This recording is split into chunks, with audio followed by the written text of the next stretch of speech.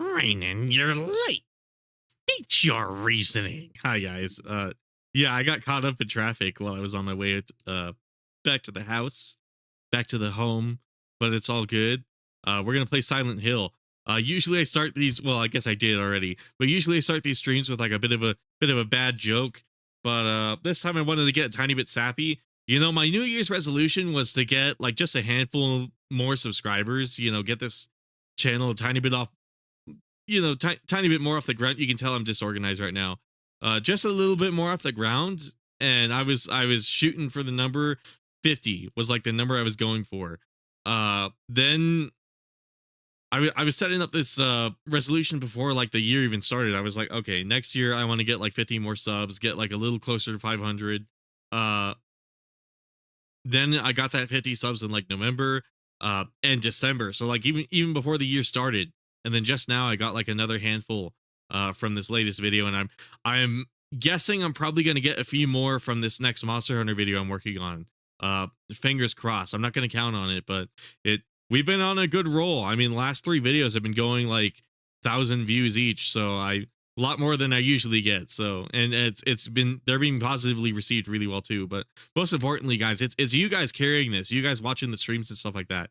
If I wasn't doing so many streams so often, which is like a luxury that I'm able to do these as often as I am, the YouTube algorithm, I'm pretty sure, would not be promoting my actual videos as much. It's kind of weird how it works. The more I upload, like the better this channel seems to do.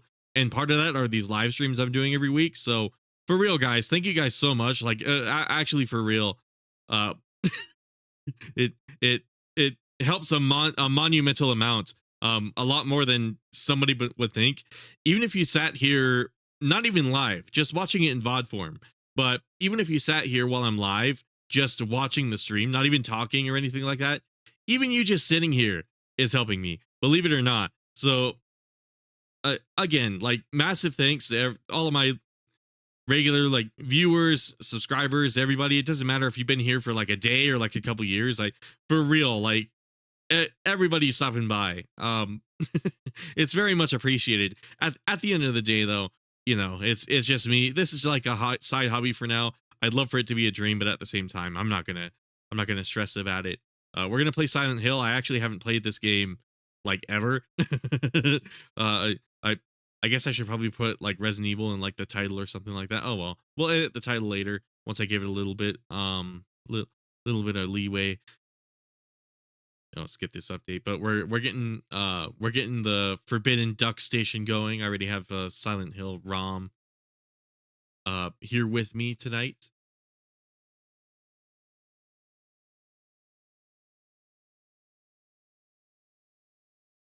There are violent and disturbing images in this game. Let me see. Can I full screen this? But yeah, it's been a bit of a crazy night. I'm on like 2 hours of sleep. I spent like this whole weekend editing this Monster Hunter video. I hope it pays off.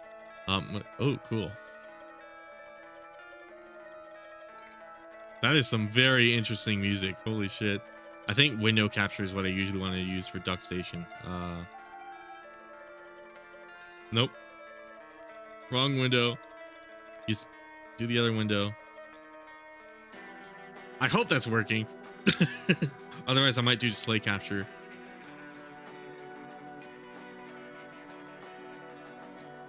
He looks kind of like Aerith.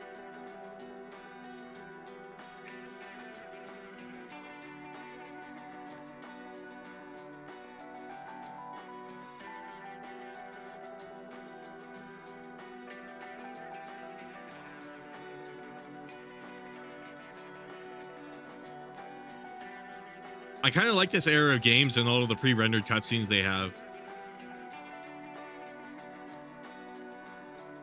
Like, I liked how Final Fantasy did it. Naturally, Resident Evil did it this way too.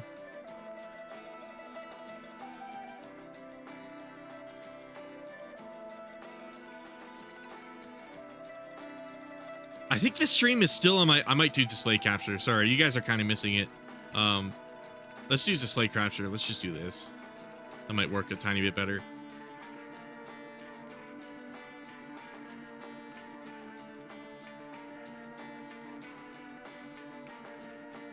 But yeah, for context, I've never actually played a Silent Hill game before. I've always understood 2 as the best one.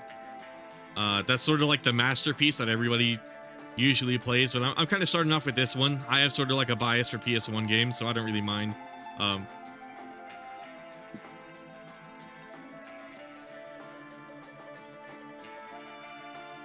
But I'm very curious because it's always been my understanding that like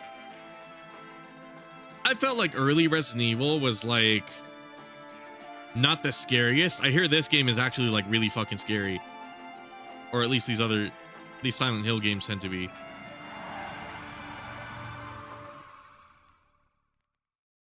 We've already got like a different thing going tonally though. I guess what are the options? Vibration auto load. Do you have like guns in this game, or is that for saves? I guess we'll see. Might as well give it. Oh, do we do? Let's do normal.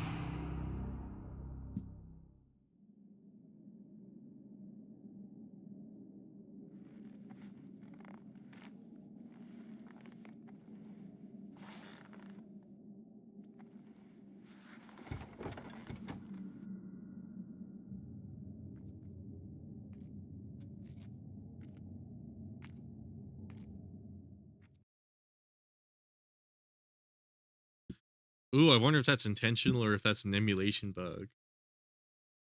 With the, I haven't seen like any footage of this game, to be clear with you guys. Like this is like an entirely like blind. It's quiet, too quiet. This is like an entirely blind playthrough. I literally don't know anything. So that naturally that means it'll be fun. But I'm guessing we're looking for Cheryl. Okay, so it's kind of like tank controls with the Resident Evil. I don't have the map for this place, so I guess that's a map button. It is cool that it's like fully 3D rendered. I had sort of like the same thing going on with Dino Crisis 2, where I was like looking at it. I was looking at it and I'm like, damn, this is fully 3D. I had someone in my Resident Evil 2 remake stream recently come in and be like, I don't know why Resident Evil is pre-rendered, because Tomb Raider and Silent Hill and Dino Crisis and all those other games, and I'm like, yeah, I don't quite get it either. Oh, hell yeah. What's up, Kazuma?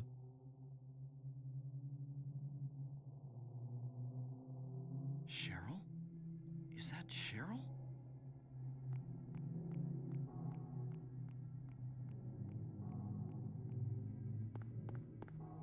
Where are you going? Hey, wait! Stop! Okay, I'm guessing I chase after her. Yeah, I wasn't expecting this game to be fully 3D rendered. That's actually kind of cool. There's a lot of PS1 games where I'm like, I'm surprised when they're rendered, because like I'm also used to games like Final Fantasy VII, where like they don't bother rendering it until you get to like the battle screen. Not that that's bad, but like it always impresses me. Games like, then there's games like MGS, which are like fully 3D rendered, but they still look really good. That kind of shit I can't believe. Oh, that's a cool transition. That might be the resolution the game's supposed to be at when it does those loading screens. I kind of have it upscaled a tiny bit. Yeah, we already got some gore. You know what? Resident Evil doesn't really have anything like this, like any like elaborate gore, at least not on the PS1. After sort of like the tonal shift that kind of started with Code Veronica, I think it was. At least that's where I felt like it kind of started. You really didn't see like gore like that until, actually not even until like the recent remake games, now that I think about it. Because like you would find like dead bodies in like Resident Evil 2 remake, RE4 remake, like those kinds of games, but you'd be able to like closely inspect those. But like this game's already out of the bat, like a PS1 game, showing me like a ribcage. I believe the main reason Resident Evil went pre-rendered was because of better details for their environments. That was kind of what I heard too. I heard Shinji Mikami originally when they were designing the game, it was actually supposed to have a camera sort of like Resident Evil 4. So it's funny to think Resident Evil 4 had like the camera that Shinji originally wanted to go for. But Yeah, it had something to do with the game just not looking good in his eyes. He naturally that comes to like the PS1 hardware, but like this is actually looking considering it's like fully 3D rendered, this game does look pretty good. Silent Hill at least. And like games like MGS still really pull it off. It's kind of amazing how like decent PS1 games look. Even upscale too, like you think this game would look worse if I turned up the resolution. You think all of the like dithering and all of those effects that the PS1 had would be part of the aesthetic, but there's games like I said, MGS1 that just like actually look better, funnily enough.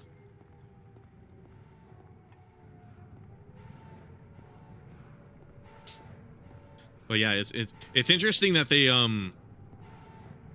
went full 3D with Dino Crisis. I really got to play Dino Crisis 2, the second one.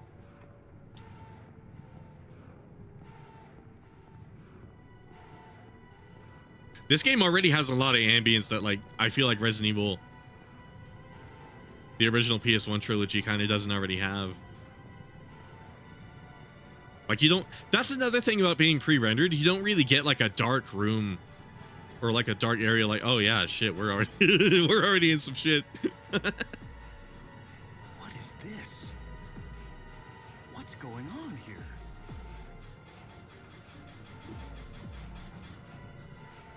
Can I walk up and yeah. Whoa, what the fuck? We got enemies already. Holy shit. No.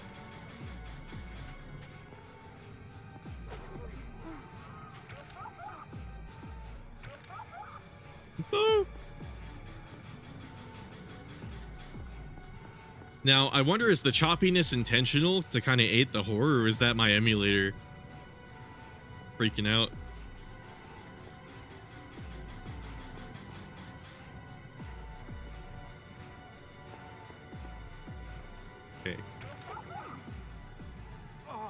Okay.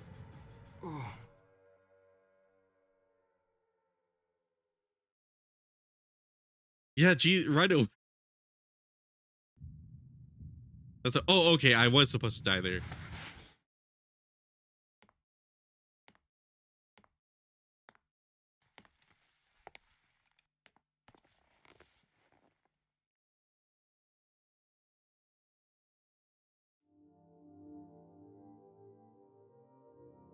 Was I dreaming? How do you feel? Oh, like I've been run over by a truck. But I'm all right, I guess. Glad to hear it.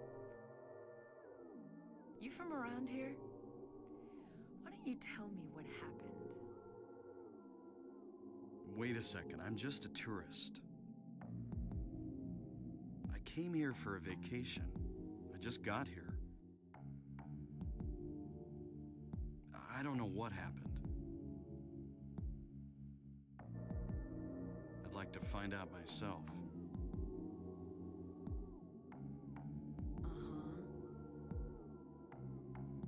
Have you seen a little girl? Just turned 7 last month, short, black hair. My daughter. Sorry. The only person I've seen in this town is you. Where is everybody? I'd tell you if I knew, believe me. But from what I can tell, something bizarre's going on. That's all I know.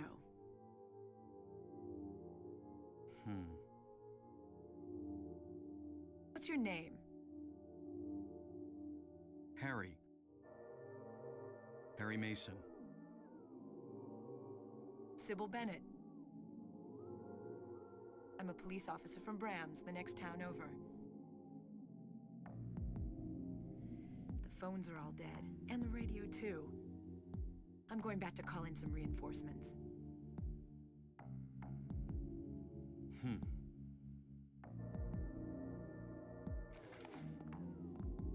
Hold it. Where do you think you're going?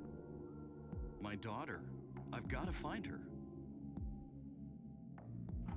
No way. dangerous out there.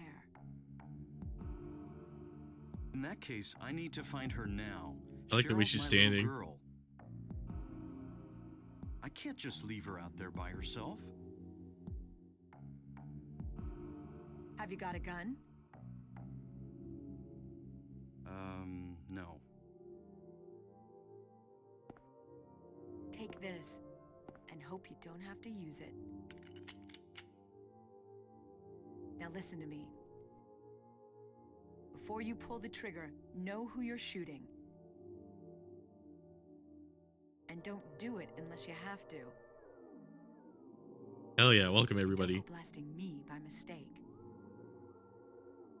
Got it? Yeah, thanks. First time? Yeah, this is like a fully blind playthrough. I literally have like never seen footage of this game or anything like that. Well, closest experience I have to this is Resident Evil pretty much. I think the game was already choppy. I played it through the first time a few months ago on my PS3 and everything was pretty similar to here. Okay. I was about to, yeah, this guy's name is Harry Mason and I've heard of Heather Mason. I think she was in like the 4th game or something like that, right? I vaguely know some things about this series, but like again, I've just never played it. Maybe I should check for something before leaving. Shit, did I zone out during that cutscene? I know she said something about not wanting to shoot everything I see. There's probably like some sort of survival element. Broken. I might want to grab that knife.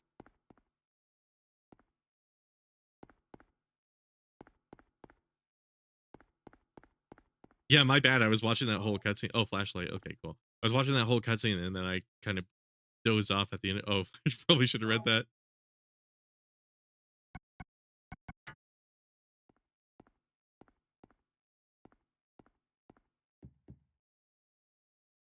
Oh, there's more? Okay.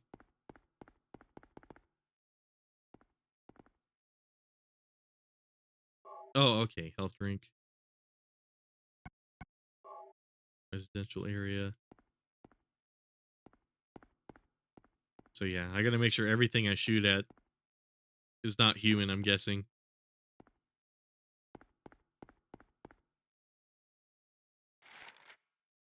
That's the map. Oh, okay. I can like manipulate the camera like that. Heather Mason's from the 3rd game. Oh, I see.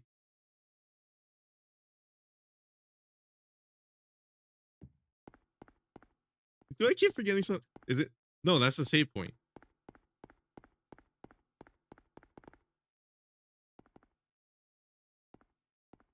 Oh, wait, another health drink. Okay.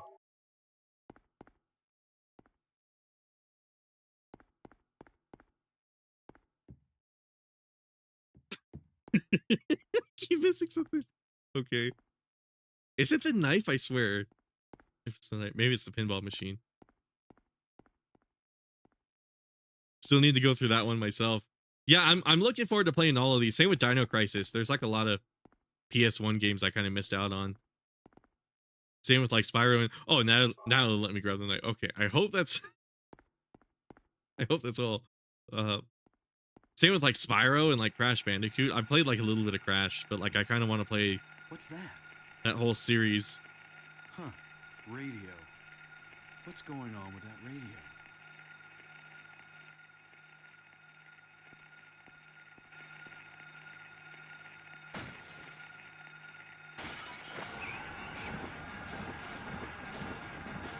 Okay. Can I get out? Oh, got to be that monster. Okay. I gotta figure out how to shoot.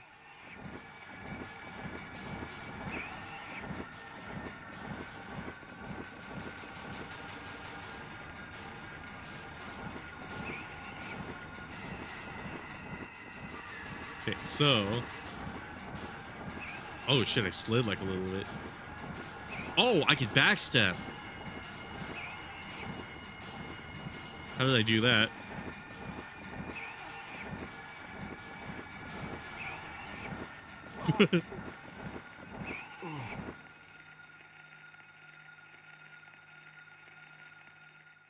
You never jumped into Spyro the Dragon? I've like heard of it and I've like seen it, but like, yeah, I've never actually like played it. Yeah, there's like a handful of PS1 games I'm like amazed I've never touched because I like this console so much. But most of what I played was RE and MGS pretty much. Okay, that's like sidestepping. I imagine I can do that the other direction. How do I whip out the gun?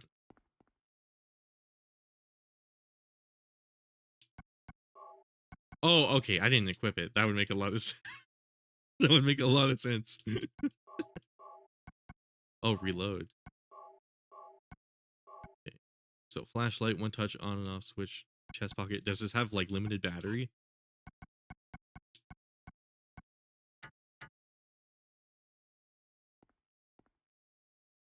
Okay, so that's the aim, and then I imagine one of these buttons is to shoot. I don't want to waste any ammo.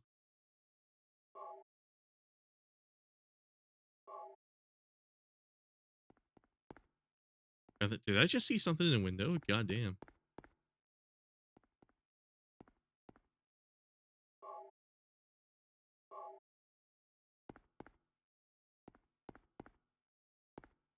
Yeah, if the game's just like natively choppy like this, I wonder what that's about. It's not the worst thing in the world. Am I forgetting something? I don't think saves are limited either, are they?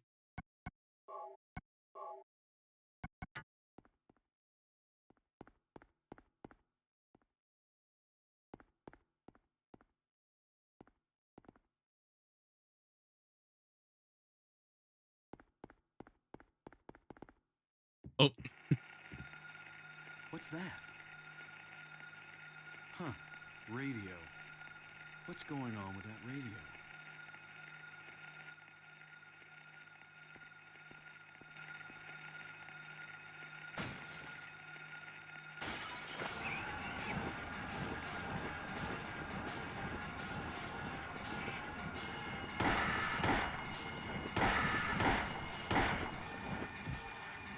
okay, there we go. This is not a dream. What's happening to this place? You can walk while aiming and shoot. Just like RE low, kind of like Dino Crisis too, yeah. Except in Dino Crisis, I never actually like used it because you always move so slow. At least in this game, I could kind of like back up and shoot, and like the auto aim kind of takes care of it for me. It seems like these enemies are a lot slower than the dinosaurs. Thankfully.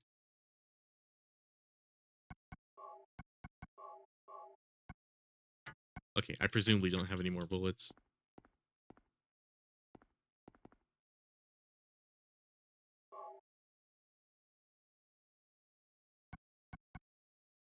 Pocket radio. Yeah, the menu runs at like a super high frame rate, so it's kind of like jarring, but I at the same time I kind of fuck with it. Oh, it emits static when monsters are near. Okay, cool. Do I have to have it equipped though? Oh, I can turn it on and off.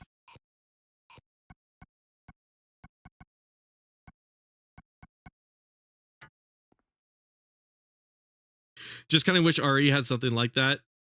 Be a lot less complaints for people that rag on it. Yeah, exactly. I feel like Dino Crisis was the wrong game to add that sort of thing in because those dinosaurs are too fast for that to even be useful. But it would make a lot of sense in Resident Evil. Like obviously against the hunters, it wouldn't really matter much, but given the zombies walk much slower than like the players do, it would have made a lot of sense. Record Sheriff gone. Check that alley.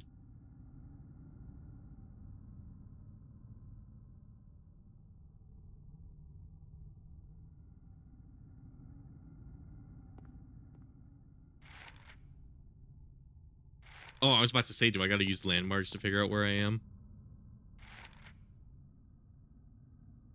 I recently bought this game on PS2 for my brother as a gift. Can you believe I paid almost $100 for a used copy? Holy shit. And manual. These games are really going up in price. Yeah, a lot of these games, like, I used to be part of the, Mother community before I started this YouTube channel, and it was one of those things that made, Earthbound in specific really weird. You had to pay, like, a shit ton of money just to play it, on the hardware, so it made it basically the only way to, like, Make that accessible. Was a fucking pirate the game.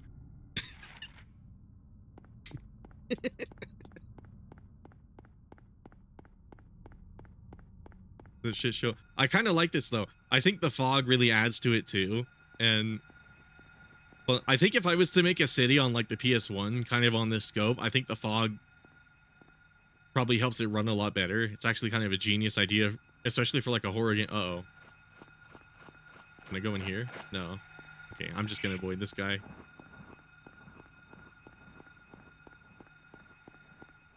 Maybe if I zigzag like I do in RE, that'll work. Yeah, $100. Jesus fucking Christ. I wonder how much MGS1 is going for. I actually have well, less me, more so my dad actually has like a boxed, still plastic wrapped copy of like MGS2. He bought it back when it first came out. It's like OG MGS2 also. It's not Subsistence. And he bought it around the time it came out because like he heard it was a good game and then just never opened it. So there's like this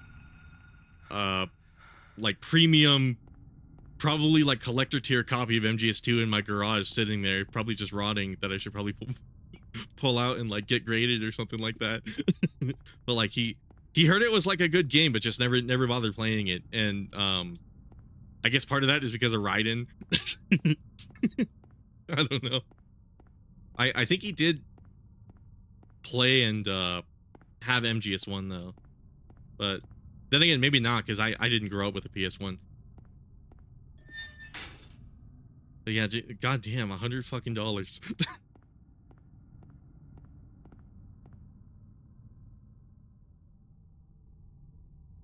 This picture, it's me.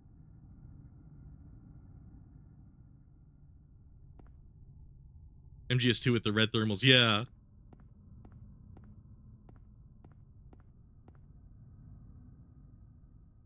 Steel pipe, that's probably a weapon I could use. I might want to switch to a melee weapon actually. To school. Cheryl sketchbook? She's at the school. My dad had another game like that. It was a Bully. That was like an unopened one that like he bought but never actually bothered playing. He definitely foresaw some shiz because sealed copies are expensive. Yeah, I really gotta. The unfortunate thing about Bully is I ended up opening it and trying it out. He asked me if I wanted to check it out, and I was like, "Oh, cool. This game seems kind of cool." And I played it on the PS2. But like, had I not opened it and just held on to it, that game would have held. I don't know if I would sell any of these games though. I think I would just collect them, to be honest with you. Just kind of have them around. I think what I was thinking I would do is buy like actual physical copies of like a lot of the games I love and just find some way, not really like grade them, because grading is kind of expensive just to have somebody look at it and tell you it looks cool. But I was thinking of having some way of probably just putting it in like a case or like some sort of translucent container of some sort, just to prevent like anything screwing with it. Probably keep it somewhere. My window's kind of blocked off my room, so I might just might be a good idea for that. But some of my favorite games, I was thinking I would probably buy those later down the line. Just like, oh fuck. And just have them. I don't really have any intention on selling any of this stuff, but I really should like get on my ass and find that MGS2 box.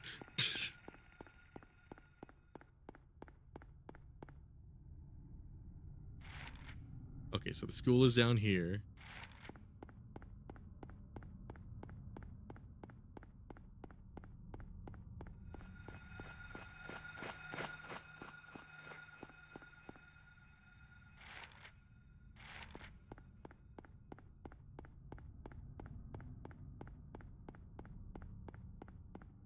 Oh.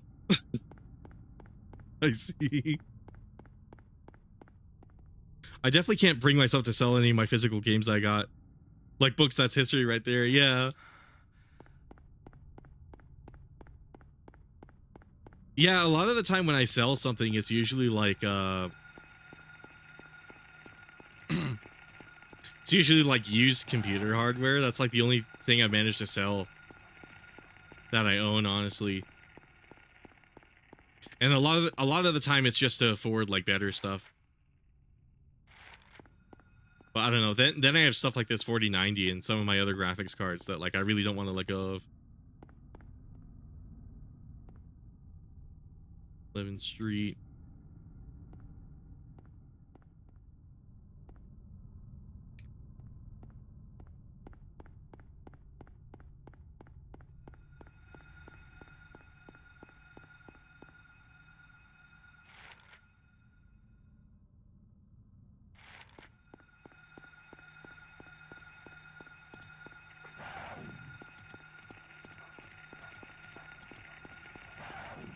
Like the way they jump.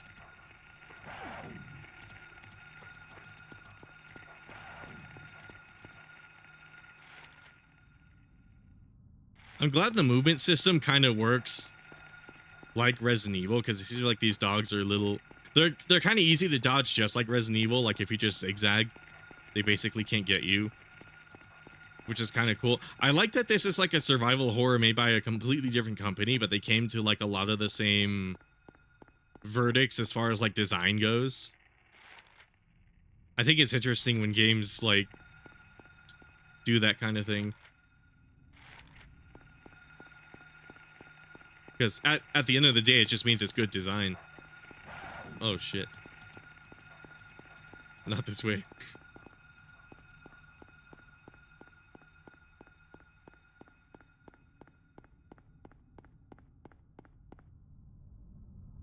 Probably a little further this way. Okay, so right turn. Oh, okay, that's not gonna work. Holy shit. Jesus, did like an earthquake happen here? I imagine the game explains it. Wow, a lot of people are joining in. Welcome everybody.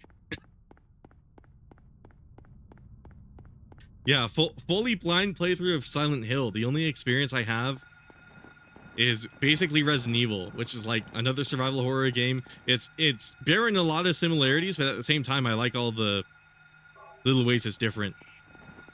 I hear this game is a lot scarier than Resident Evil though, and already like right away we're in some shit. Whereas like I posted Resident Evil, you gotta wait a little bit before anything gets like too intense.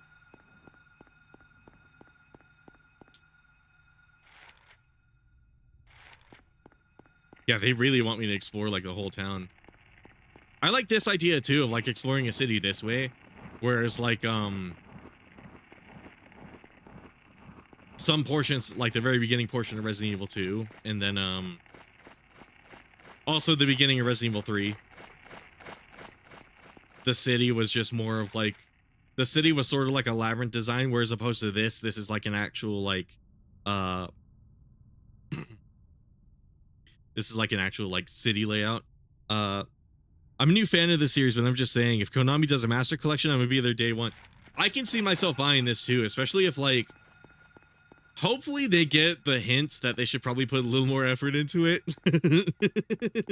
because of master collection. If they ever do something like this, I can see them doing that, because they announced master collection with Metal Gear Solid 3 Delta, and I imagine they're gonna want a collection where you can play like the original Silent Hill 2. So it would only make sense to put like maybe 1, 2, and 3 in like a collection and then sell that.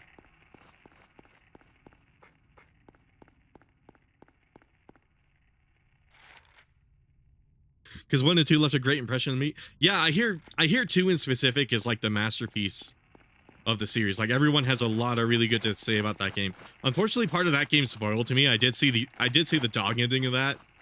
It's so like famously a mindfuck that unfortunately I've kind of seen it, but I still don't know like the whole context of that game. So I'm looking forward to playing that. So far I'm pretty impressed with this game. It's actually, I like that it has a lot of the staples of like a survival horror game, but at the same time, it has some nuances that really make it unique so far. Oh, I'm a fucking idiot. I should have, wait, no, didn't I come out of the cafe? Hold on. A cafe. Maybe I gotta go through an alleyway. That would probably make the most sense, actually. Wait, I should I should pay attention to the map every time I pull it up.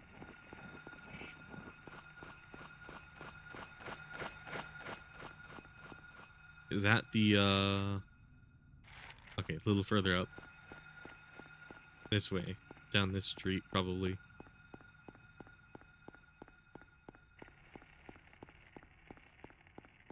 Is there any reason I would want to have this radio off? Like, do the enemies hear it too? I imagine they do. And it kind of draws them to me, I think. If I had to guess.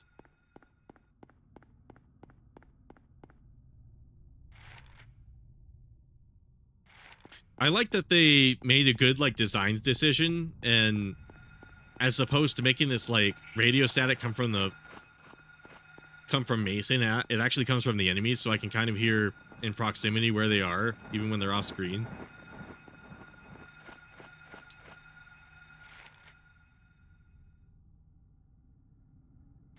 Let's see, so Matheson. Let's try this alleyway over here.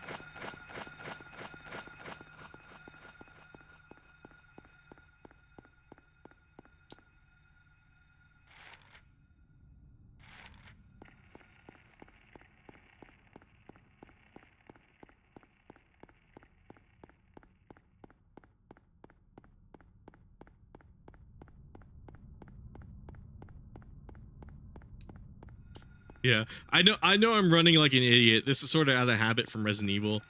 It seems like it's doing a really good job of winning everybody though. I kind of like the zigzag run. Oh shit. Oh, there's an item right there. Okay, grab it, grab it, grab it. Okay, cool.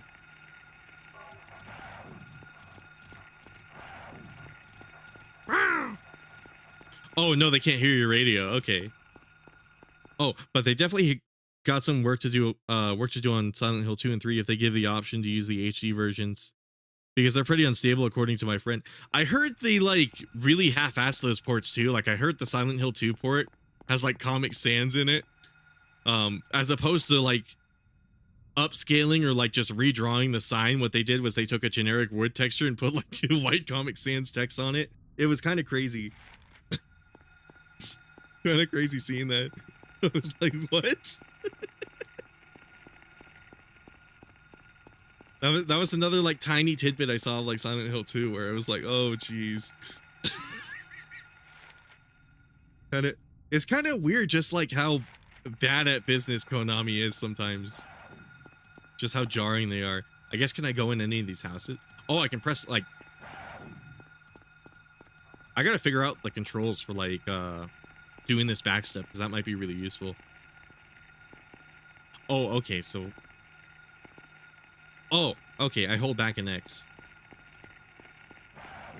Let's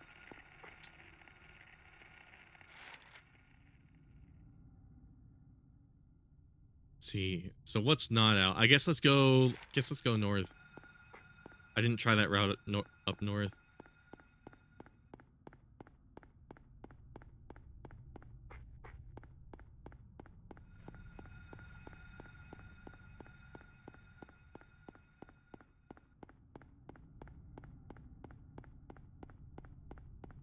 I wouldn't notice the textures given how the HD version was my main exposure. Yeah, I didn't notice it either. Like I said, I never played Silent Hill. I just kind of like saw it and had someone explain to me that yeah, that's what they did. Apparently, I'm not entirely sure, but I vaguely remember hearing something about that, and it was kind of crazy.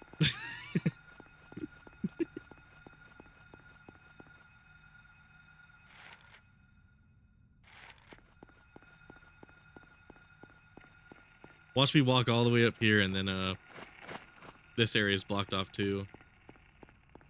They probably want me to head inside of some building, if I had to guess. Oh, I guess this area is not blocked. Forbidden. Oh, okay. I saw the spooky red text. Okay, yeah, they probably want me to go here then.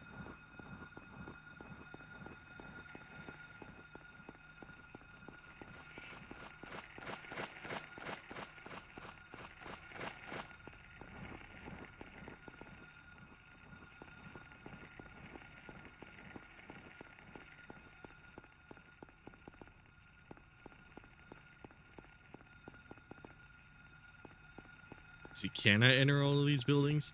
I feel like in this situation, I would like enter as many buildings as I could.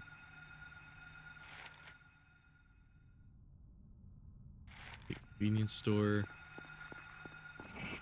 There we go.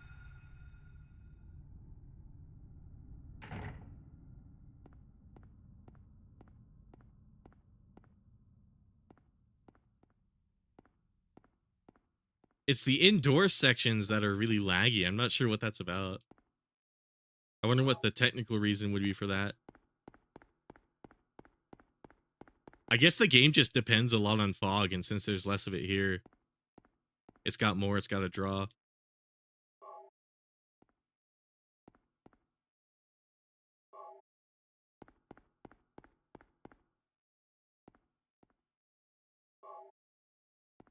Yeah, because now that I think about it, MGS doesn't really have fog, but it also doesn't have like a bunch of these like little objects placed around here.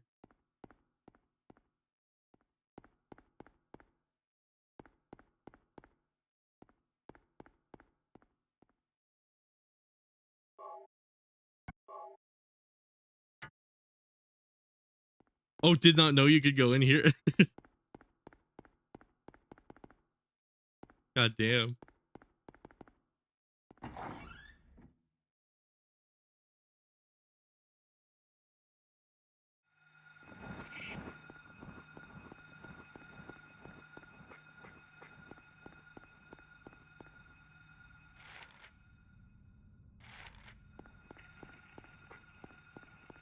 Okay, so I imagine the doors have to be like creaked open a little bit before I can go in them.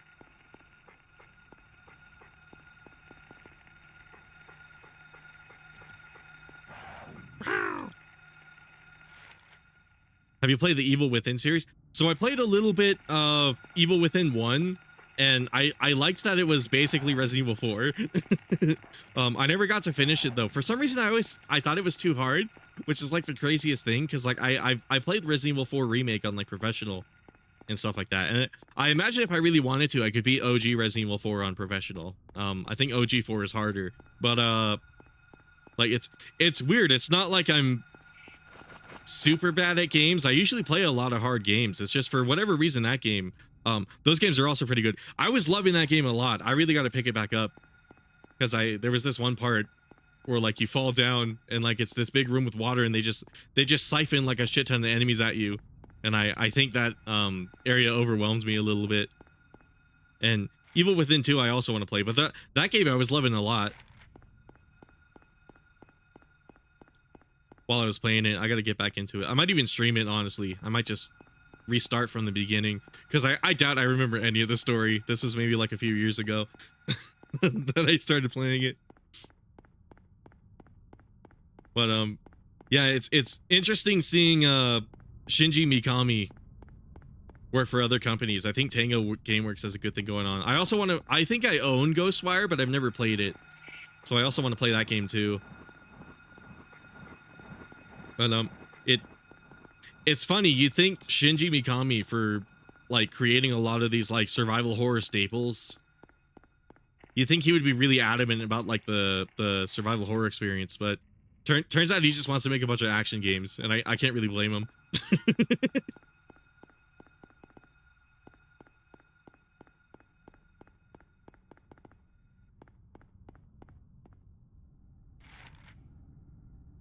Let's see. Did I fully explore that alleyway? It marks the elementary school for some reason, I imagine. There has to be something I didn't notice. Hold on.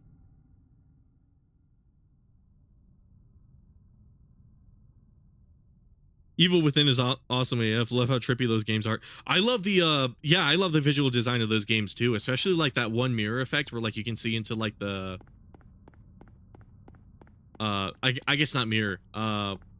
What's the word for it? That whole like whole thing they did where like you can actually see into like the save room. They masking, that's what it is. They like mask the save room into like the rest of the game. That effect especially was like really crazy to me when I saw it.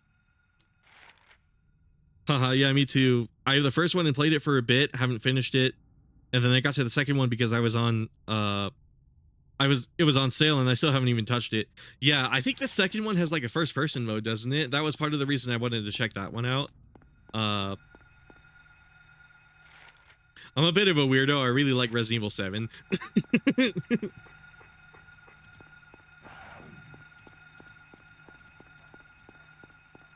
I'm a little weird because I really like the old school Resident Evils, but at the same time, I also got like I got a bit of a weird boner for 7. There has to be some area I've like missed out on. Hold on. Maybe like an alleyway I haven't seen yet.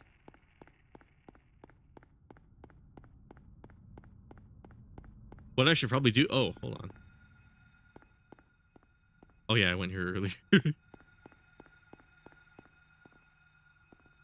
What's the camera trying to show me though? Oh, it was probably just trying to show me the pages. Oh, you got to finish those, especially if you got your hands on the 2-part story DLC. Oh yeah, I think I have the DLC too. Oh, I almost stopped running. Bad idea. Old Silent Hill. Okay, there's some. Maybe this building I'm able to like open up and walk into. This one over here. Or not building, but maybe like this neighborhood over here. Oh, healing potion.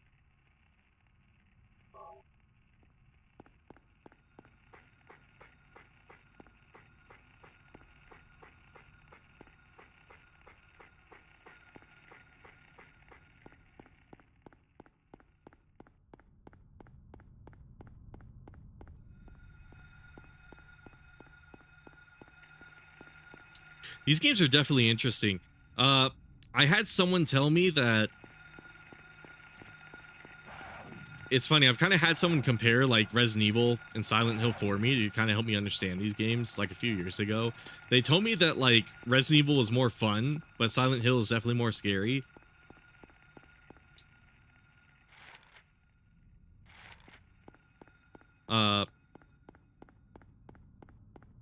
I guess we'll see how true that is. So far, I'm having a bit of fun. It's just I'm probably just being a bozo right now. Let's see.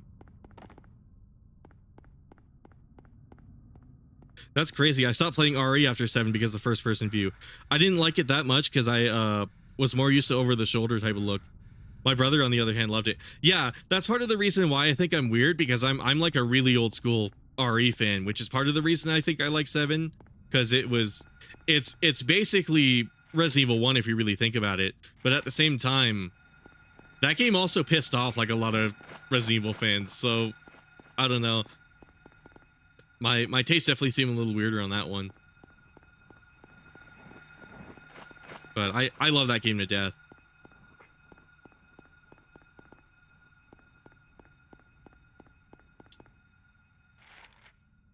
I'm going full bozo mode. Resident Evil 4 will always be my all-time favorite. Yeah, definitely. That game's amazing, man.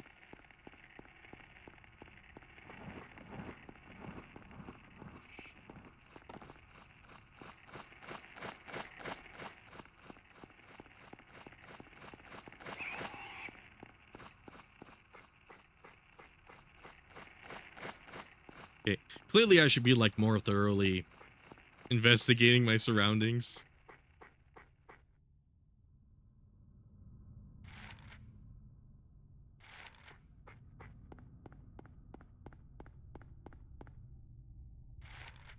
Should probably be checking out these buildings a little more.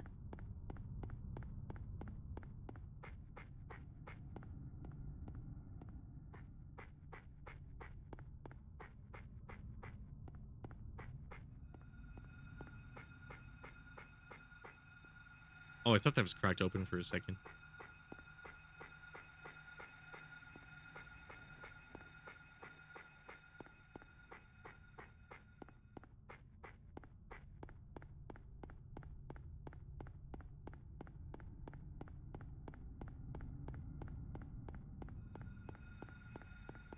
already went down here. Let's see.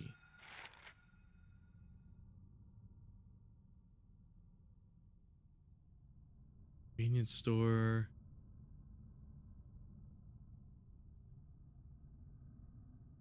Street method.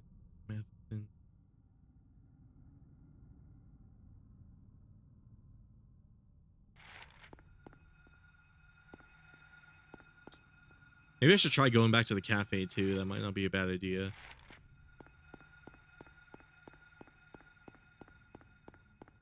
I don't really know if anything will be in there though.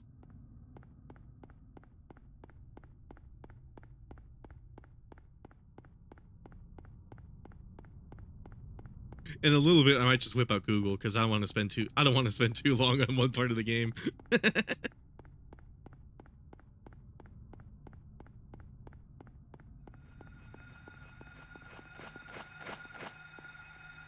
Come on, grab it, grab it.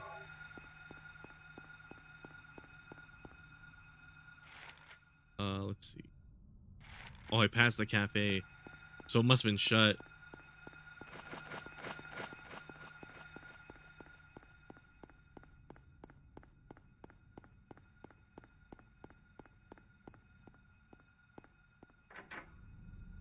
Oh, wait. Shit. Should I have been trying every door? Need a tip? Yeah, I guess so. Yeah, I kind of thought they'd have to be cracked open, unless maybe it's just this one specific door.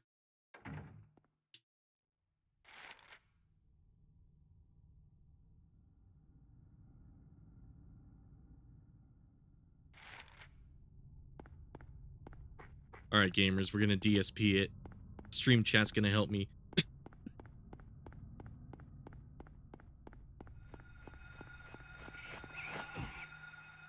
Oh, wow. Okay.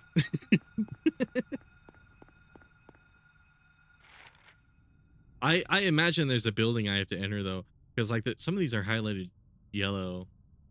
The convenience store was highlighted blue though. Hold on, wait.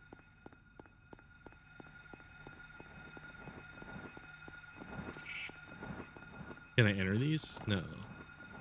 Not that one.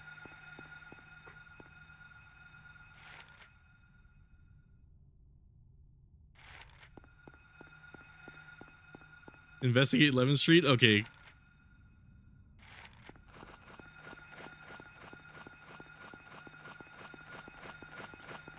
Aye, aye, Captain. Oh, fuck.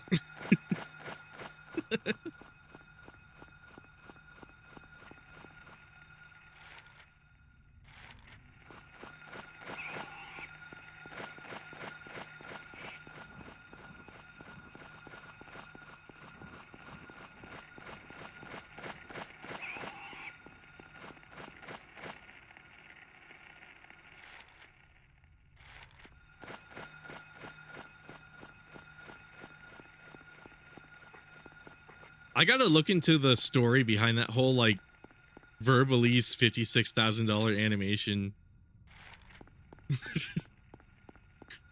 I'm really interested. First of all, I forgot Verbalise was kind of like a thing. I always knew him for like the Thanos beatbox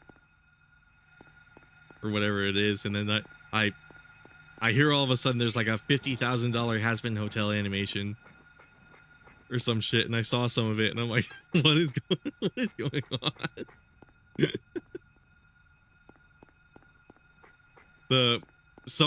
I heard about it through like a meme someone sent me, where it was like, it was that animation, and it was put right next to like a Super Mario Brothers Z, like one of those like Shadow versus Knuckles or crazy animations with like the Dragon Ball Z effects and shit like that. It was like $50,000 animation versus some guy with $0. It was one of the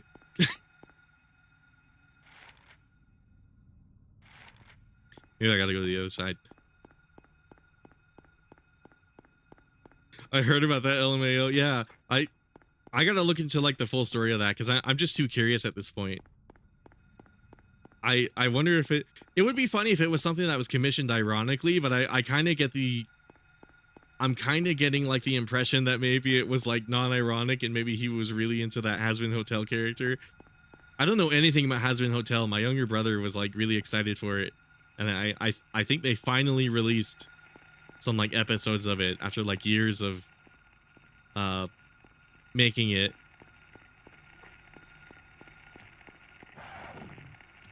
Oh god. Oh, okay. I didn't think I could do that. I didn't think I could hop down like that. Oh, maybe I gotta go to the doghouse. Oh shit.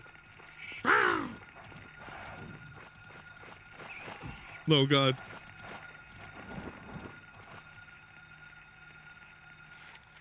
Oh, there was a thing knocked over. Oh, it's a mailbox.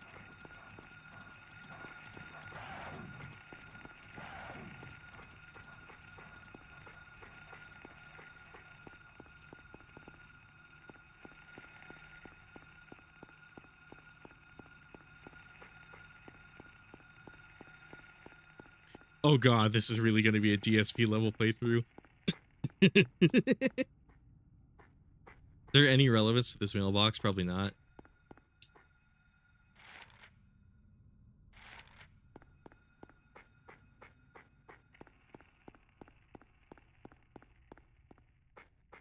Yeah, North Levin. Hold on. I must have missed something while I was talking about that fucking Verbalese thing.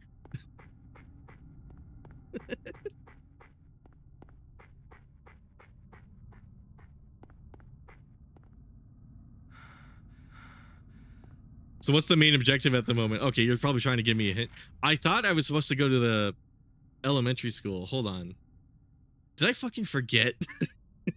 Did I seriously fucking forget? Wait, isn't there like a little crevice over here? Hold on.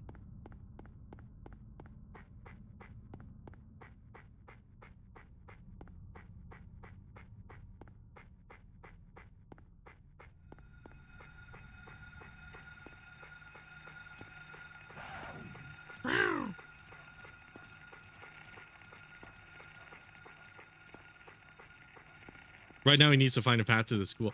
Oh, okay, you were legitimately asking.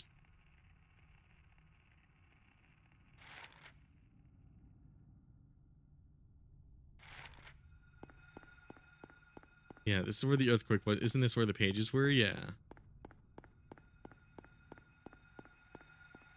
That's Matheson.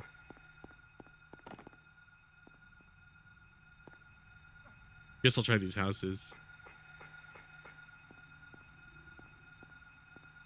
Number 2 doghouse. Oh, okay.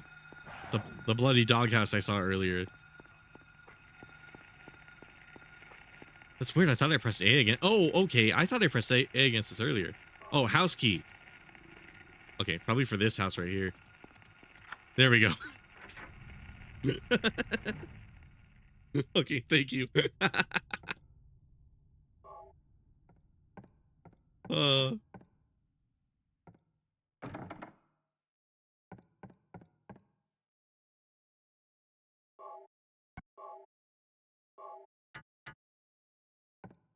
Wait. Days? Oh, okay. I thought I saw a thing that said days at the bottom, and like there's like a day and night cycle in this game.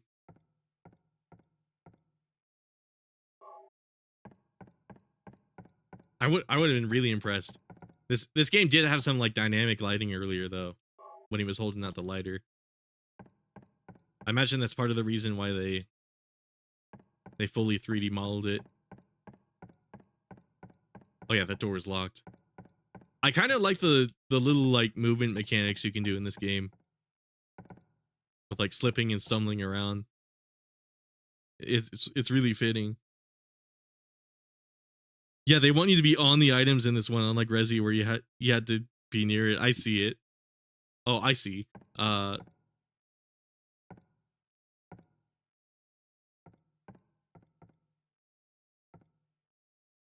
That's crazy because like Resident Evil, I feel like you still had to be like really precise in those games too. Like you had to be facing a specific angle to use something a lot of the time. Did I pick something up? It was just some ammo, right? Hold on. On the item to interact. Let's see. All right, I forgot I had these. Gotta grab these. Might help. Let's see. Kitchen knife. Hard to use, but better than nothing. Long range, but of limited use. Oh, does this break eventually? To school. Is there a way to like inspect something? I probably should have tried that earlier. First aid kit. Oh yeah, I should probably reload this. Okay, holds 15 rounds.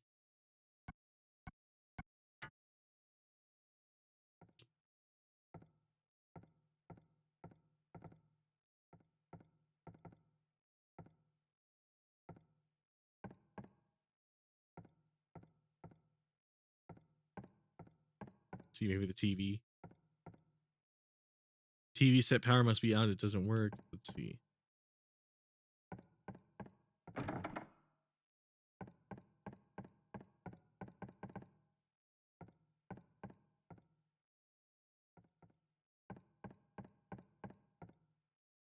Okay, there we go. Copy to the map. Keys for Eclipse. It's in this area over here, I guess.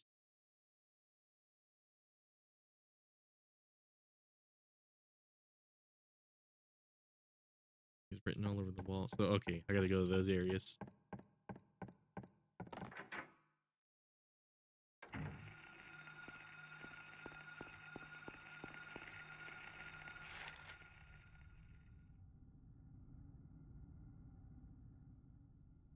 Oh, okay, it marked the house that I came out of. Cool.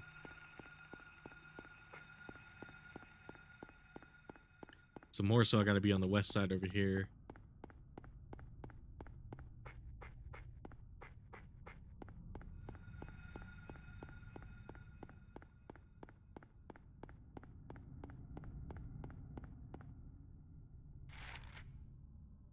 All right, so right now we head into Midwich Elementary School. I think so. I got to get some keys though. It looks like before I can exit that way.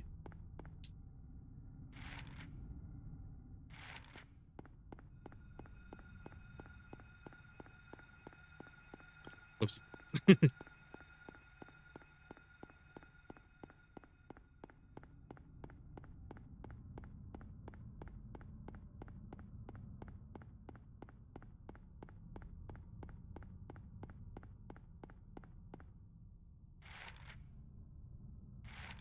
Let's go down here. I imagine one key is down here.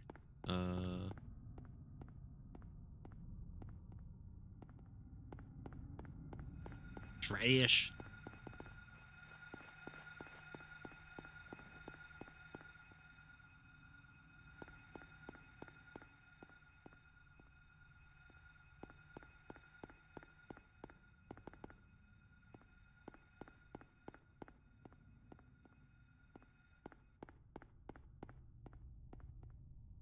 Let's see, look down here.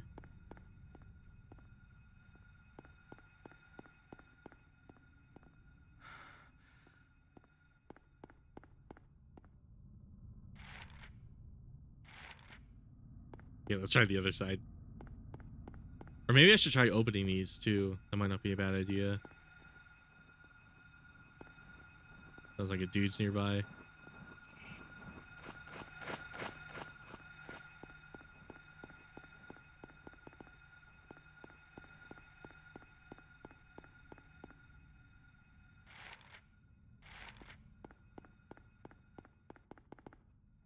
Might be in the trash cans too. Or wait, maybe this way? Oh, okay, cool. There we go. Key of a woodman.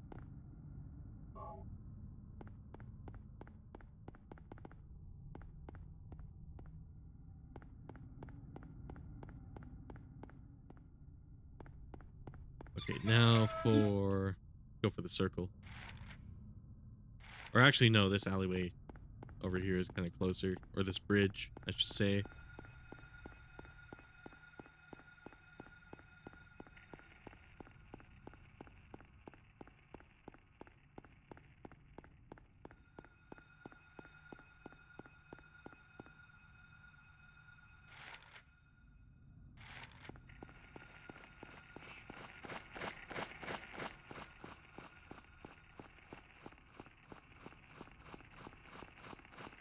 I'm probably checking them out way too often. I really gotta learn to look at it and memorize it instead of being a bit of a dunce.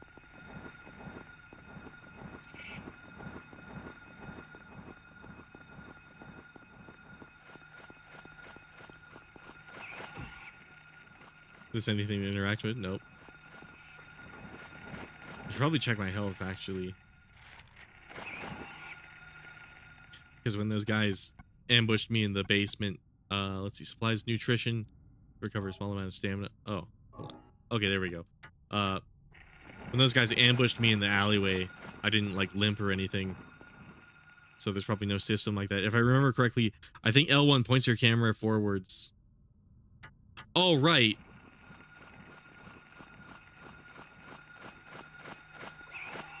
Yeah, I see what you're saying. Oh, whoops. Wrong button.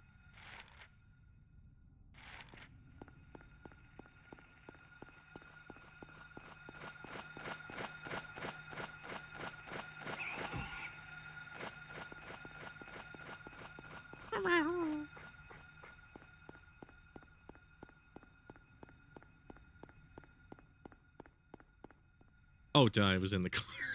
It was in the car. All right, cool.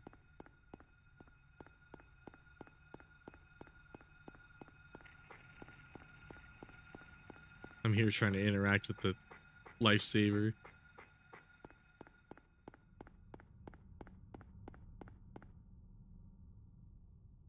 Wrong button. Okay.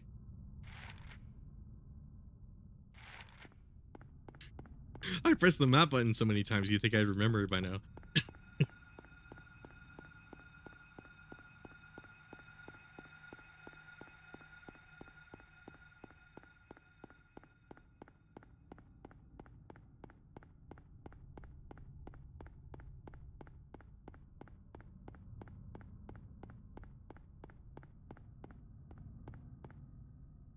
Hold on. The moment you reach the school, go past the school until you reach a bus. There you should be able to pick up 2 health drinks and be able to save your game before you enter the school. Oh, okay.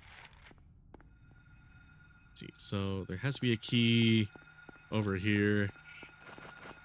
Perfect, because apparently the last key is over here. Oh, there's like a little thing for me to walk on. Hold on. That came out of nowhere. Okay, cool. Scarecrow. Healing thing. Pick it up. There we go. Ooh.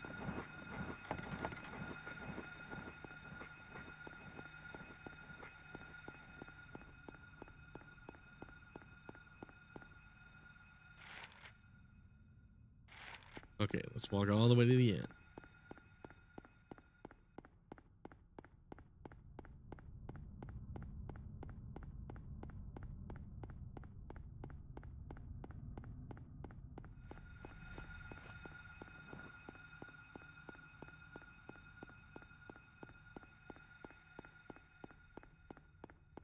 I'm still like amazed this game is fully 3D rendered.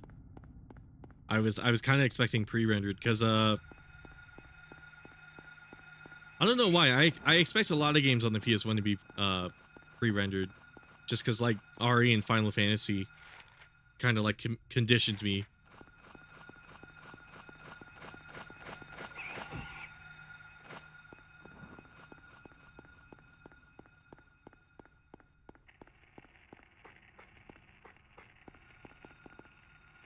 Oh wait, doghouse. Here it is, this one.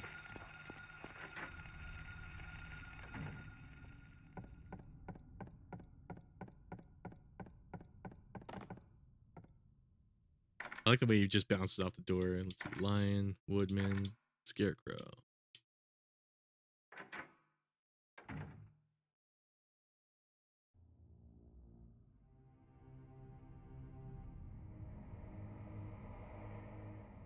Oh shit. What's going on?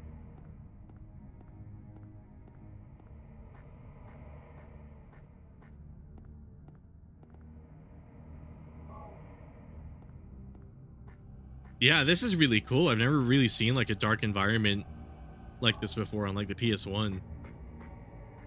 Where it's like dynamically lit like this.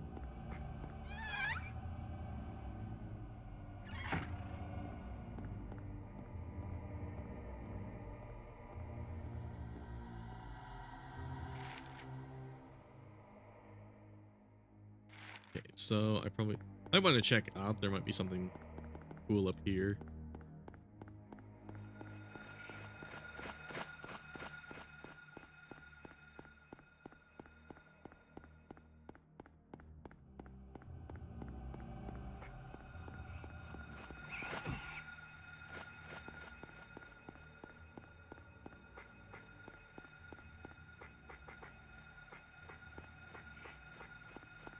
Now that I got more of the city, I kind of want to explore it a little bit. Let's see.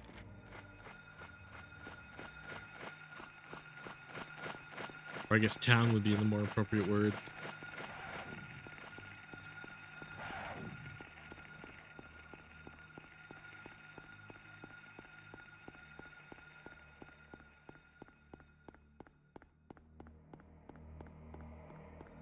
Trees.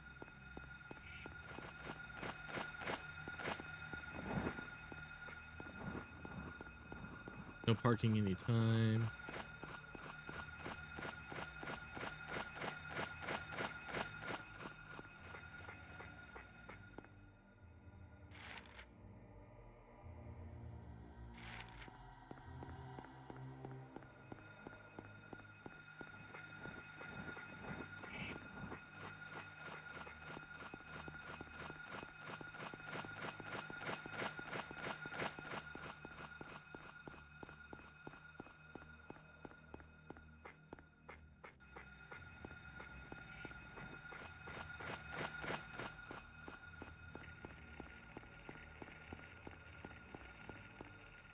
See, that's the school, right? Oh no, what's this area? Oh, okay, well clearly it's locked.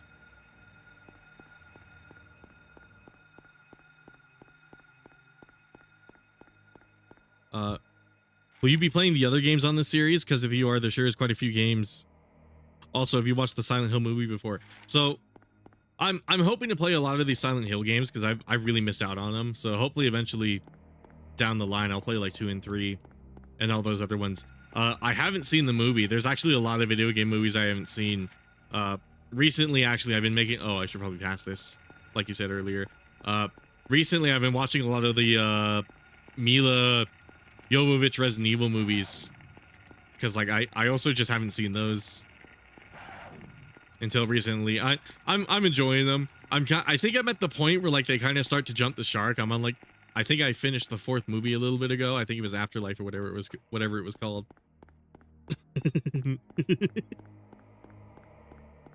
It's definitely getting to that point where like they get a little more ridiculous and it's kind of like harder to watch, but at the same, you know what? Speaking of harder to watch, the sound design in that movie, I don't remember if it was the 4th one or the 3rd one, but the sound design in one of them was fucking atrocious. I didn't think a movie could have bad sound design, or at least I didn't realize it until I heard some of it, and it was like, wow, holy shit. Isn't it, you said there was a bus, right? Hold on. That movie's a good time though. Those movies are a good time though. Like they're definitely not something to take seriously, but I don't know. I dig them.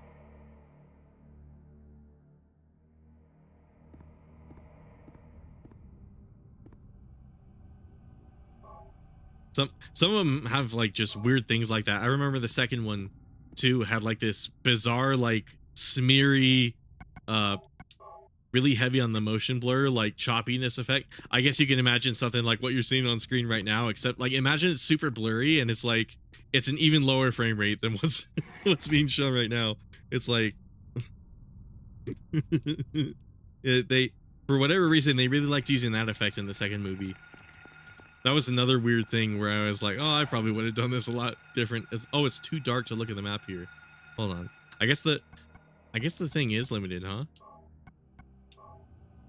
Or did I turn it off? How much health do these? It says a small amount. I guess I'll take one. I got like tons of them. Yeah. I think it was the 4th one. The sound design, I didn't realize just how like bad it was until like I think it was Alice, or it was either Alice or Claire. Claire's another part where I was like, oh, come on. But like I think Alice has like a Magnum revolver and like she shoots it and it sounds like not necessarily like a pellet gun, but it doesn't have any of the kick you would expect. And it's like, come on, you guys couldn't like slap together something a little better than that. I don't know. There's also that one scene at the end where Wesker's all like, if I ingest you, I can control the virus. And it's like, that's some that's some weird Men in Black shit I was not willing to, I was not expecting to see. But at the same time, I kind of find it charming. It's like bad in a really entertaining way. So I don't really want to rag on them. They're still really cool. That's actually a common thing in the 90s to early 2000s movies with slow motion blur thing. Oh, I see.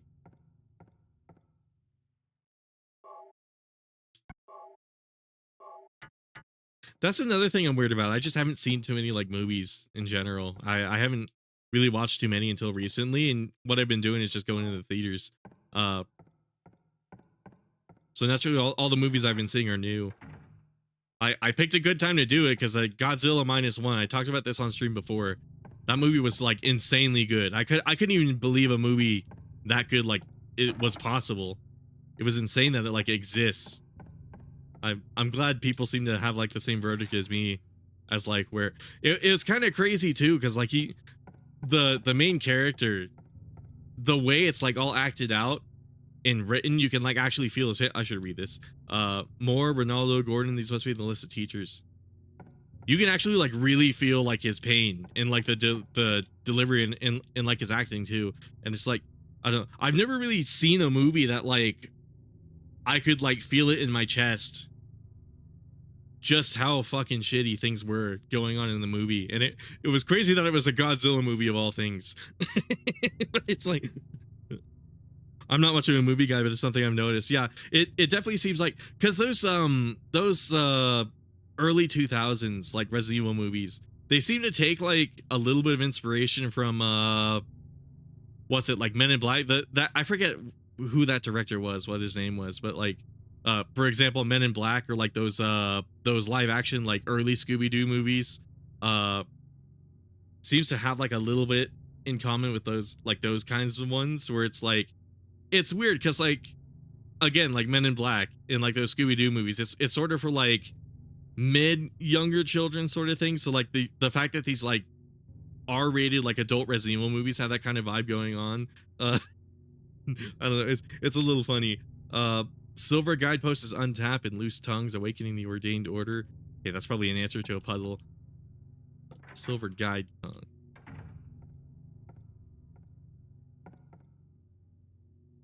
Picture of a door. I don't know who drew it, but it is most certainly in bad taste. Yeah.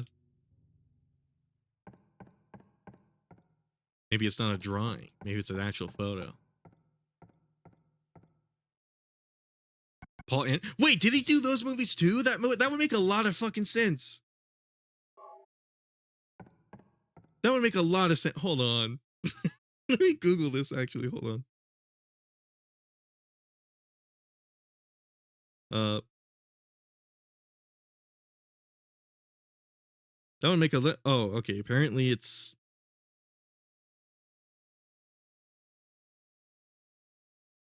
okay, apparently it's a different dude. But I I don't know why. It has a lot of that weird energy to it. I don't know how to best describe it, but it's funny that like a lot of those early movies seem to be like that. Okay, I'm glad it like marks stuff on the map. That's actually really cool. There's like multiple floors to this too. This is like a classic Resident Evil dungeon, it looks like. I just know he was behind Mortal Kombat. That's another series of movies I gotta watch, all the Mortal Kombat movies, because I hear those were pretty good too.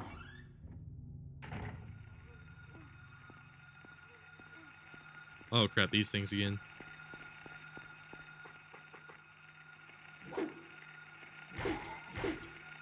Oh, I can like combo. Oh, whoops.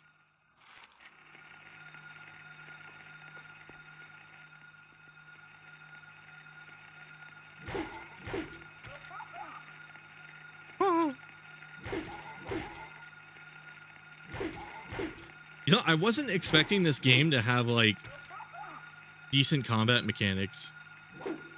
This is actually kind of fun. Oh, I can kick it?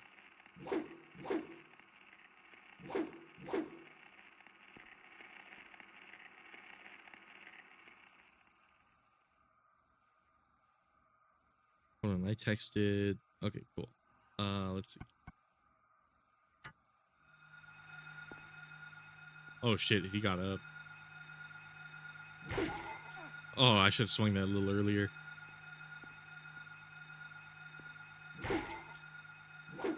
Okay, I really got to use that Okazime. Might want to read the other two notes before you press on. Oh, okay. Okay, let's kick that guy.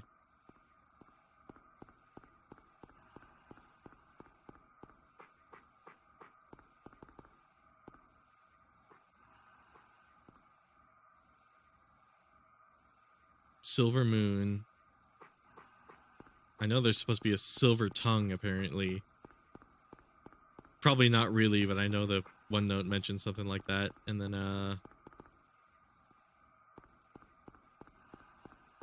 oh, okay, I think these are what you're talking about, right? And then, Golden Sun. Okay. So there's probably, like, things I gotta slot in here.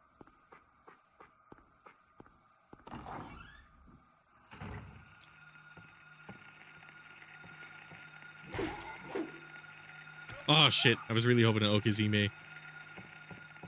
Oh, the enemies can turn my light off.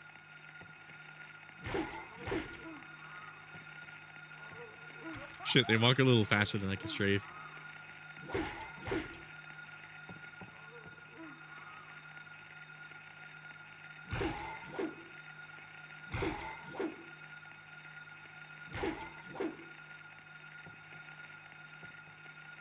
Yeah, except the second MK film. It's bad, but it's not the worst thing you'll see. Oh, I see. I heard there are some bad ones.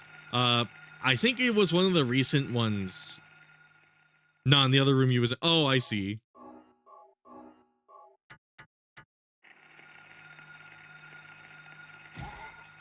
There was one Mortal Kombat movie one of my friends was telling me about where Reptile appears. Wait, Paul Anderson didn't do the second MK. Oh, he didn't? Or maybe he was saying the second Mortal Kombat movie was bad. Oh, it's B button to turn it. Okay, so I must have accidentally turned it off. I thought the enemies could turn it off or something. What are you talking about? This room?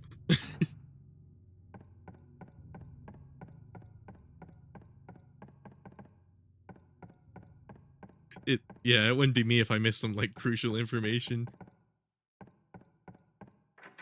Or it wouldn't be me unless I missed some crucial information. Oh. Or wait, no, we saw this already. Gold and the old man. Oh, right. This is part of the mural or whatever. The thing I gotta slot in. Oh, Alchemy Laboratory. That's probably where I get it. Future hidden in this first. Change for Sage's water.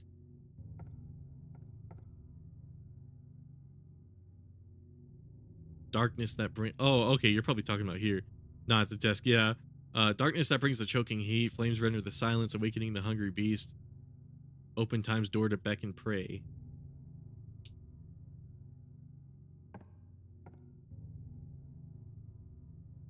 Let's see. A place with songs and sound.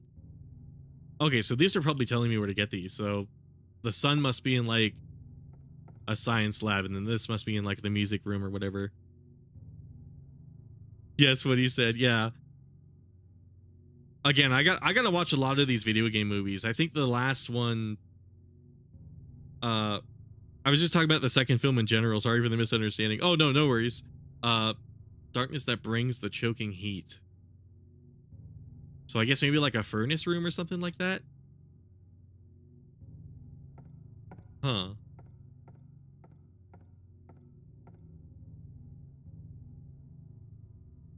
Those teachers are probably like bosses or some shit. Or like enemies. I wonder, did that mark anything on my map? Now that I think about it.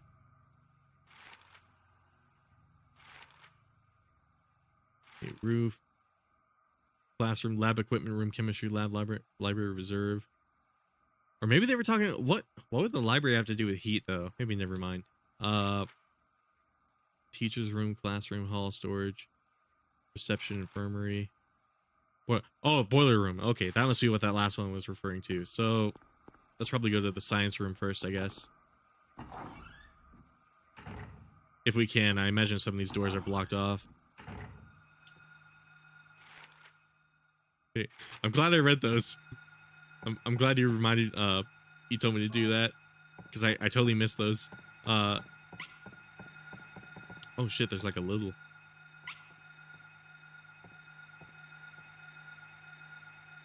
It's like a penguin.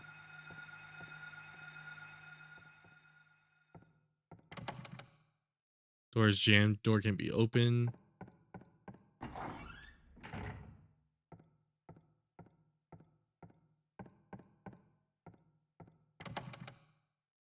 Oh yeah, I never finished my thought. Yeah, my friend was showing me like this one Mortal Kombat movie. It was like a recent one. It wasn't the second one, but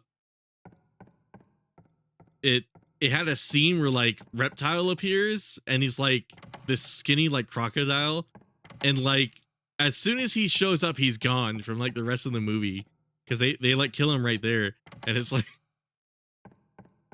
it's like I don't know what it I don't know what it is with that series in Reptile. Oh fuck. I probably could have swung a lot earlier. Kick him while he's down.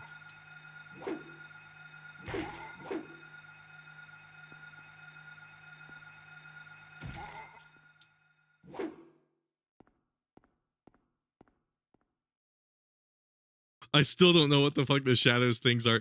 They look and sound kind of like penguins. I'm curious what I'm curious what that's supposed to be about.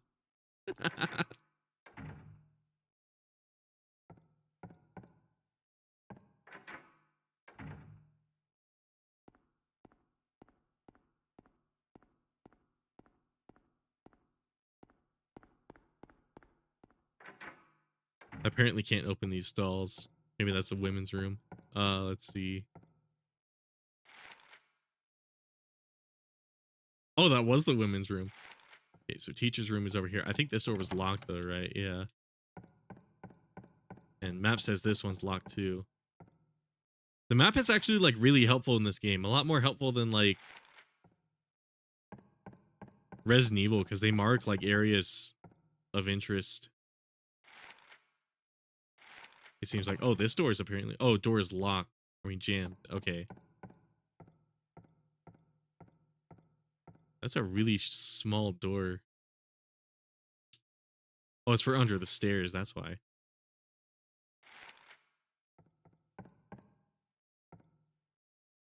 Did I explore all this already? Hold on. Fuck. I gotta stop pressing shit. Maybe let's go the other side.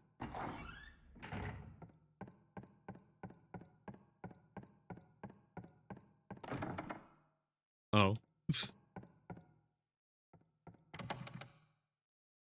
Okay, scratch that. I guess we're going upstairs.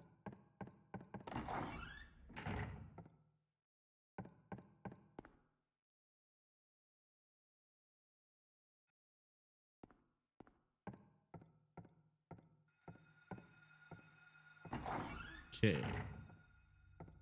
Little ones nearby, it sounds like.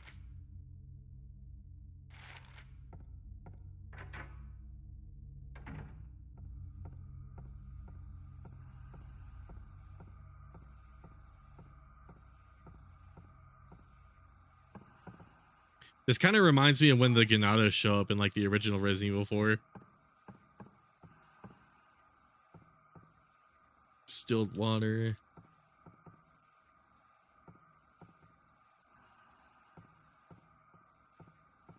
I wonder what this music is supposed to like signify.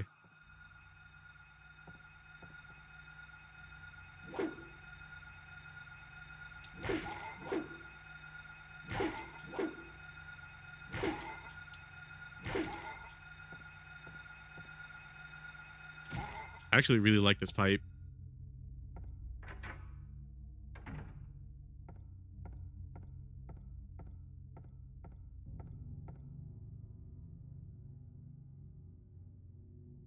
The first shut tight as if never let go. Now that I think about it, this game mechanically like addresses a lot of the problems that Resident Evil has, because like a lot of people bitch about enemies like being put around like corners and shit where you never see them and you just walk into them like a dummy. The radio seems to like help a lot with that. It does sound like that song when you're in combat with Ganados. Yeah, the fist is shut tight as if to never let go. Let's see, can I smack it? Probably not.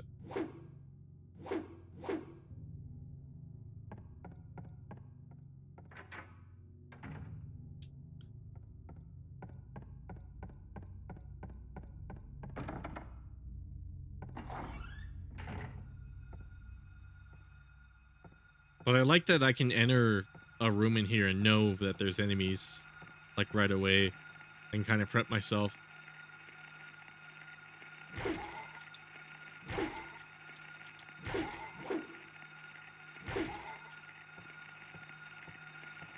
Shit, shit, shit, shit.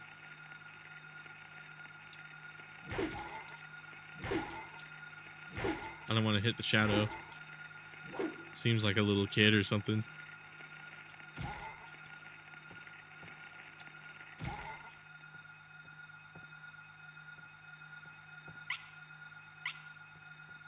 I wonder if they have something to do with the lights.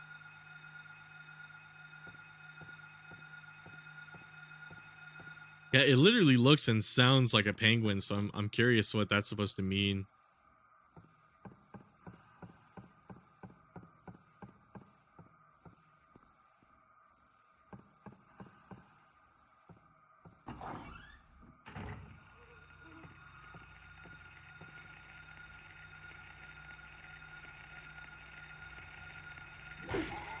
Oh shit. Should have swung that earlier.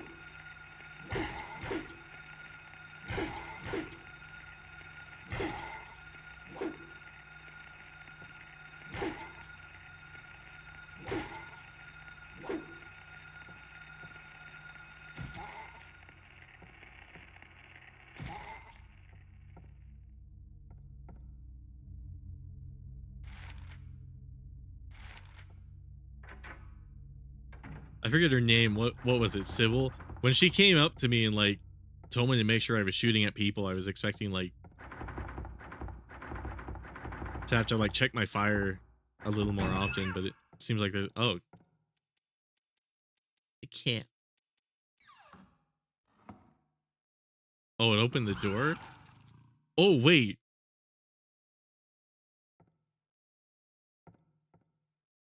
No running or playing in the locker room.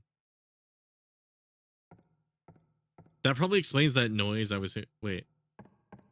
Oh, okay, that noise was the locker. Shit, what the hell happened to it? One thing you should note is that having the flashlight on off and walking doesn't attract enemy. Oh, I see.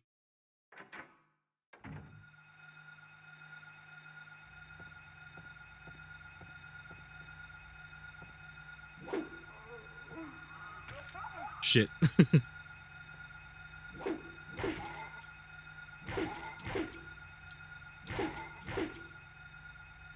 What made it truly scary for me as a young kid playing these types of games was how quiet everything is. Same goes for Resident Evil. I should have been looking at the screen. I forgot these guys wake up. The sound of the atmosphere is what gets me. Yeah. I really like that part of it too. Like, especially like the newer games, like a lot of people complain about how like, I remember a lot of people complain that like Resident Evil 2 like remake and Village and those kinds of games didn't really have any music to them. I kind of like when there's not. I like when the soundtrack of a game is like understated, kind of like this, where there's like a brief humming going on, like you can hear sort of like a synthy organ going in the background, but like that's all there is to it, and all it does is provide like ambience, as opposed to like Resident Evil. Not that I dislike that game's music, but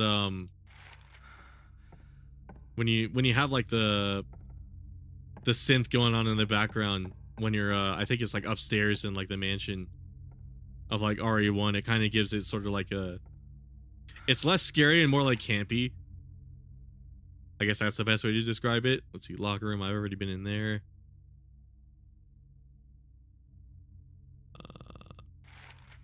Let's try the music room. I think that was one of the rooms it was telling me about.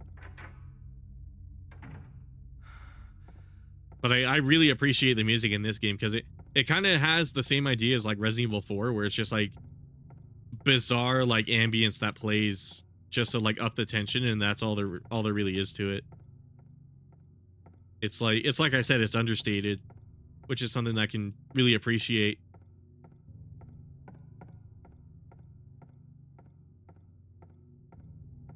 Do I gotta play something on the piano? Is that what's going on? It's written in blood.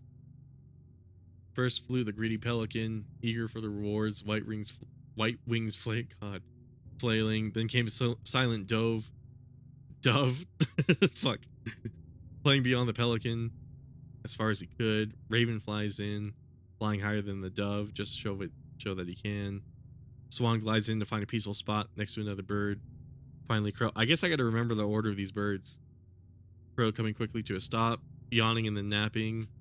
Who will show the way? Who will be the key? Who will lead to the silver reward?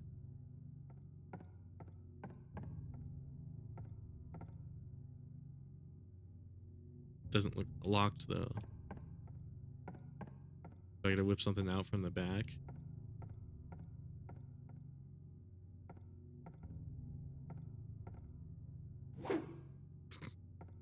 I'm just gonna smack stuff. Let's see. So I'll probably have to come back to this later. I guess I need like sheet music or something. Even though I'm pretty sure that's what this should be, right? Yeah, hold on. Pelican, dove, raven, swan, crow.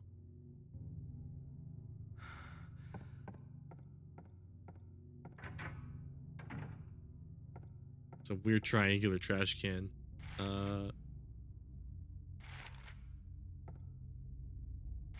Let's go back to the right side. I probably should have explored that a little more.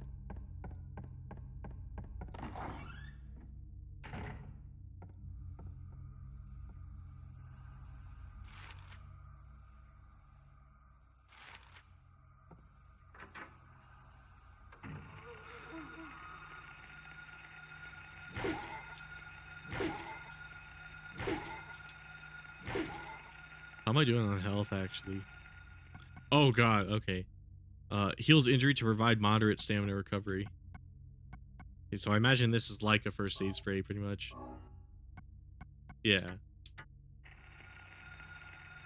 Oh wait, what was that? What was that other thing I picked up? Oh, concentrated hydrochloric acid. Okay, it's like a key item, pretty much.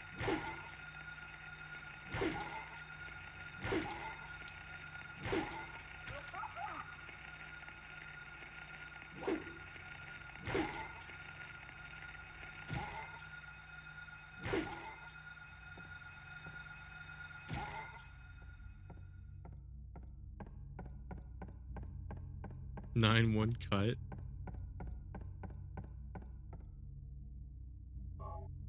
What? We're in Chicago. That's what homie said. Yeah. I really like that aspect of it. Hold on. Now this right here relates to the keys on the piano. Oh, I see.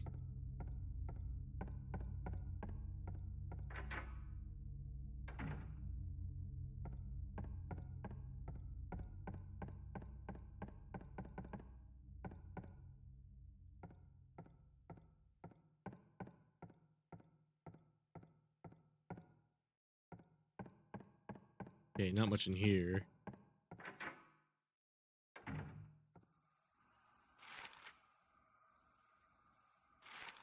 The resemblance to Resident Evil 4, man.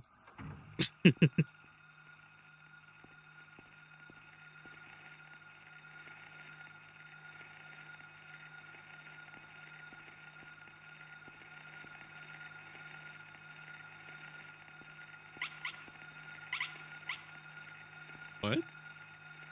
Can I look up?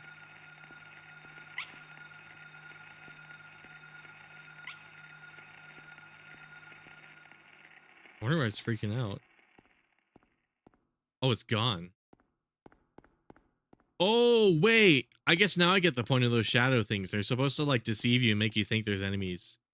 Because the when there's an entity around, the radio goes off, but they're ultimately harmless, it seems like.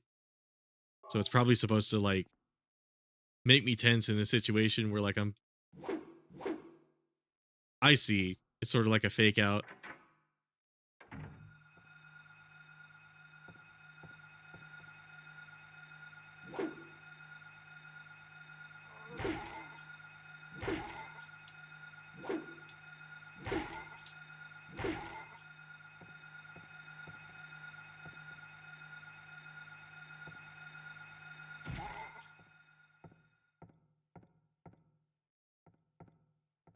You have to follow in the poem to figure out the poem puzzle. I see. Or the piano puzzle. Are the keys marked with birds on them? Because that would make sense. Or wait, would it be like the first letter or something like that? Hold on. I'll figure it out when I get to it.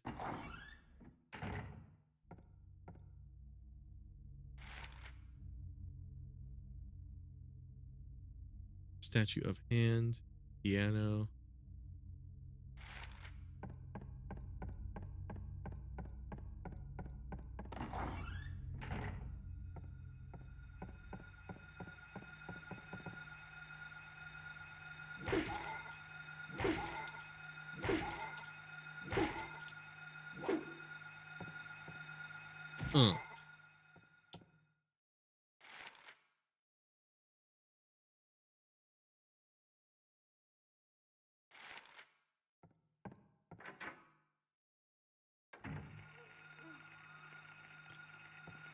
The kick to make sure he's down. Yeah.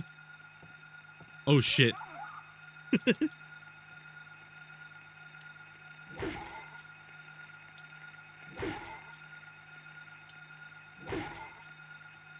I wasn't expecting this game to have good combat. Like I was kind of expecting it to be like, because when I heard it was scary, I was like, oh, they probably give you no tools to fight the enemies in this game. But I'm surprised I had a gun at the beginning. I'm surprised this pipe is working as well as it does. Melee weapons in Resident Evil usually... Obviously, this isn't Resident Evil, but like in Resident Evil's kind of made me think that like melee weapons wouldn't be very like effective, but it's working decently against these guys.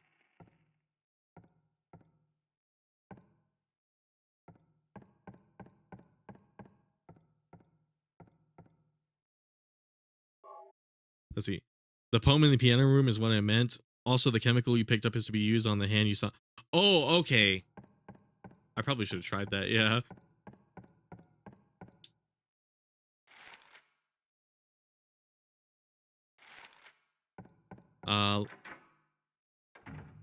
Probably should keep looking around though.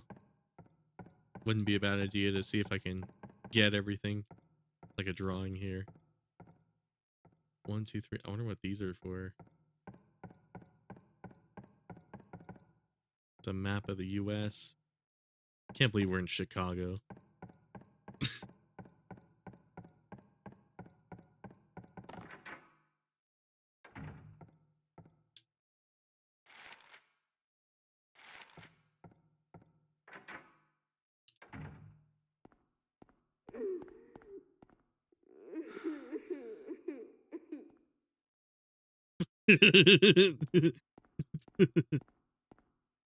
Guns are hard to aim though. That's what sucks about it. Oh yeah.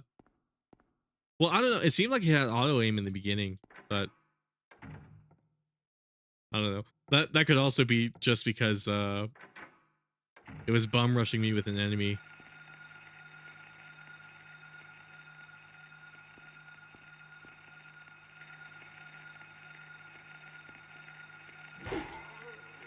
Oh shit. Get him. Get him.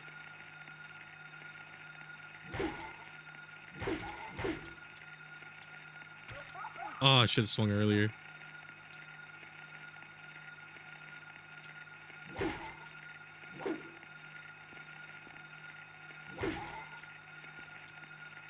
Okay, he's gonna get up. There we go. That one's dead. That one's dead. Yeah, the radio also seems to tell me when they're still alive.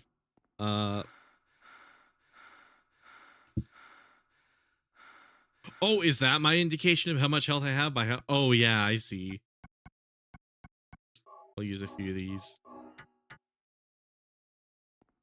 By how hard he's breathing. Okay. I should really be using this back step a little more often too. That wouldn't be a bad idea. Too dark. All right, let's see.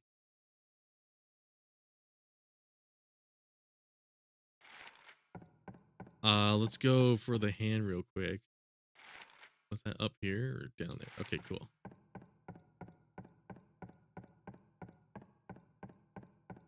I guess I could have put 2 and 2 together and figured out the chemical thing. Now that I think about it. 'Cause I tried to whack it earlier.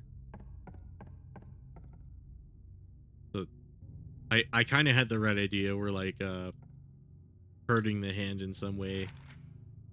Probably would have gotten it to release. Let's see.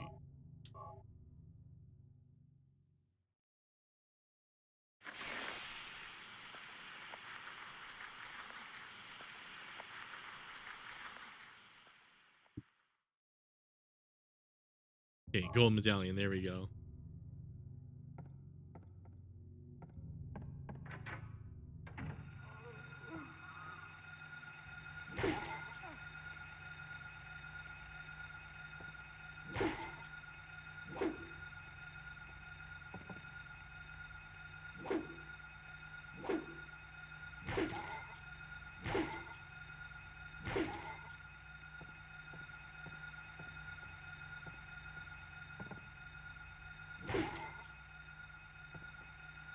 It's kind of crazy how like immersive the combat is. Like this is really intuitive given how like simple it is.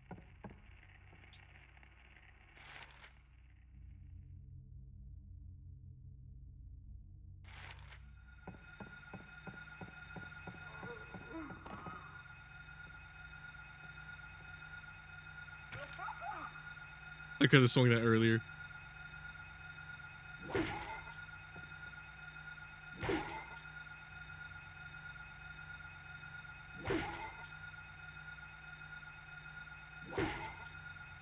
Is this like Metal Gear Solid where there's gonna be some twists and I've been killing like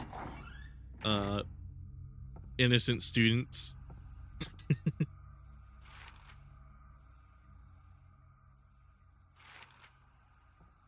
Those things, I think you're better off shooting them because of how easy it is for them to grab your legs. Maybe, yeah. Seems like there's bullets in this school too, which is usually not a good thing, but I guess it is for me. I wish we could get, hold on. I wish we could get another game of this series, knowing Konami, though I highly doubt it. Wish they would have released that PT game.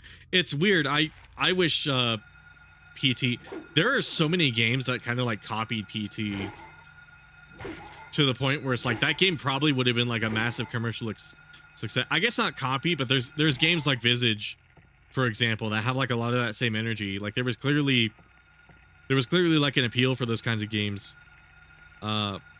There was clearly an appeal for a game like that where you just like explore a house and like paranormal shit just happens.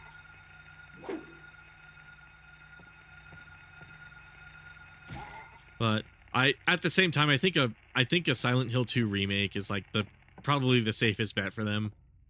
They're probably taking like the Sega approach and just remaking all the stuff they know will sell well. Just because it seems like Konami's in like a really dire position right now. I wish I played PT. It looked awesome. I wish I did too. I don't think I had a PS4 at the time that it was out, so I kind of missed out on it. And now, kind of like Flappy Bird, now if you have PT installed on your PS4, it's basically like a treasure now. It's crazy that they like took it off the store. There's probably someone who dumped it though online though. There's probably some way to play it, I imagine.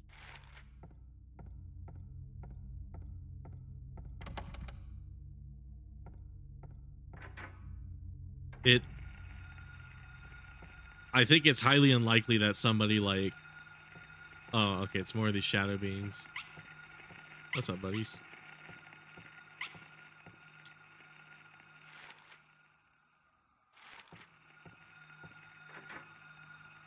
Yeah, wasn't Donna's house in RE8 heavily inspired by PD?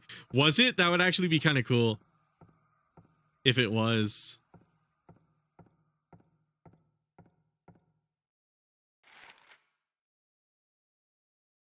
Resident Evil 7 had a lot of that kind of thing going on too. I remember, because like in the Resident Evil 7 demo, it kind of like hinted at like ghosts and stuff. Like Mia had like paranormal superpowers in that demo for whatever reason, and like the bad ending, and she like gave you a jump scare and that kind of shit. I remember first time playing that demo before I played Resident Evil 7 and being all like, oh, is this going to be one of those shitty ghost games? I don't know if I'll be too interested in 7. And then it ended up being one of my favorites. But that demo did not do that game justice. It was weird. It really showed off like all of the good aspects of that game. And the Resident Evil 7 demo itself is not necessarily bad, but like it was kind of like a bait and switch. I was expecting that game to be kind of shit because of that demo. I have it in my download history on my PlayStation account, but it won't let me download it anymore. The the playable trailer was okay. It was a bit scary. I've heard people like pick it apart, and I haven't looked into it personally myself. Not sure, I haven't played it, but it sounds like it was pretty interesting, given there's people like oh, I should probably go down actually. Well, hold on. Is there a way to, do I have the capability to open the piano right now? Was there something I just missed, or do I have to come back to this?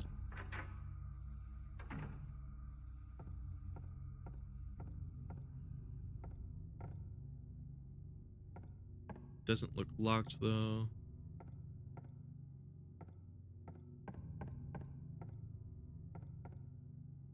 It's kind of crazy seeing like dynamic lighting like this in a PS1 game. I never thought I would. I need to check RE7 beginning hour because it's oddly in canon. It is. I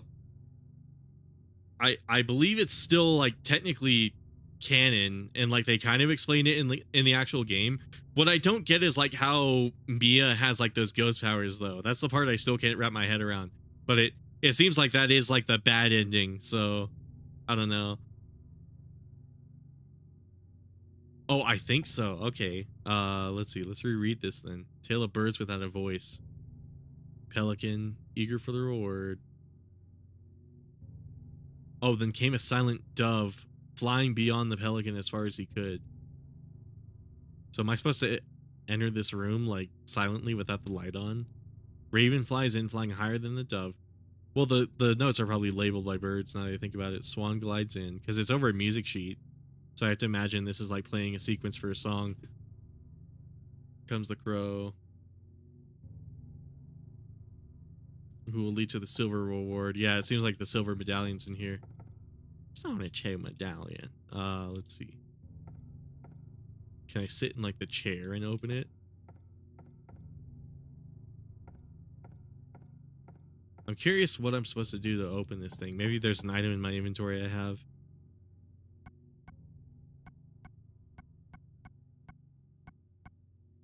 Gold medallion, pocket radio, flashlight.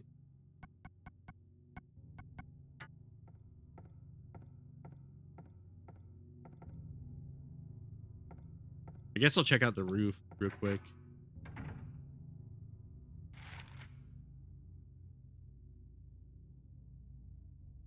Yeah, I should probably head up more, I guess.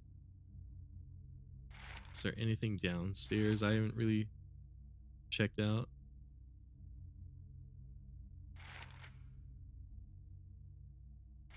Oh, can I go further down when I... Oh, yeah. I believe the ghost stuff is like Evelyn in it. Oh, that makes so much sense. Okay. Real, from what I notice, is like to play around with the paranormal stuff, though, through hallucinations. Oh, Resi, from what I noticed, like to play around with that through hallucinations. Now that I think about it, I can't remember too many Resident Evil games that had like paranormal aspects to them.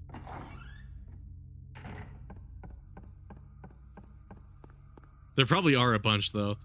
It's probably like tons of instances that I'm just forgetting. Yeah, let's go to the boiler room because there was an object in there too that I gotta get.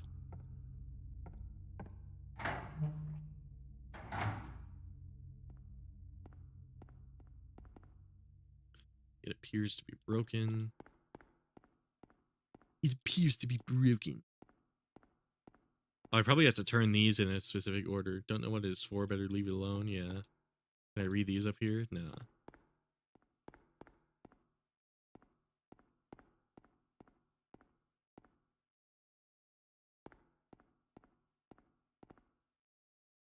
There is a switch. Do I really want to activate a broken machine? Okay.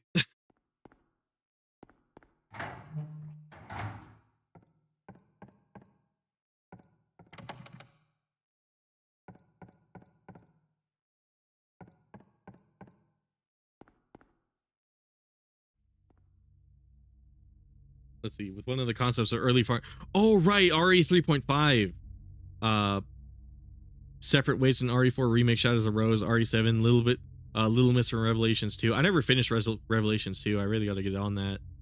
The piano puzzle is found in the music room on the second floor of Midwich Elementary School. After finding the gold medallion and placing in the oh, I have to drop off the medallion before I can progress. Okay.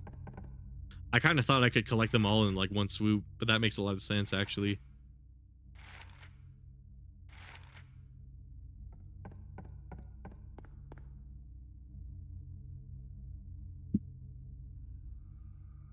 Yeah, that actually makes quite a bit of sense. As far as like paranormal stuff, I totally forgot about RE 3.5. That game would have been really interesting. Thinking about it.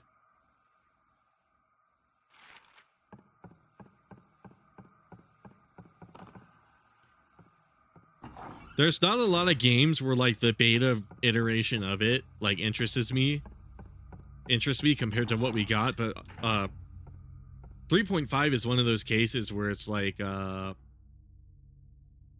I'm way too damn curious what that game would have been like if it came out in that state as opposed to like the Resident Evil 4 that we eventually got. Because it maybe it's a bad example, maybe it's like a bad comparison, but it looks a lot like Luigi's Mansion, which would have been kind of funny.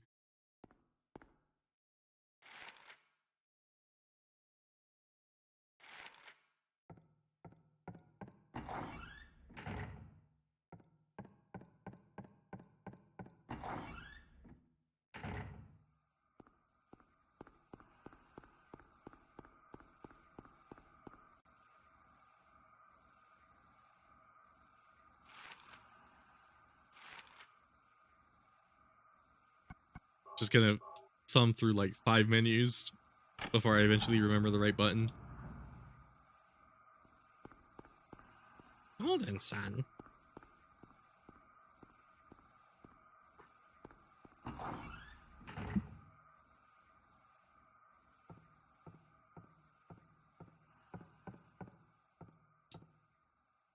Luigi's Mansion. It just looked a lot like it.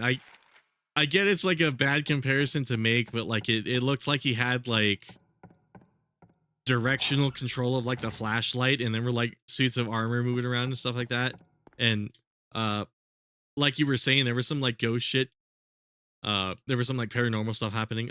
Again, like the suits of armor. So it was like I get it's not like the most like the best comparison, but I don't know. It's what came to my mind when I was looking at it.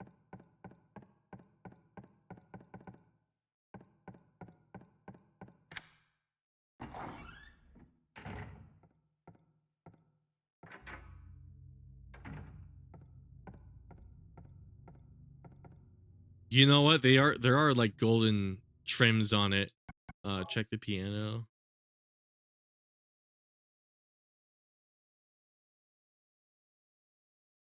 Oh, right. It said, hold on. It said some birds were flying like higher and some beyond. First flew the greedy pelican, eager for the reward. White wings flailing. So it must be like a white key. Silent dove flying beyond the pelican as far as he could. So maybe like a really high-pitched key. A raven flies in, flying higher than the dove, just to show that he can. Let's see. A swan glides in to find a peaceful spot next to another bird. Finally, out comes a crow, coming quickly to a stop, yawning and then napping.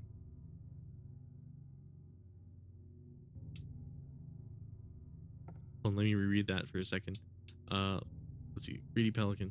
So it must be like one of the first keys, and then the dove would, it would make sense for it to be a higher pitch key, because then it would be quieter, I guess. Flying beyond the pelican as far as he could. Yeah. Raven's black, so it's probably the black key right above the Oh, at least 3.5 somewhat lives through Ada's campaign in the remake. Still would have loved to see that particular version of 4. Yeah. Yeah, definitely. There's the history behind that game is really fascinating, because like lots of people know this, but that's also where like DMC1 came from too. It's funny that like the development of this one game spun off into like 2 different series, and then like eventually RE4 like started incorporating elements of DMC1, like Leon being sort of like an action hero. I don't know, it was having a lot of traits like Dante in that game. It's like I said, the history of that game is just really interesting when you kind of piece it all together and like really think about it. Now watch me be a dunce for like a little bit. Spend a while to figure this out. So pelican's probably like the very first key. Then a dove is white, so it's probably the last key. Then we got a raven, which is the key right above, the black one, middle key. And then swan glides in to find a peaceful spot next to another word. So it's probably next to, oh, hold on, the center keys are covered in blood. You must hit the right sequence of keys. I see. Let's see. Swan glides in, find a peaceful spot next to another bird, so it's probably right next to the pelican. Then comes a crow, coming in quickly to a stop, yawning and then napping. The crow, I'm not sure if I'll be able to figure out. But if I had to guess, check the piano, and then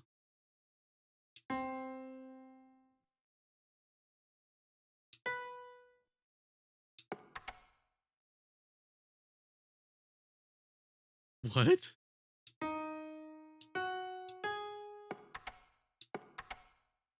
Oh, wait.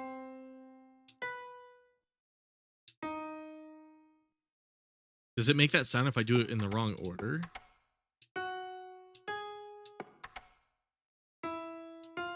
I guess not. Well, let me reread that. So pelican. So probably like the very first key. I feel like that one. Yeah, because it says first flew. Then silent dove. Far beyond the pelican. So that's like a higher pitched note. Raven flies in, flying higher than the dove. Or wait, the dove comes in second. Yeah, pelican then dove. Okay, that explains it. So the raven comes in after the dove, so it would be the black key right before it then, I imagine. Unless the dove is like one of the other keys. Or am I supposed to click the keys that make that sound? Because there were like multiple of them. A swan glides in next to find a peaceful spot next to another bird. I guess let's see. Hold on, let me test something. The idea behind the puzzle is to hit the silent notes on the piano in the right. Okay, yeah. So I was just. So I was on like I was having the right idea. So it would be that. Okay, so this would be like what was it? The swan, and then. Okay.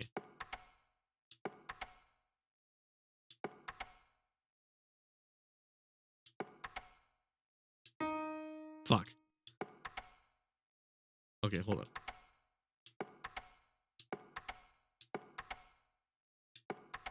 There we go. There we go.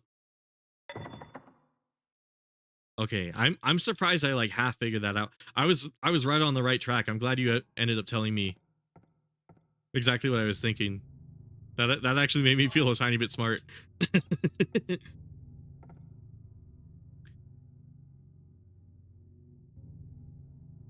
It might not come off that way. There's quite a bit of latency on the stream. RE and DMC really did come full circle when you think about it, because RE4 gave birth to DMC, and then it went on to be its own thing. Many years later, RE4 Remake takes inspiration from DMC with some mechanics. Yeah, I really like that pairing became like a normal part of Resident Evil 4 Remake. It's so fitting too, because like I mentioned in my RE2 video, I like the idea that they take all the Leon games and like do stuff with the knives in that. It kind of makes Leon out to be like a master of knives. He got that quicker than I did. I have like the slightest bit of musical knowledge. I'm not gonna say I'm pro, but I kind of had like an idea of what it wanted me to do. But yeah, I'm surprised I eventually figured out how to no problem. I'm surprised I eventually figured out I had to press the keys that made that clicking noise. I feel like that should have taken me way longer to figure out, but I kind of did it in real time at the same time that homie mentioned it. What the fuck was I saying? I like the idea of Leon becoming like a master of knives. It kind of helps him differentiate himself from like Chris, who's like a lot of like brute force. Like he uses his weight against enemies with like his punches. And then Claire, I'm not really sure what they plan to do with her. Maybe she's like into revolvers or something like that. I wonder what they would do if they were to make a Code Veronica remake.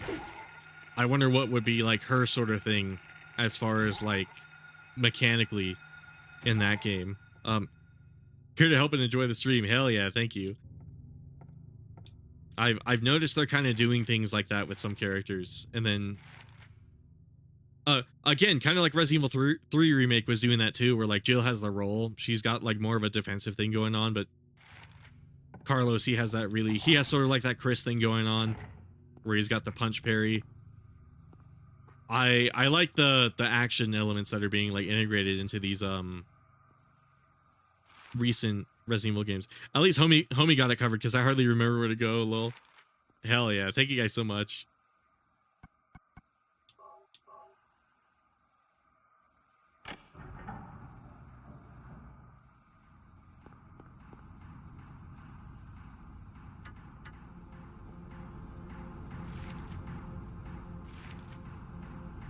Oh wait, can I open this now? Probably. Tower door is locked. The hands are stopped at 5. Oh wait, something mentioned 5. Oh, maybe the boiler room is working now.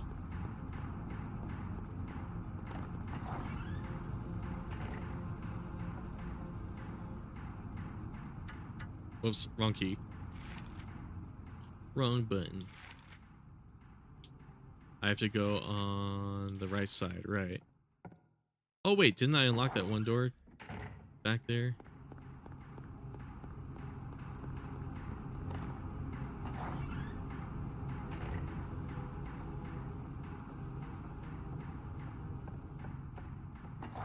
Kaza, lol, I was lost in the beginning of the school part. I can definitely see someone getting lost in this game, because I was super lost in the town earlier.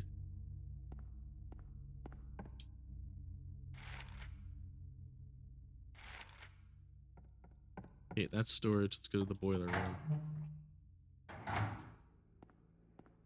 There we go. It sounds like some stuff's activating.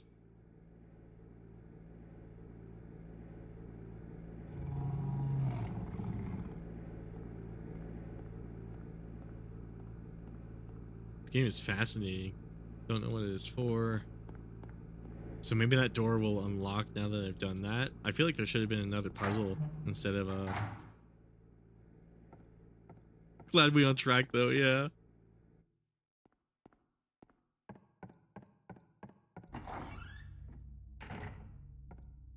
I'm not gonna lie, this game is a lot more fun than I was expecting.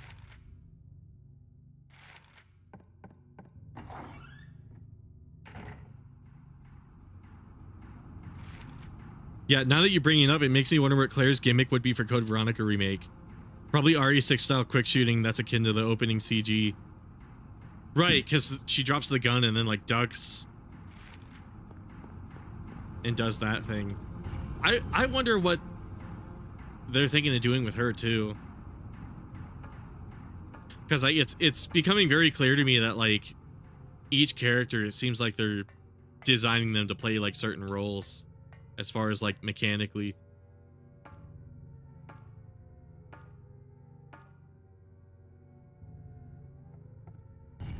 Is that an air raid siren?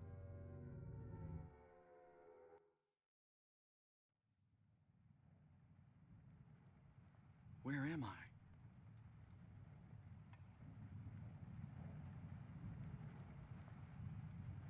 Have I been here before?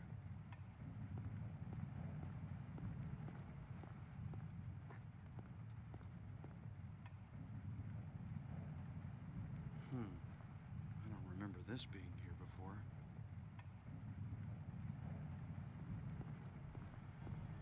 The voice acting in this game seems, at least so far, it seems like a little more grounded than Resident Evil 2. Because in Resident Evil, it's just goofy, but at least this is kind of like, this is kind of what I expect from like a game of this scope. Oh shit. Okay, leap back, leap back, leap back. If I space myself decently, okay, you know, I'm switching to the gun. I was about to say, if I space myself correctly, I kind of don't have to use the gun, but maybe I should shoot these guys. Okay, I'll switch to this.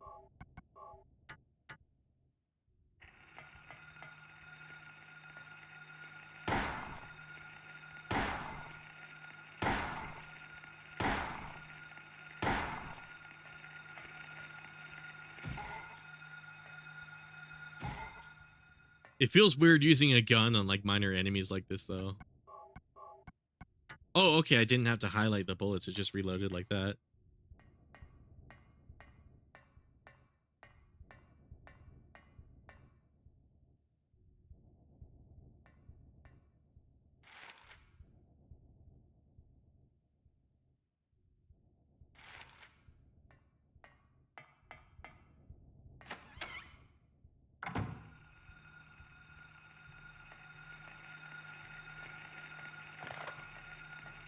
Uh-oh, we got cockroaches.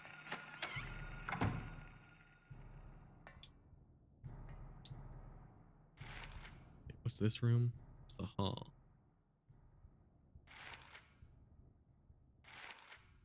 Oh, wrong button.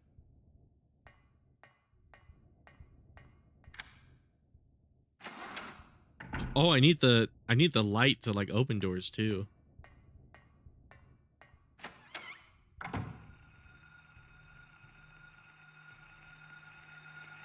Oh fuck, I was about to read chat.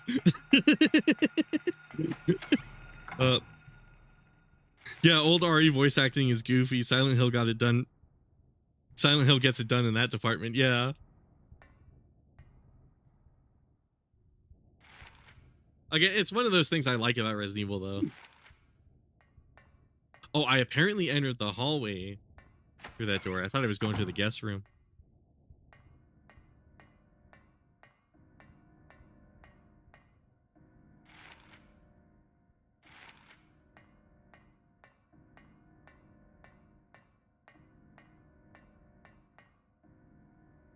Picture card.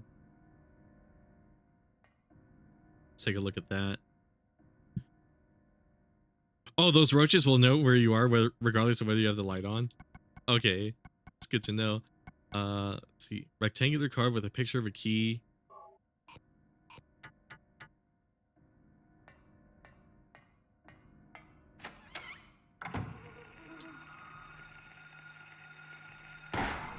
Shit, they know I'm here.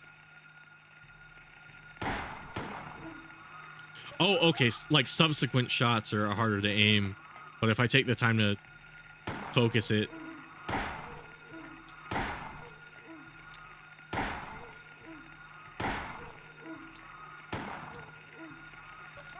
Shit.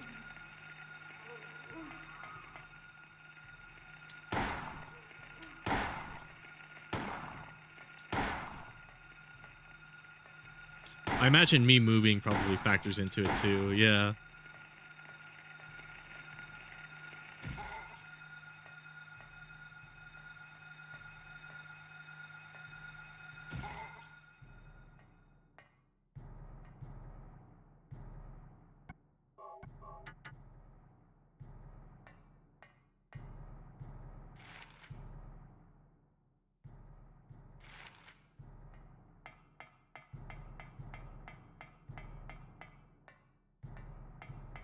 Now that I think about it, that's something that seems like,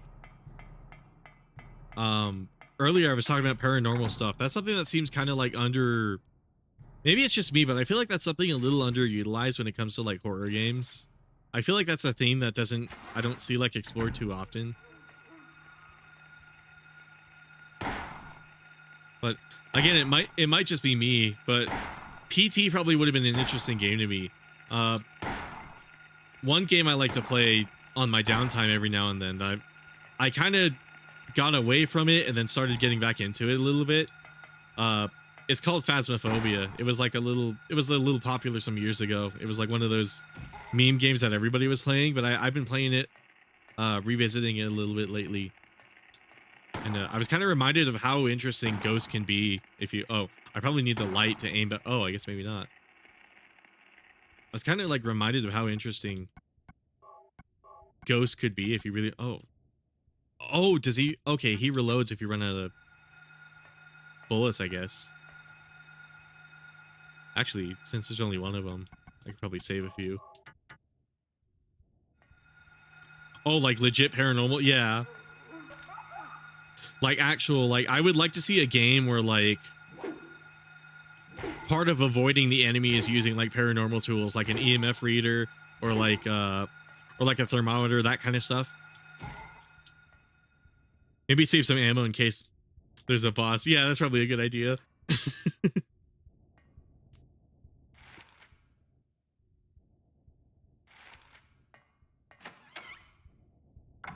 Reminds me I should check how many bullets I have. Let's see, stock 158. Wow, that's a lot of bullets. Holy shit. Okay.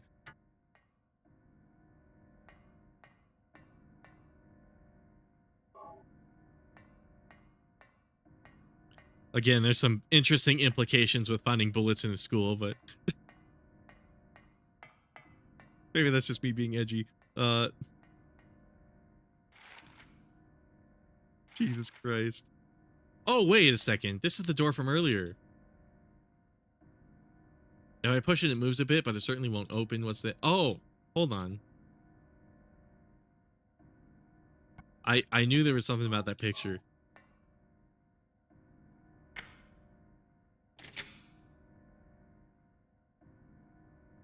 Also, should probably save your game, Snake. Oh, yeah. Shit, was there a save point around here?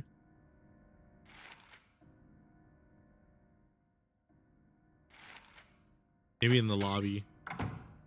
In the infirmary, okay.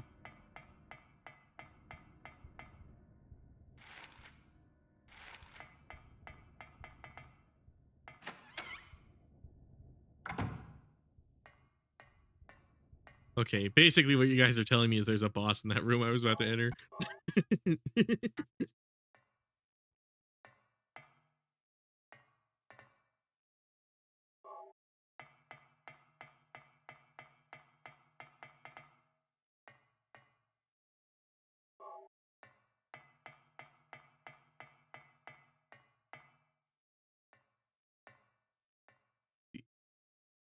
I was trying to read that. It says hell. I can't quite read the rest of that text.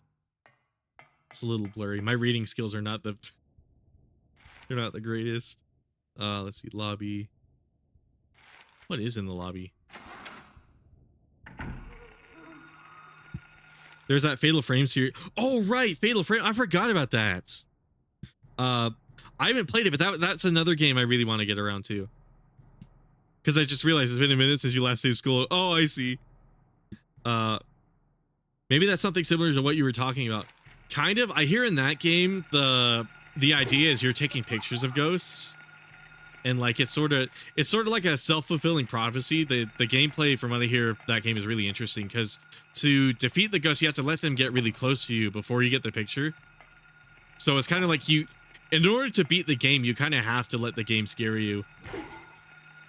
Like in order to play the game well, you kind of have to let the game creep you out a bit, which is, it's an interesting concept. Oh, motherfucker. Okay.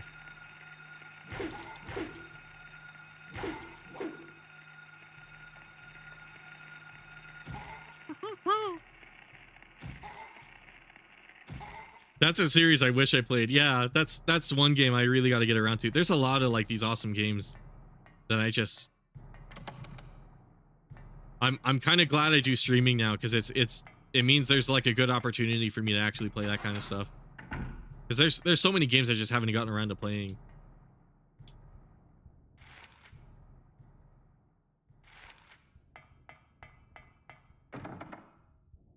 Oh, okay. I probably can't progress too much for. Well, oh, that area up there is probably locked too, but we might as well check it.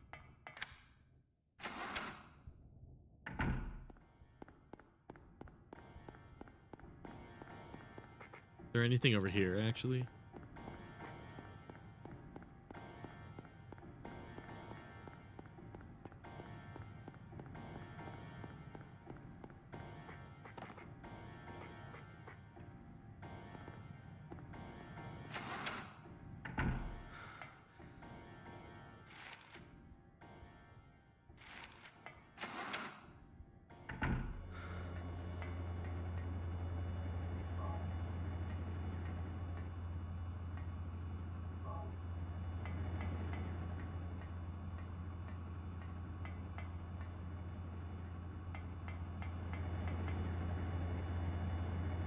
I may be sucked in. A little skip. Wait, can I dart forward? Hold on.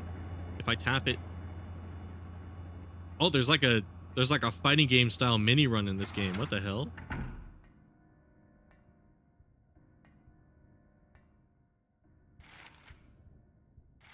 This game is so interesting, like mechanically.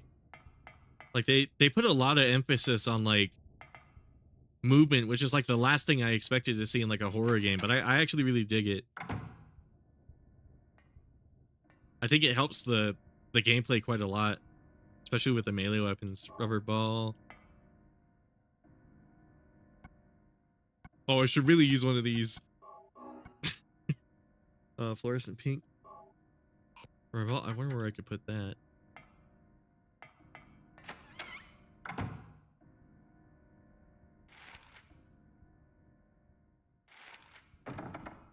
Yeah, okay, so I definitely got to beat that boss or whatever it is over there. Is the stairs available over here?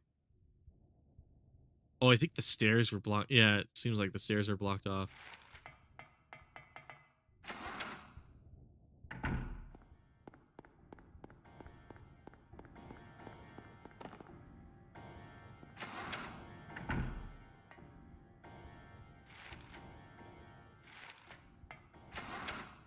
Oh, wait, not this way. It's over here. Oh, wait, I should save again, actually.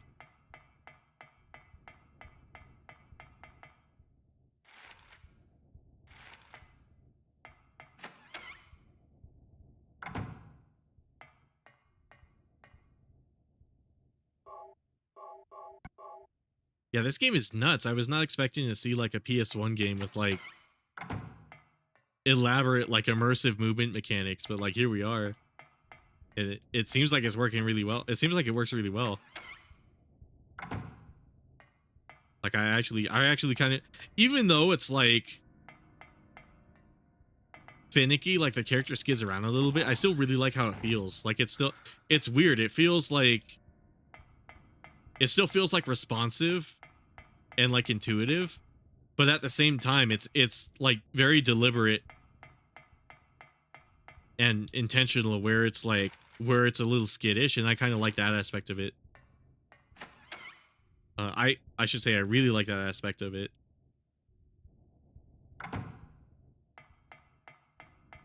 It's not really something I see in a lot of games, except for like FromSoft or Monster Hunter or things like that, where like the movement is like really slow and labored, but in like a way that kind of adds more depth to the game.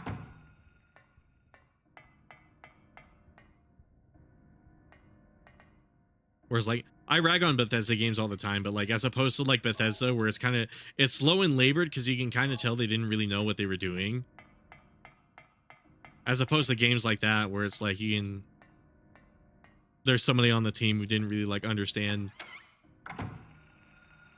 what like intuitive control is like.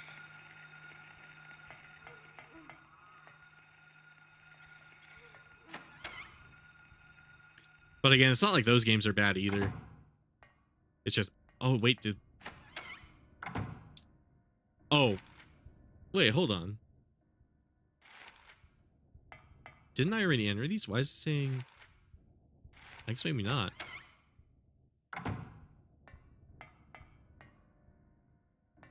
Oh, hold up.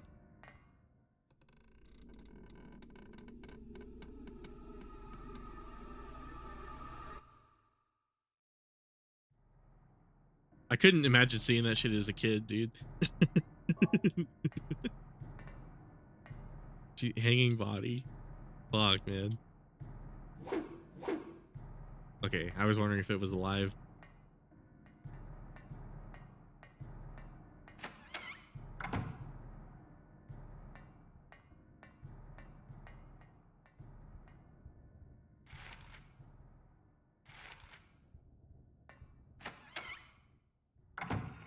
I guess I must have got like a little disoriented.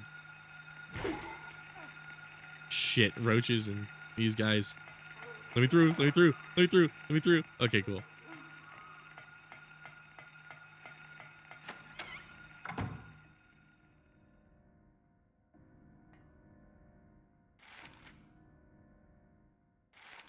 Okay, no enemies in here, it seems like.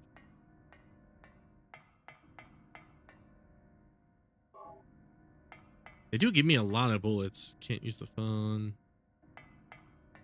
Some of these lockers are covered in blood.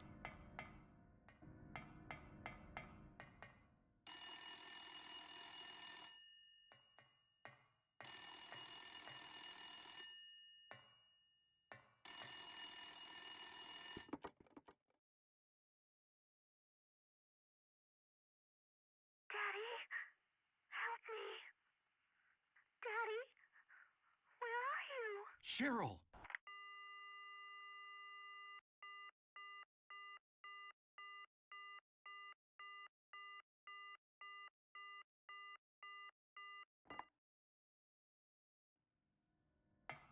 One thing I was about to say is I'm kind of surprised how good this game looks too, given it's fully 3D rendered. As a kid, I wouldn't have made it this far. This game would have been turned off on the first level. Yeah. I forget what games scared me as a kid, but I know there's a handful of them that shouldn't have been as scary as they were. Too scary for younger me. Yeah. Oh, I could probably unlock this now. There we go.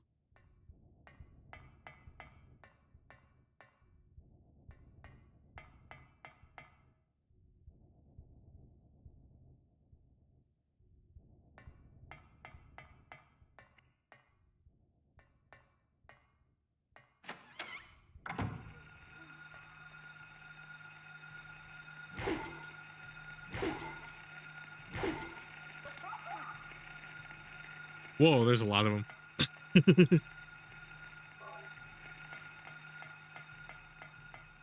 Yeah, I'll probably just avoid him. It's not like they give you anything when you kill him. It's probably just a smarter idea in general to run away from him.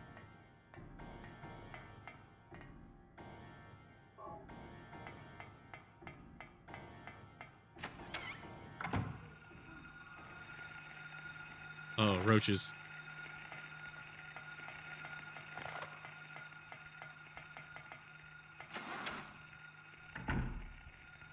Oh, hold on.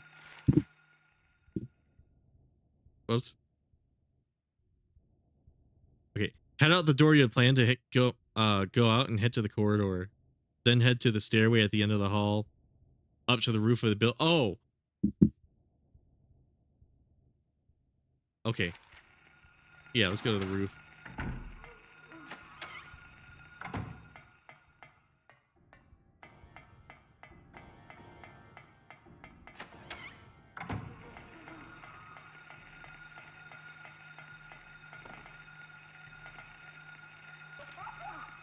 I was hoping I could avoid that. Oh, wait, I can zoom the map? I didn't even know that. Okay, cool. I was just mashing. Let's see, get this.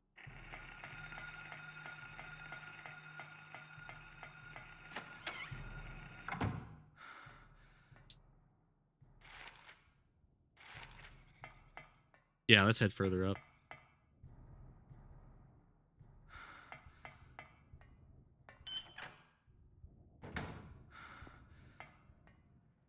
Am I low on health? Okay, I guess my guy's just exhausted from running so much.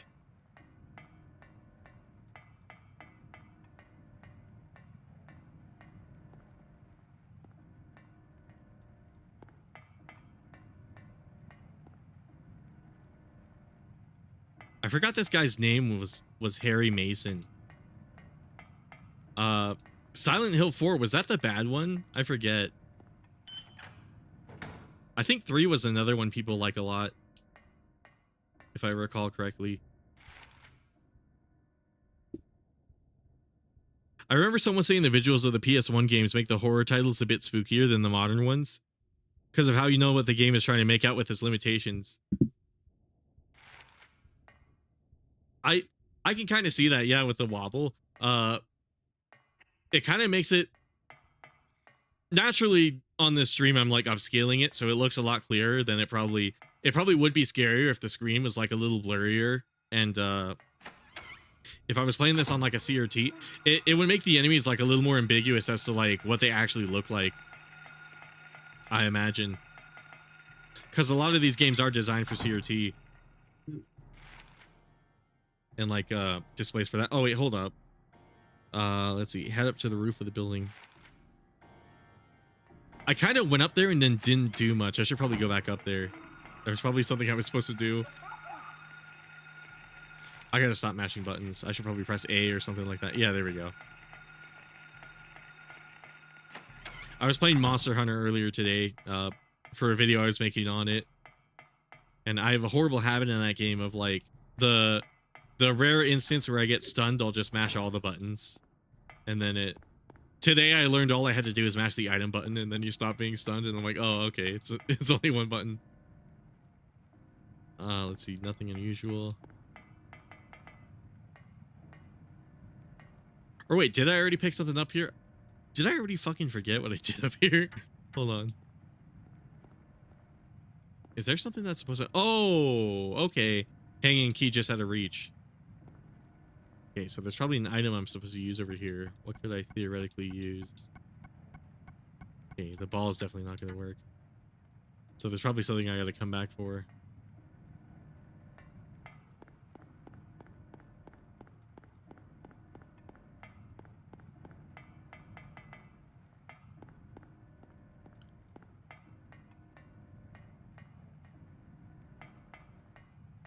See. Yeah, I probably do have to come back for it. It's just out of reach.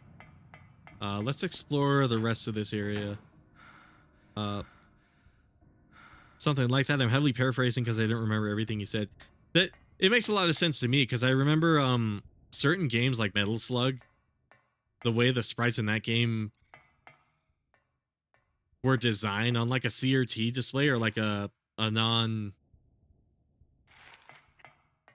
a cathode type of display.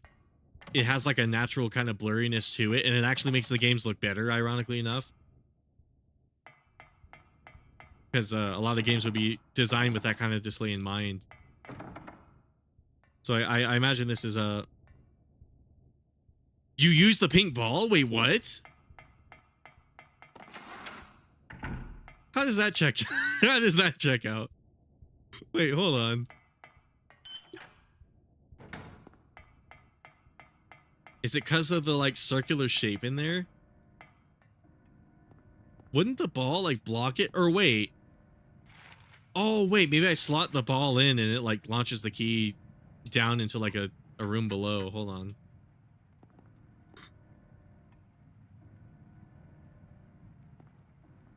Oh, yeah, it's hanging. Okay, I see. I see. Oh, wait, hold on. Okay, I gotta make sure I'm coming at this at the... It looks like it's down this little hole here, so maybe I gotta face this way. Well, okay, maybe I gotta be standing here. I gotta roll it in. Well,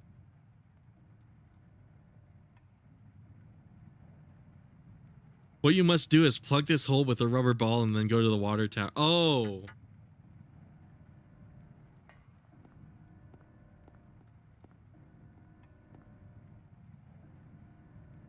I would have never pieced that together.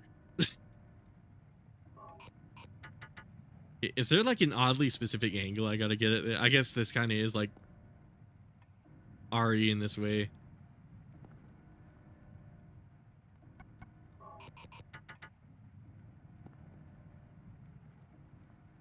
Oh, there's another hole. Okay.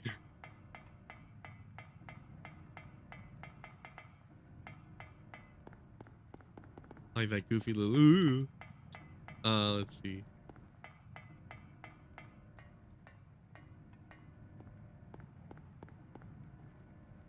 Wait, is it there? Oh, hold on. Oh, here it is. Nothing special.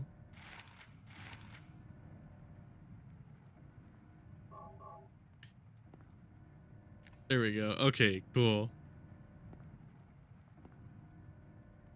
Oh, I get it. And then like water flows down this thing.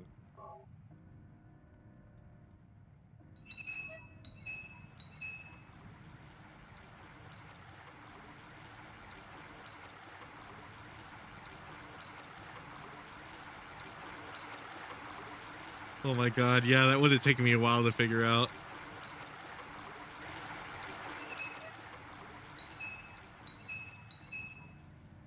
Okay.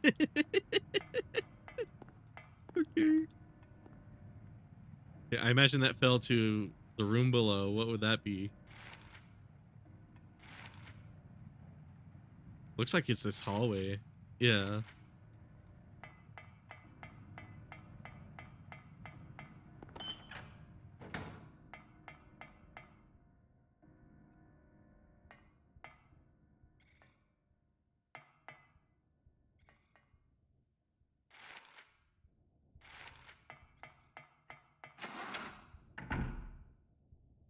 Trust me, I had a massive facepalm once I realized what was needed. Yeah, I can see that because like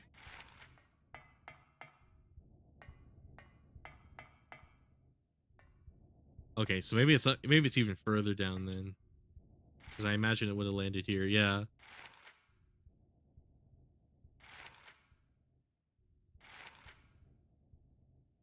Now you go back to the center of the school. Oh wait,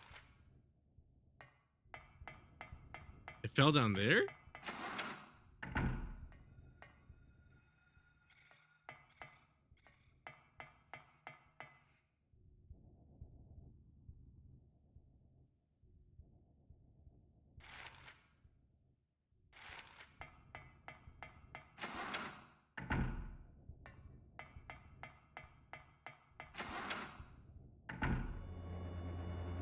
Not this way.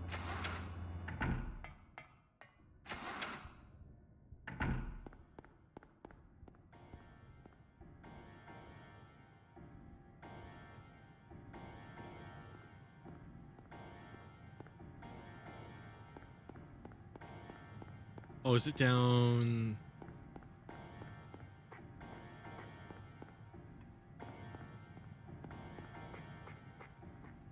Ah, okay. Once the water is done flowing enough to wash the key down, head to the back to the courtyard. Okay. Classroom key. Oh shit. Okay, where was this classroom I couldn't enter? So that would be okay, it's to my right.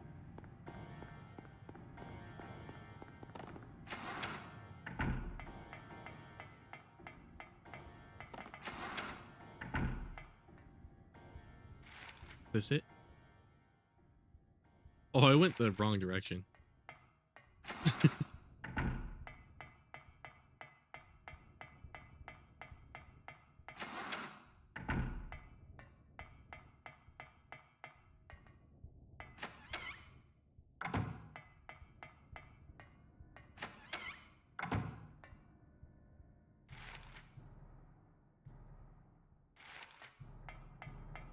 Or wait, it's not this classroom. Okay, it's the other classroom. Or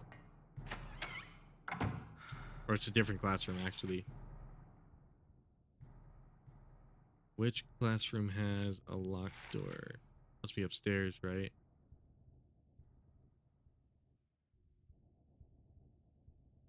Maybe it's for the lab equipment?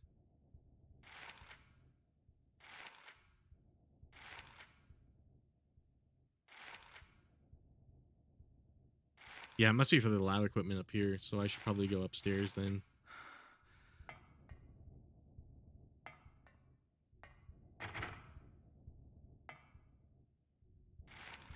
Can I get over there through...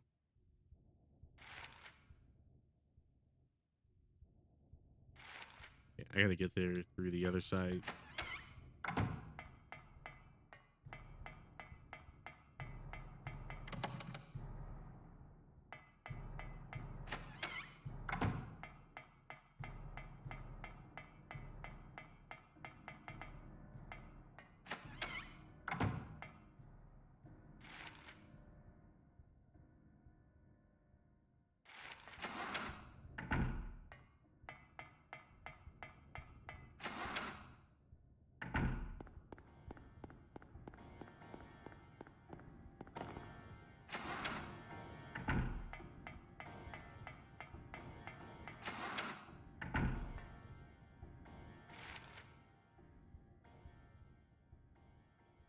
Oh, once again, I went the complete wrong way.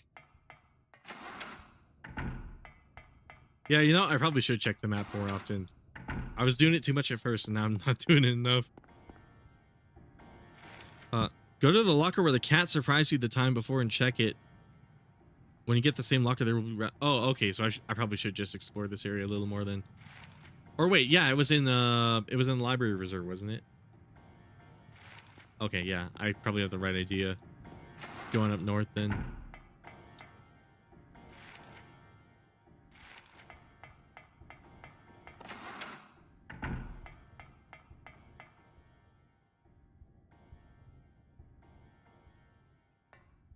Oh.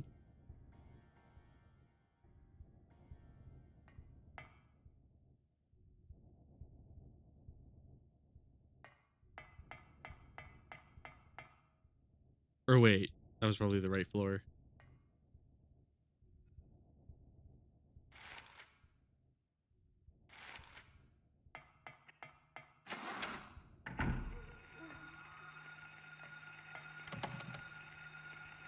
Okay, this one's jammed. This one's jammed.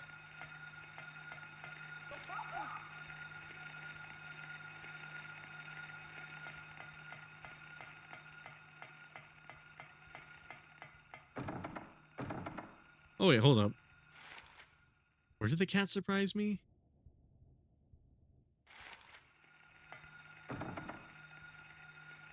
Hold on, maybe if I look at the key, it'll tell me more what I gotta do. CNW?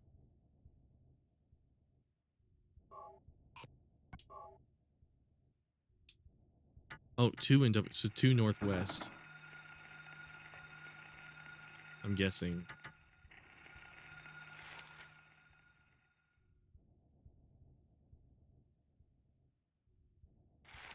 Oh, hold up. Yeah, there's that whole lower area I didn't really explore.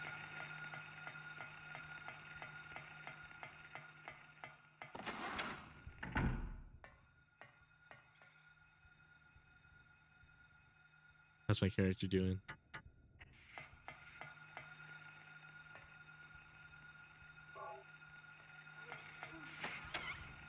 Yeah, there's this whole lower area I never really explored. I should probably do that.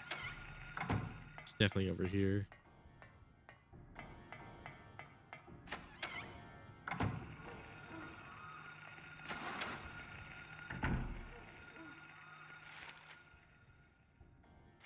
Music room.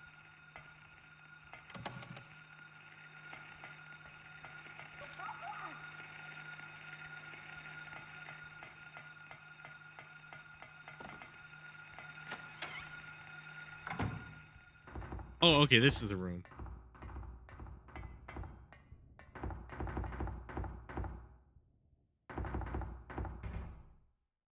The kitty.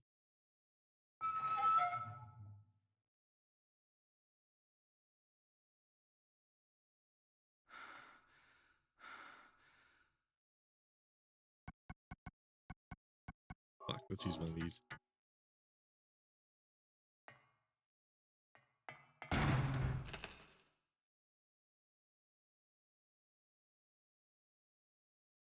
Jesus. Oh, okay, there we go.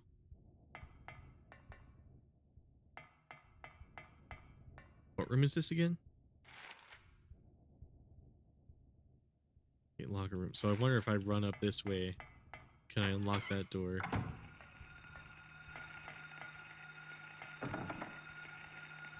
Oh, hold up. Shit, okay.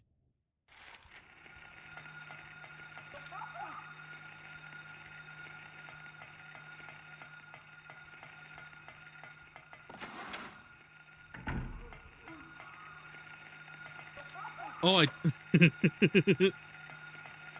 I skipped right into his grasp. Go through, go through. Cool.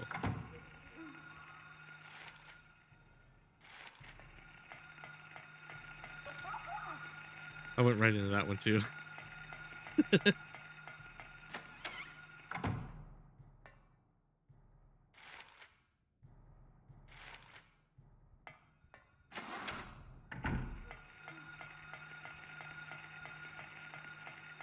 Okay, over here. Cool.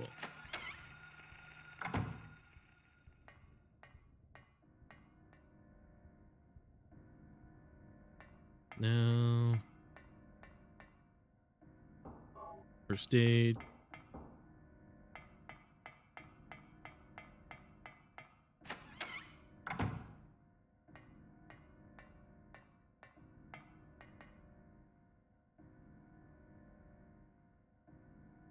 Okay, I will kill the lizard, but upon meeting his opponent, he'll back. Who's afraid of a reptile? Huge creature, attack, jaws open. What? Man, what? This was what the man wanted. What? Calmly drawing his bow, he shot. Oh, I see. The arrow flew, piercing the defenseless maw. Lizard fell down dead. This is from an old fairy tale. Oh.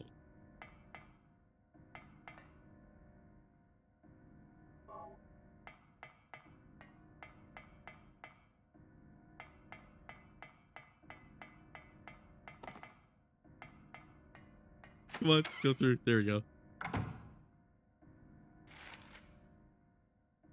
Okay, cool. Now I'm on this side.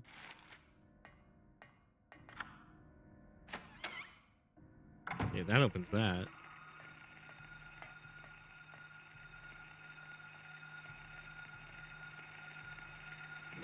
Shit. I wonder if I press X and then hit the sidestep button, is that gonna result in a dodge or something like that? Oh, if there's like a side run. Okay, cool.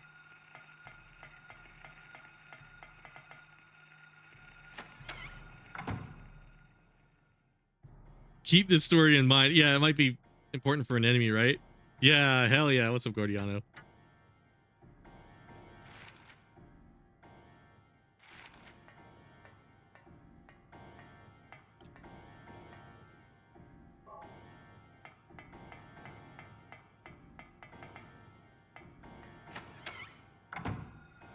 So far, I'm actually liking this game a lot.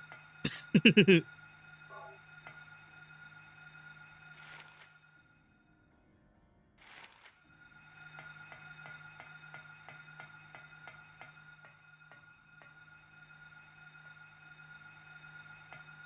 guess we should go down and see if the boiler room is available.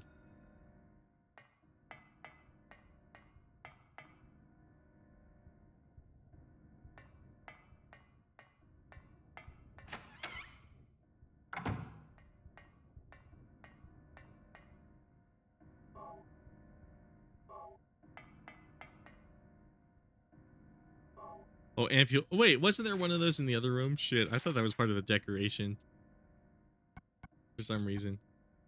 Relieve pain to recover stamina to high.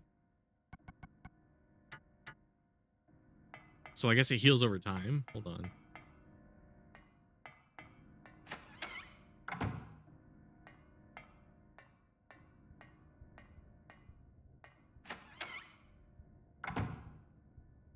You have to remember the hunter strategy for later in the game. Now exit the hall and head to the basement by using the north. Oh, okay. I was going the right way, it looks like. Oh, I should have read. I should have read that. Oh, okay, I see. They're like directions. Okay, so turn it left.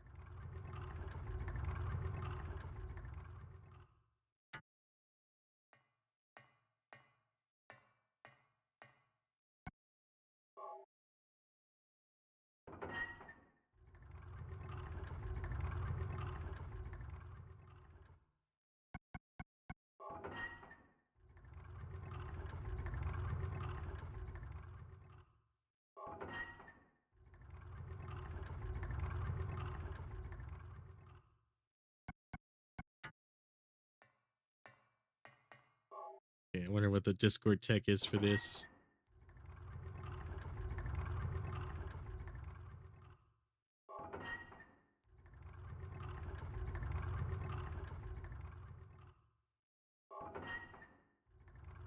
I imagine I have to turn it so that these things aren't in the way, right?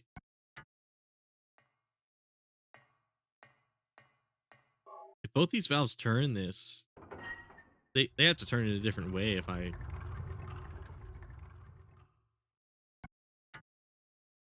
So maybe turn it right? Hold on.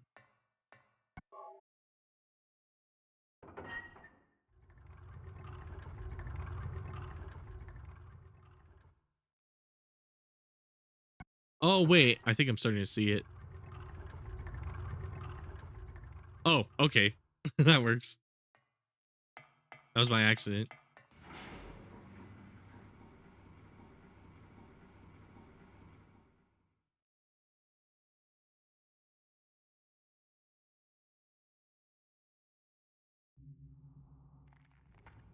Oh, shit.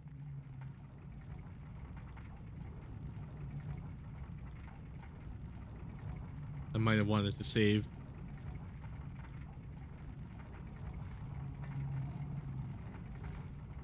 Okay, so probably want the shotgun for this, and then I probably want to wait for it to open its mouth.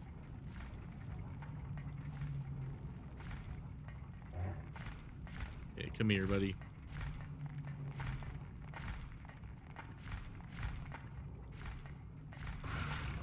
Shit, run.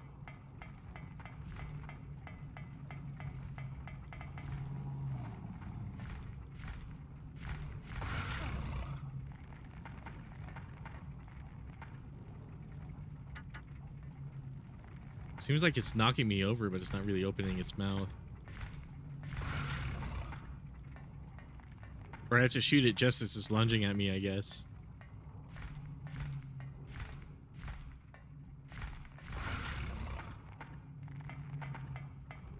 Oh, I don't know. It seems like it gets, like, priority.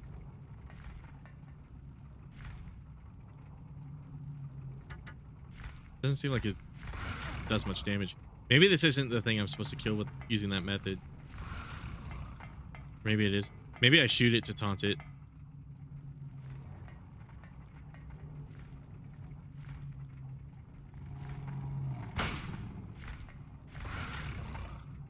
Kind of need it to open its mouth.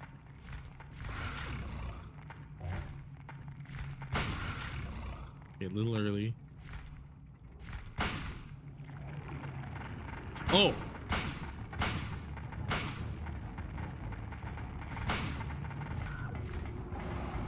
Oh, there we go. Yeah, I got 16 of these. One thing to be sure of is not to be too close to the lizard, because if you are, you'll find out. Okay, I imagine it eats me, right? So those initial shots seem like it.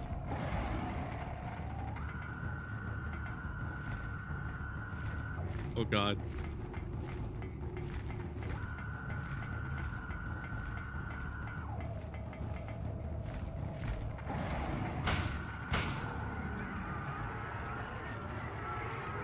Oh, did I kill it already? Oh.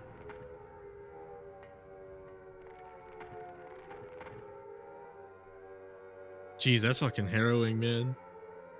You'll have to damage him where he'll have to get to the point where he opens his mouth. Okay, so I had to, yeah. I was right in firing a couple preliminary shots then.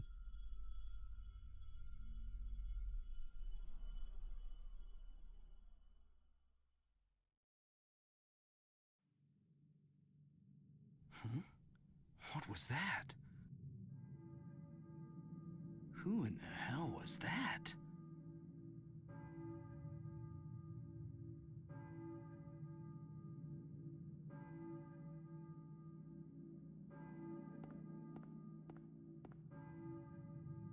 There you go. Yeah, K. Gordon Key. Okay, so that's one of the teachers.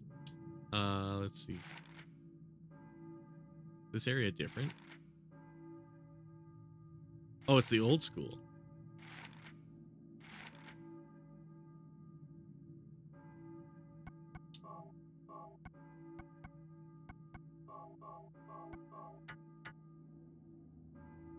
Well, that was easy. I was surprised by how easy it was too. Like, I would have thought it would like require a few more bullets or something, but that was kind of cool.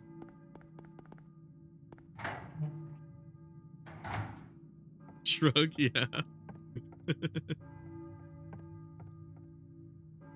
Okay, I imagine I gotta walk to the center or something, right?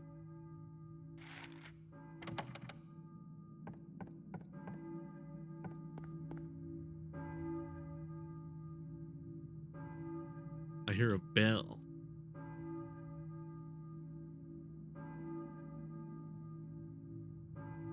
Oh, I have to leave the school. Okay. Balkan Church.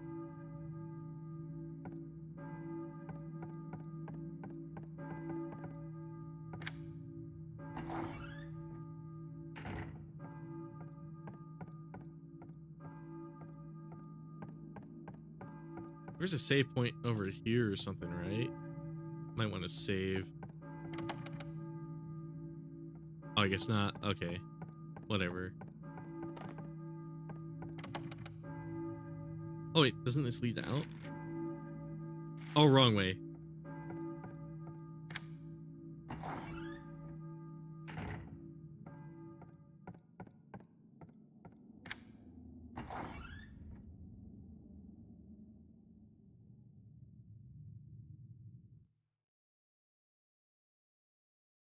Okay, head to the Balkan Church, read the list of teachers at the key.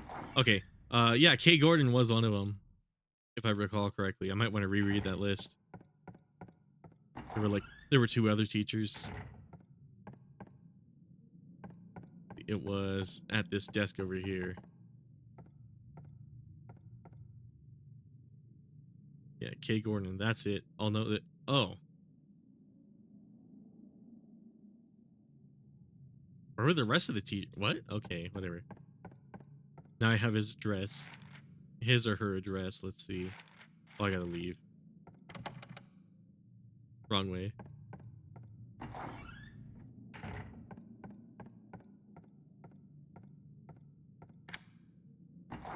That moment when you're looking down at chat and you look up to see you're walking between two doors. You're now able to enter his house, but you have to go through it. K. Gordon's house to get to the Balkan Church. I see.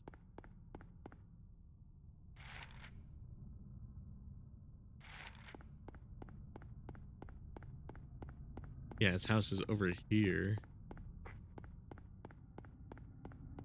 Oh yeah, you said earlier I can save on the bus? Or was that something else? What was on this bus again?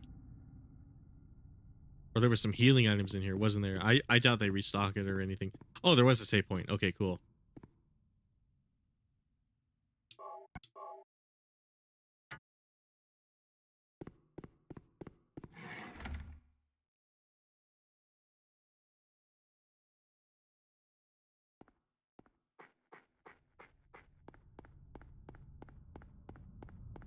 Okay, so their house was down this way.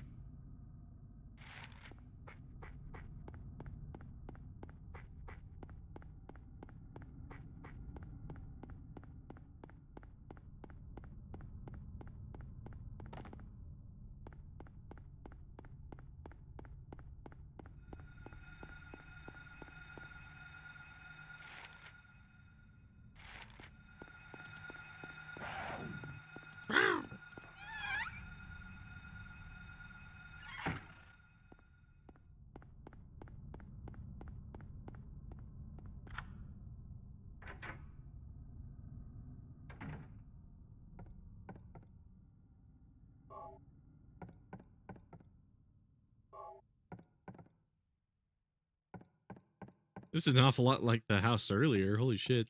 Let's see. Oh, there's a save point here too. Let's see. Look at the map to find out where the house is located, but if you can't find it, just head towards the damaged part of the Brett. Okay, let's see.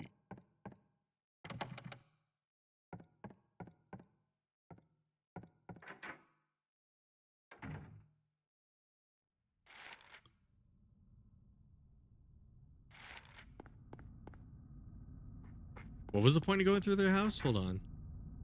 There must have been some item or something.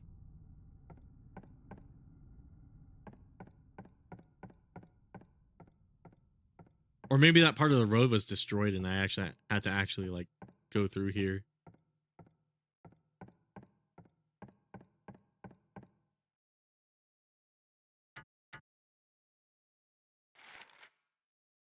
Oh, you know what? Yeah, that road probably is destroyed. Like if I turn right, it's probably a little fucked.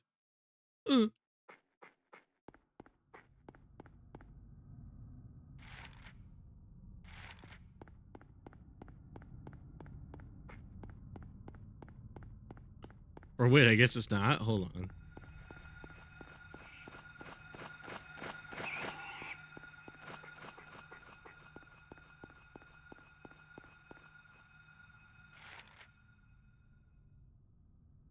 Huh. Okay.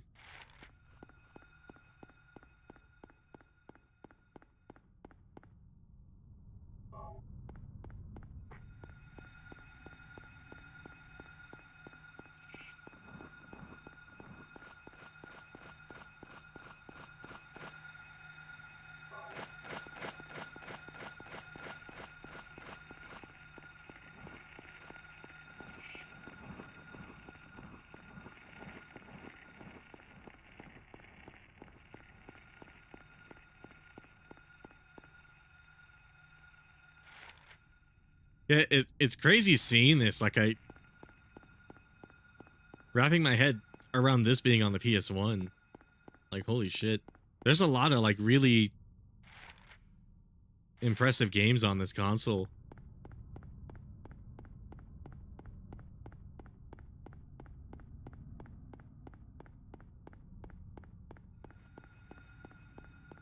Okay, so this must be the church here. Yep.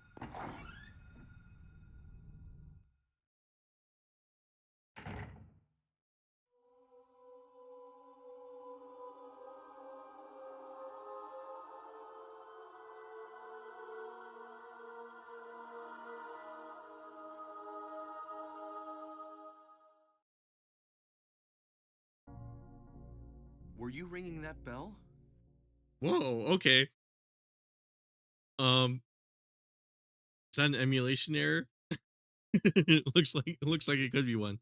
Good thing I saved in their house.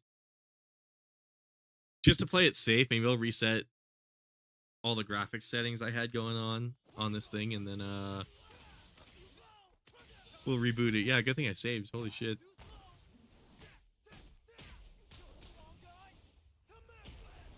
Close the game. Oh yeah. Save state. Oh, should I? I guess we'll try it. Whoa, yeah. Holy shit. Okay. Let's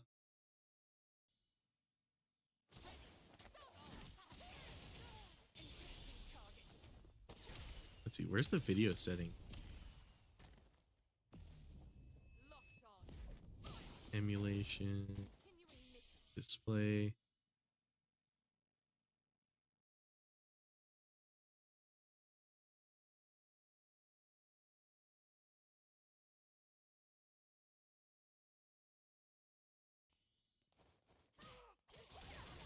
What the hell is Blitz swap chain? What?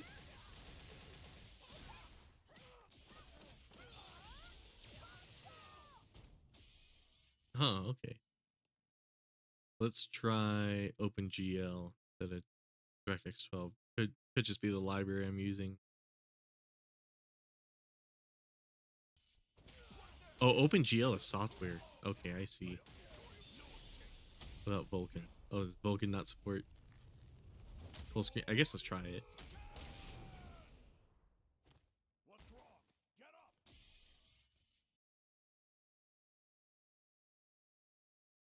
Okay, that's still a little messed up, but is that because I saved the game in that state, or is that because...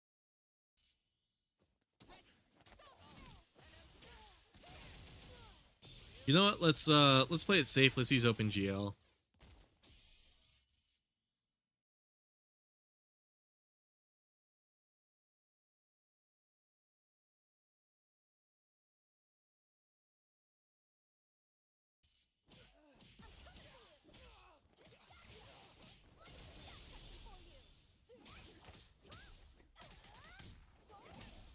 Fresh boot.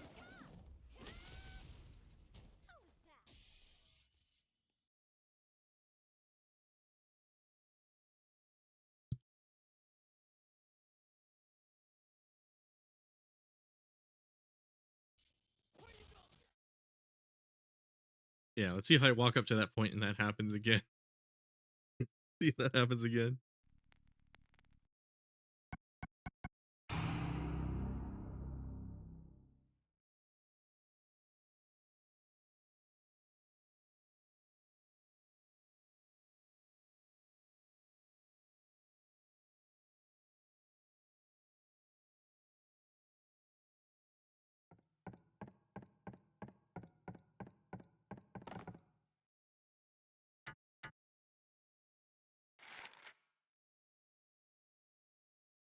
Second? Okay, here, this way.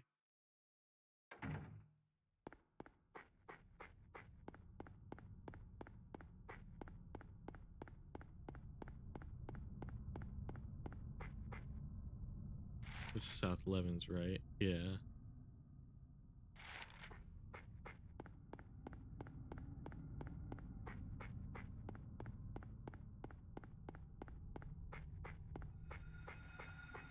So I want to go down this way.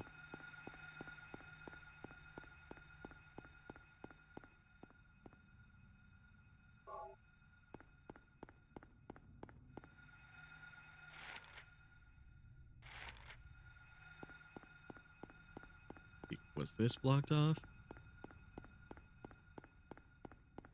Yeah, looks like it.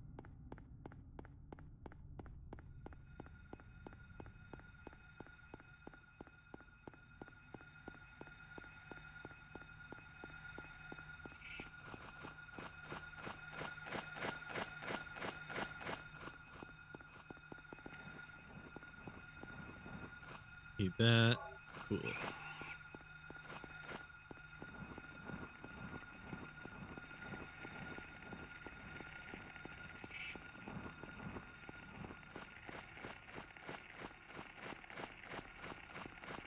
I was thinking when I switched to OpenGL, it would render at like the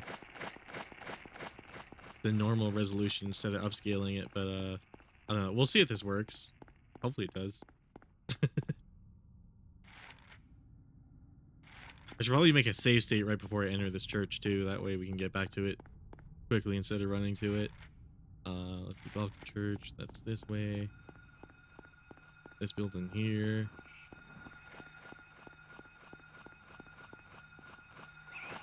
Okay, let's make a quick save state. Oh, hold up.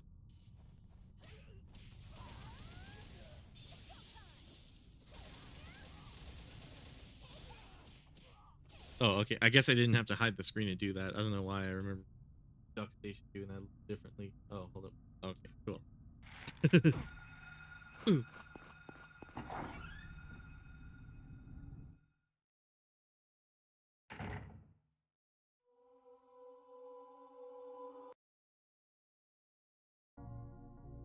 Okay, it looks like it works now. Bell? Oh. Never mind. Damn. Okay, let me...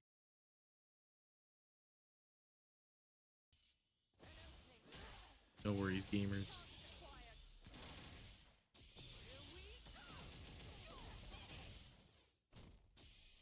Oh, where'd Duck Station go? Hold on.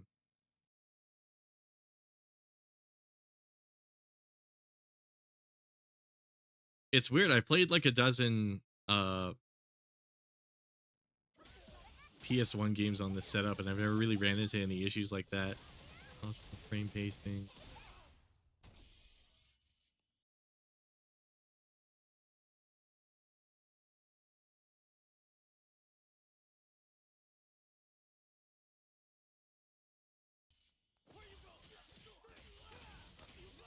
where's the part where like I set the resolution and stuff? Because that would probably help a lot if it was at the native res.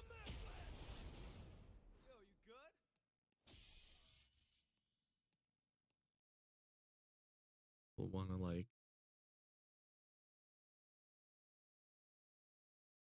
how let's restore defaults actually. Okay.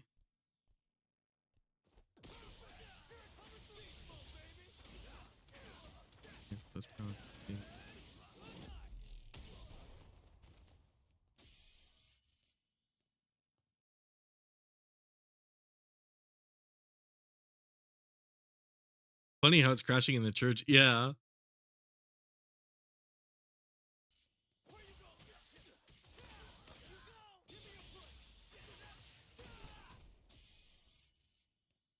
Okay, let's load right before. Let's see if it crashes again.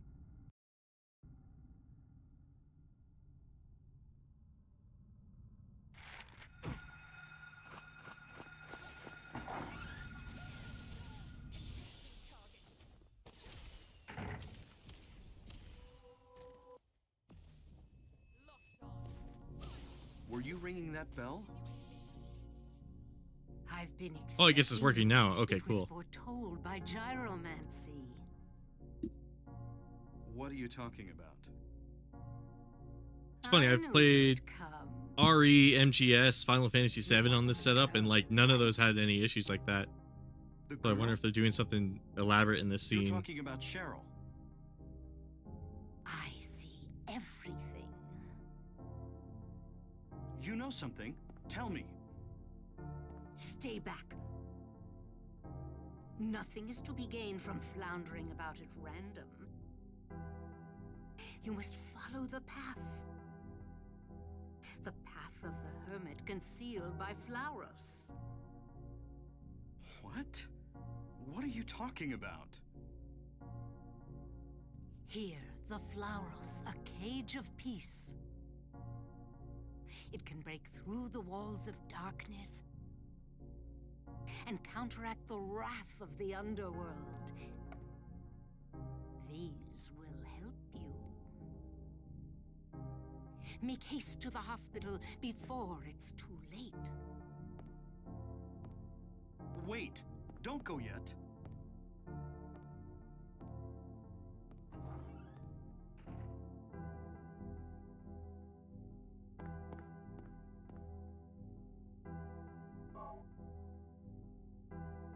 Drawbridge key.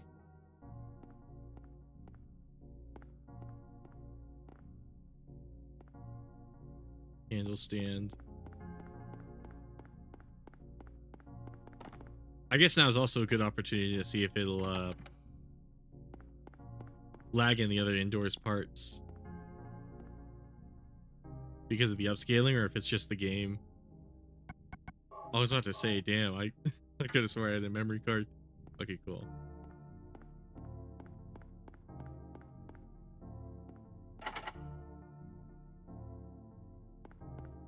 Okay, health drink it looks like, yeah. It might be part of my upscaling. I think that's probably what the problem was, because the game feels a little more responsive now, actually, ironically enough. So I wouldn't really mind playing it this way. Let's see, she said something about this flowers thing I picked up. I probably should have paid attention. Her words kind of went in one ear and not the other. Okay, pyramid shaped object. Purpose and use is unknown. Okay, it says at least for the drawbridge. Where was that? Bridge control room. Oh, I see. So I probably have to head right. This gas station probably has some items in it.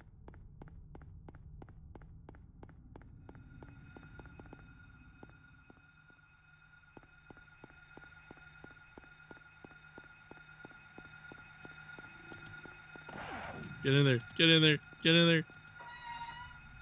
Oh, my foot was stuck on like the lip of the door, I guess. What am I doing on health? Shit.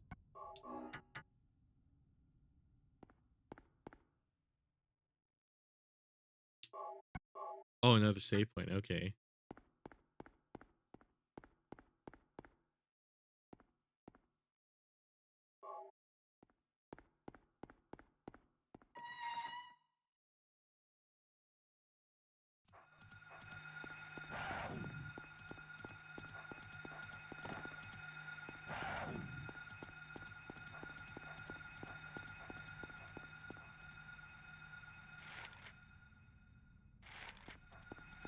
So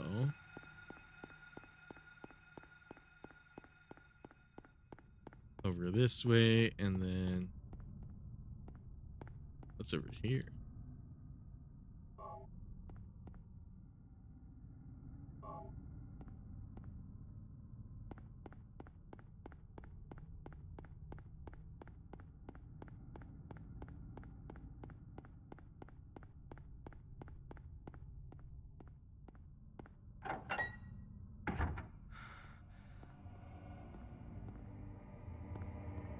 Okay, yeah, it's choppy like this indoors too, so it definitely is just the game, it seems like.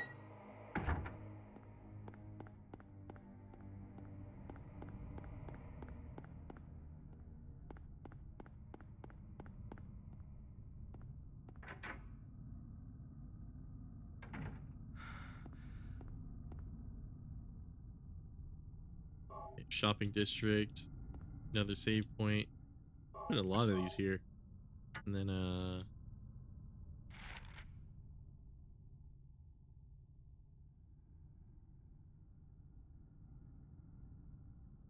wait, so where was the shopping district?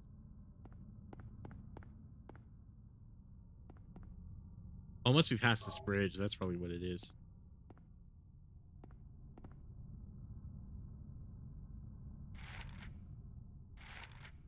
Wrong button. Okay, cool.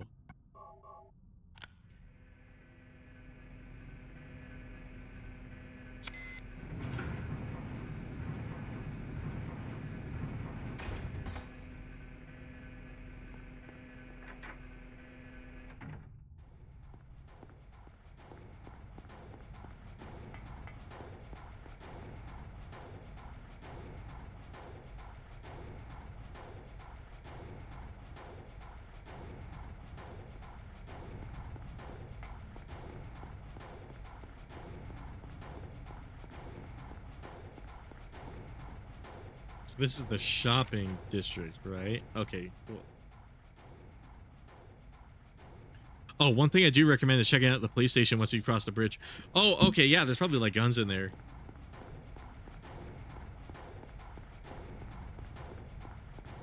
Or at the very least, like ammunition.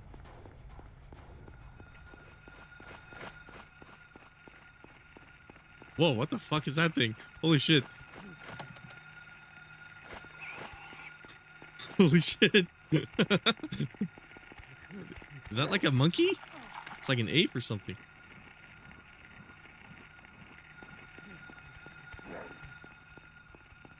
Oh, okay, here's a door. Oh my god. Some of these creatures, man.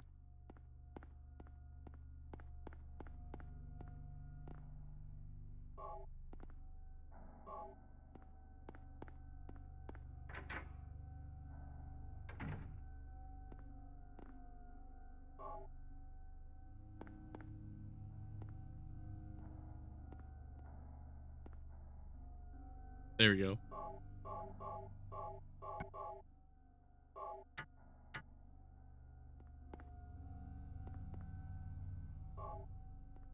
Shotgun shells.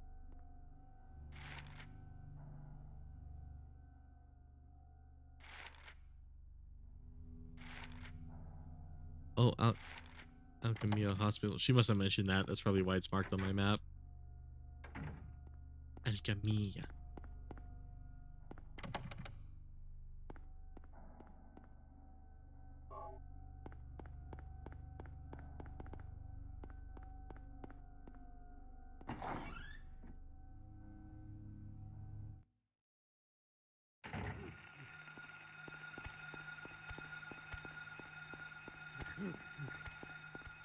Oh god. Okay, cool. I nearly dodged that.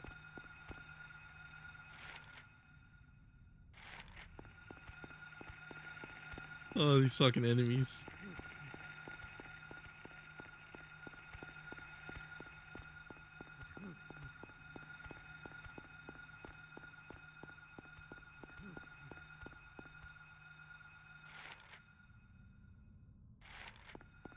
Probably head down this way. If I take an indirect path, I'll probably avoid I'll probably avoid whatever earthquakes or like pitfalls caused whatever the roads to be collapsed. This is a really interesting game. I wonder what the explanation is for all of this.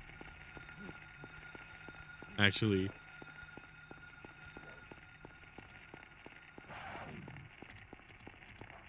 The world these games seem to take place in seems to be really interesting. Oh shit.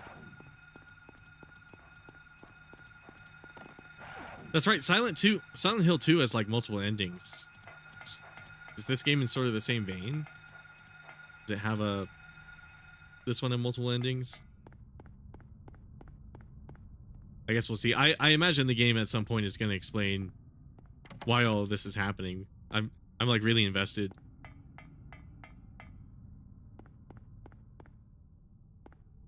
Wonder if there's something to do with this water tower here.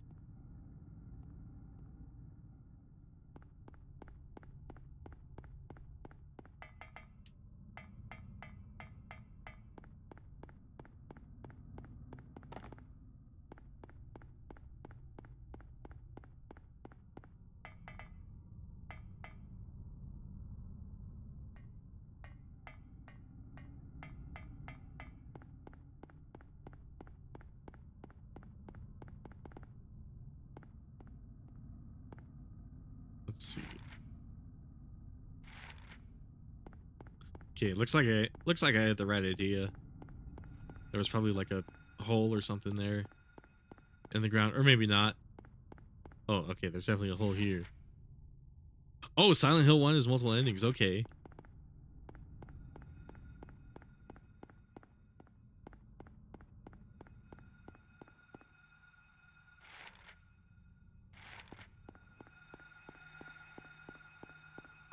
My bad, I had to cross the street. It's over here, apparently.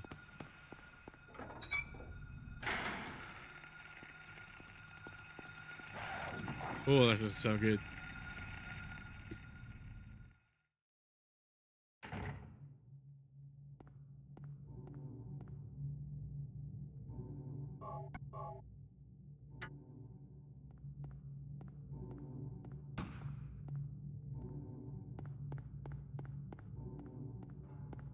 Okay, presumably someone's alive over here.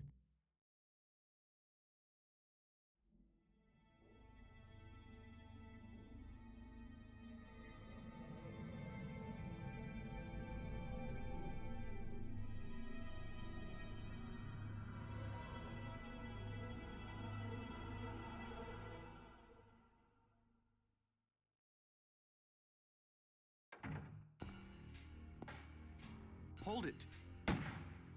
Holy... Stop. Don't shoot. Wait. I'm not here to fight. My name is Harry Mason. I'm in town on vacation. Jesus fucking Thank Christ. God, another human being. Do you work here? I'm Dr. Michael Kaufman. I work at this hospital. So maybe you can tell me what's going on. I really can't say. I was taking a nap in the staff room. When I woke up, it was like this. Everyone seems to have disappeared. And it's snowing out, this time of year. Something's gone seriously wrong. Did you see those monsters? Have you ever seen such aberrations? Ever even heard of such things?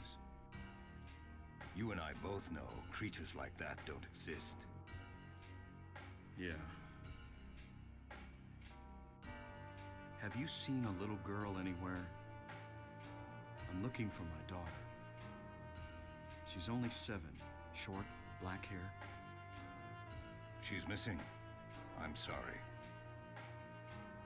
But with all those monsters around, I highly doubt that she's... Dirty Harry almost took us out. Yeah. Sorry, I didn't mean to alarm you. Jesus. Your wife, she's here with you? She died 4 years ago. Now it's just me and my daughter. I see. I'm sorry. Well, I'd better be going.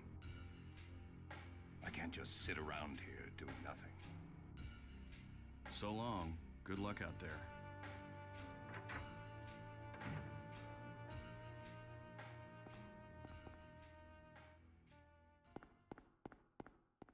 I really like the soundtrack in this game. It's a lot of PS1 games also have like really excellent music, despite being so like limited. 30 Harry. Yeah.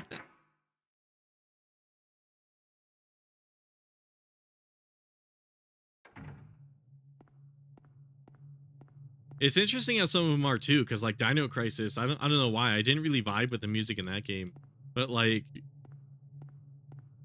the really simple like tracked instruments of like PS1 games for whatever reason, I kind of have like a lot of charm for. I'm kind of charmed by it a little bit. Same with FF7, where like the music really isn't like anything too special, at least as far as like instruments or anything go. It's not anything too elaborate, but like for whatever reason, it kind of gets stuck in my head. Hospital basement. Okay, yeah, this is definitely like a whole new dungeon-esque area.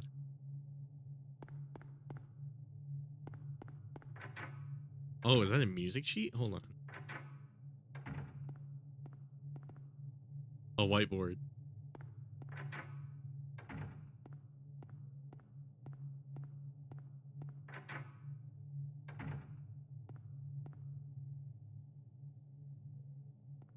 Oh, I don't have a map for this place. It was only for the downstairs, huh? Let's see.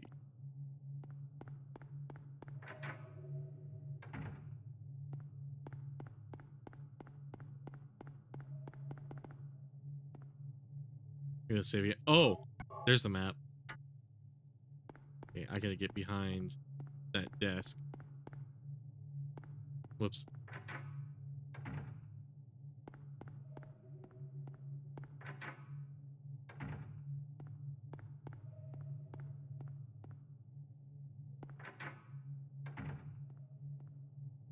It'll help me orient myself a little bit.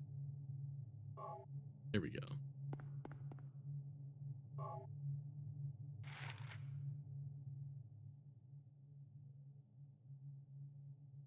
Entrance.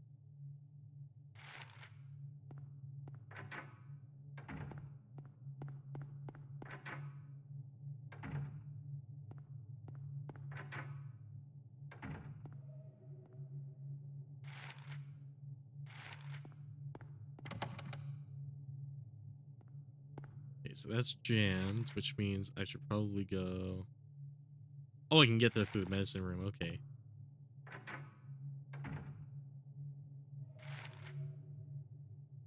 Maybe it's just me, but I find OSTs in older games more memorable for how distinctive they were, rather than the cinematic orchestral ones of today. I think, yeah, it gives it a lot of like, gives it a lot of character, because like a lot of games nowadays have a very like you said, it's very like orchestral, and it's like a score for whatever reason, as opposed to like nowadays it's kind of like unique when a game has a soundtrack that's like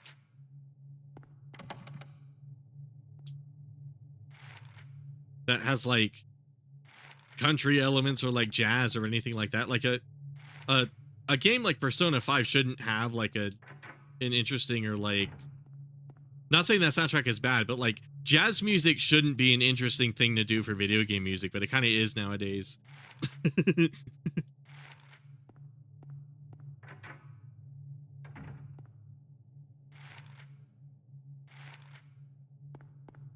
Or like I guess also in that vein, like Persona 3, or like Street Fighter 6, you know, Third Strike.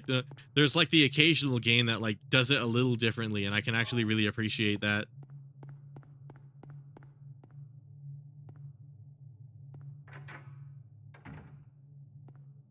But yeah, nowadays it's like, or like Snake Eater. Snake Eater is another good example where it's like there's like I was saying, there's like a little bit of like country elements to it, or like more like old school like 60s rock that I really like.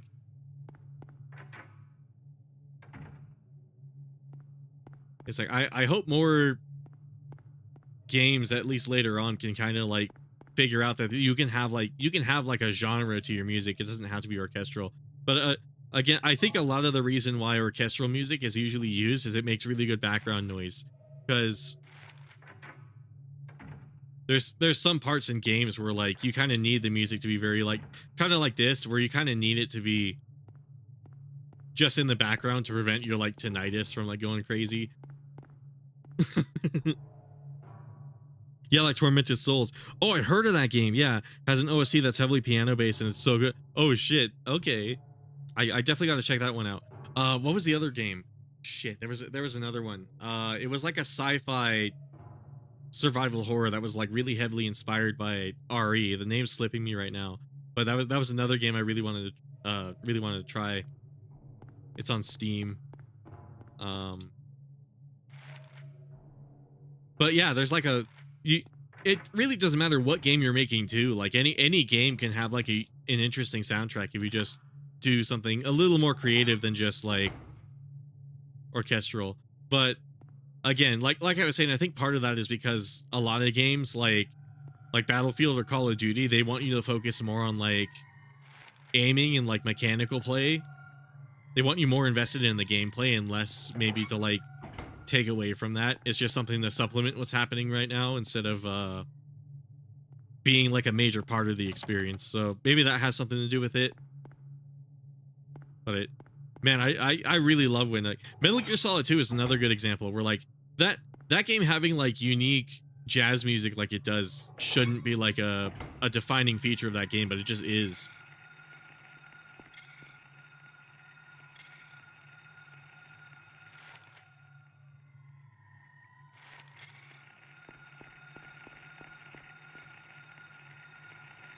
Oh.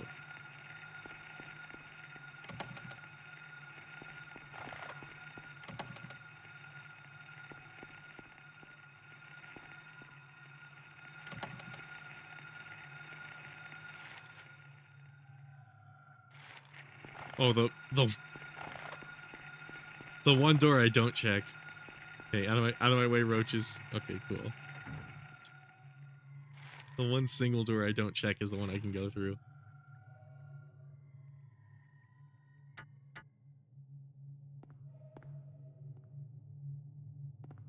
But I actually really like the soundtrack in this game too, because like I was saying earlier, it's very understated, so it kind of lends itself to like the horror ambience of it. I guess Resident Evil is another example. Even though I said it was a little campy and kind of got in the way of the horror, I do like the music of like the older Resident Evil games. It is just good music in general. In-house generator, ICU's operating room. Yeah, let's press it.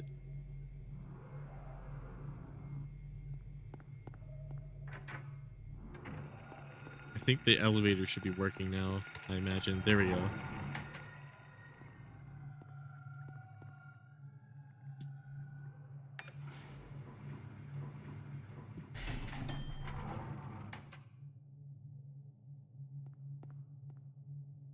I really should play some like RE inspired indie games. There's a lot of games I gotta play. I don't really see myself running out of things to stream soon, I'll be honest. But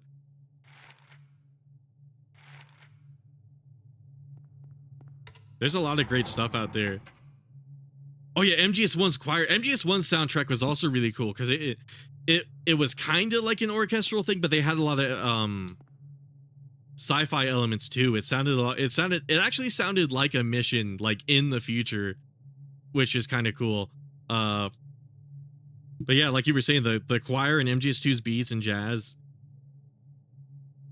I like MGS4's music quite a lot too. There was like I remember the first time I was in Afghanistan getting detected, and you kind of have like the undertones of like the metal guitar or like the rock guitar doing like the powerful low chugs, and then you have I like all of the leitmotifs of that game too, like Old Snake's theme and the love theme, where it kind of plays into that whole like Afghanistan setting. I guess it is like a tiny bit stereotypical, but I really like that. I like that desert aesthetic a lot. It's a theme that I feel like doesn't get explored in too many games. And part of the reason for that is like there's games that do it really well, like Fallout New Vegas or like MGS4. And then there's other games where it's kind of mid, like for example, like a Call of Duty game that would happen to take place in Afghanistan. MGS5 takes place in Afghanistan too, I guess. But there's Call of Duty, which would do it kind of mid, where it's just like, oh, you know, it's just a bunch of like sand and buildings and stuff. And then there's games like Saints Row 2022, which like make a desert setting like super boring for whatever reason. And it's games like that where I'm kind of like, I can see why people don't pick deserts often, because it's hard to make it. It's not necessarily hard to make it look good. Deserts are really easy in terms of performance. Like they're not computationally expensive, but they're just not that interesting unless you do something a little bit like New Vegas did, where like the whole point was it's like a nuclear fallout, so it's supposed to be kind of barren. Whereas opposed to like a game like Saints Row, you're expecting to see like lots of people there, and like the metallic cactuses and kind of weird shit like that. It kind of doesn't really work together. The love theme is probably in my top 5 themes in MGS, especially the SSBB. Oh yeah, the Super Smash Brothers one, where it sounds like an epic battle in the snow. Yeah, I love the love theme in general. It's easily one of my favorite. Like I said, that game has like really excellent music as far as like it could have been orchestral, and it kind of was, but it had a little bit of a taste of like something different, and it was different for each of the areas too. I remember like the detection theme and stuff like that. They went through all the effort to make it like unique in whichever part of the world you were in. It was another reason I really like Peace Walker's music, because Peace Walker was okay with being like a mobile game in terms of its music. So there's like I remember the mission select theme in that game, even though it's kind of like penis music-y with the vibrating synth it kind of has going on. I kind of like that part of it, where it's like it's totally fine with being like a mobile game and sounding kind of like something you hear on the DS, right? Even though it's a PSP. I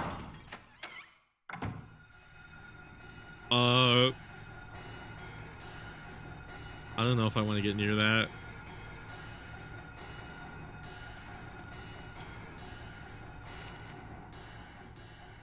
The game's getting spooky now.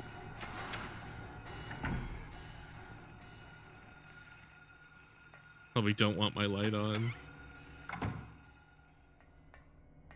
But Brawl remixed a lot of themes too. Smash Brothers. That's another cool thing about Smash Brothers. It manages to take like oh, the new Not Saints Row had a decent OST from what I remember, but it did feel a bit indecisive of what it wanted to be. Yeah, it was like, oh, okay, good thing she didn't notice me. There's some good tracks in that game. Like I remember the character creation theme is easily one of the best ones, but it's like one of those things where it's like, I'm sorry I talked about Saints Row. I wasn't talking about its music. I was talking about the desert setting for whatever reason. But that game did have some actually like decent music. But like you said, it's not really a Saints Row game. That game is really bizarre. That game is really bizarre. I know I'm not unique for shitting on it, but at the same time, it's like I'm not saying anything unheard of. But yeah, that game is a lot of really weird missteps.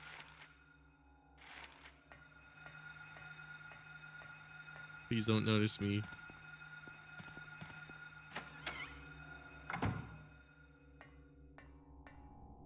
LMAO. Yeah, I don't know why I ranted about Saints Row, but I'm here for it. I also kind of like a bad game every now and then. I'll be honest with you. I won't say Saints Row is a masterpiece, but the little bit I did play of it My favorite, my most favorite and least favorite part of that game is the writing.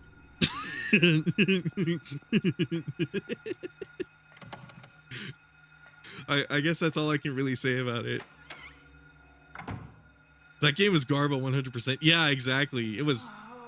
Uh-oh. I think I drew that lady's attention.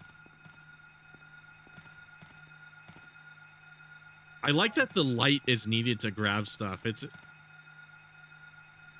steel plate screwed to the wall. Oh my god. Get out of that. This game is like really interesting mechanically. I actually really fuck with it.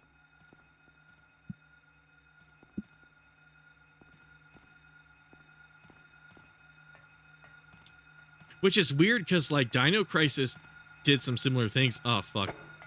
Okay, cool. I did the Ken mini run. Dino Crisis did some similar things. I don't know why I didn't really get behind that game. Maybe I just need to revisit that game. Because when I was wrapping that series up, I was like not very impressed with that game, but at the same time I wondered if I was being a little too brutal on it. Or like a little too weird with it.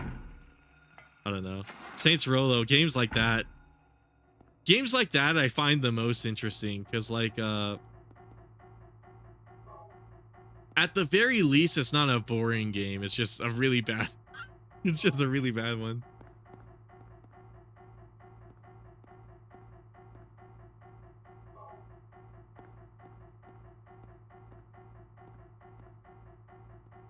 Well, the shooting in that game is how do Saints Row games, how are there so many Saints Row games where like the shooting is so floaty? You think at some point they would eventually figure out how to make like good shooting?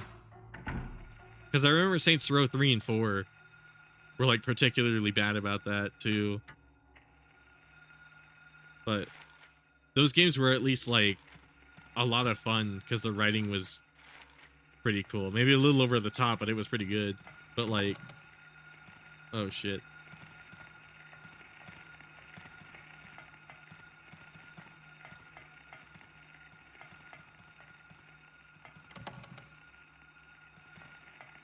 Can I go through here? There we go. I was thinking of picking up the new Saints Row game only because it's on sale on Steam, but I heard a lot of bad things about it, so I'm not sure if I'll buy it.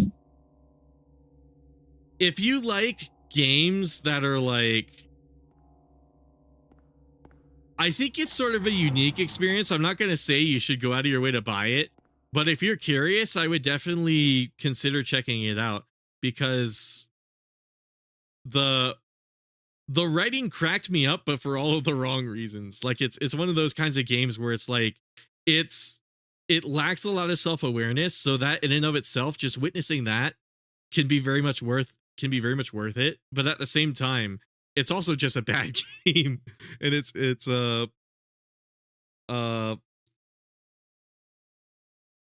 if you've played any of the other Saints Rows, you might be able to tolerate the shooting because like the shooting controls aren't exactly the best in the other games too.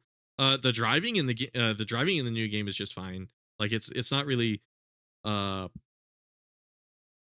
great. Yeah, if anything, I recommend you get Saints Row 2 or 3. Yeah, those games are especially the better ones. And it's weird because those games are more in line of what the new Saints Row was trying to do anyways. It seemed like the new Saints Row was going for like a compromise between early Saints Row and like the quote unquote like sillier modernized Saints Row, and it turned out to be like the worst of both worlds. So mainly Saints Row 2 because that one's story is really good. Yeah, Saints Row 2 I hear is like the best one. Sorry, but yeah, back to Smash Bros. They also remix MGS2's Subsistence theme of Solid Snake and Ultimate, and it's actually really cool. I gotta play more Ultimate, but I remember they introduced a lot more music in Ultimate now that I remember. I think they put the Peace Walker theme in there, which was cool because that's easily one of my favorite pieces. Speaking of Peace Walker, the theme song for that game is easily one of my most favorites out of all of them. That series just has really good music.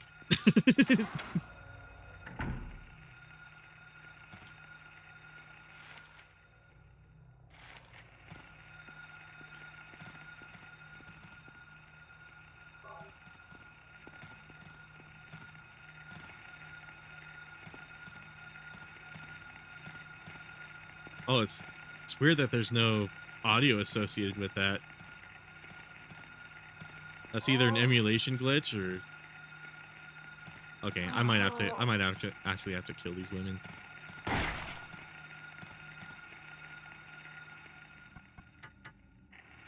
We'll have to slay women.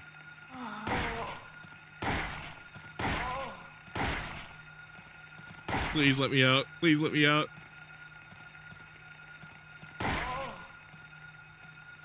Can I kick her? Okay, cool.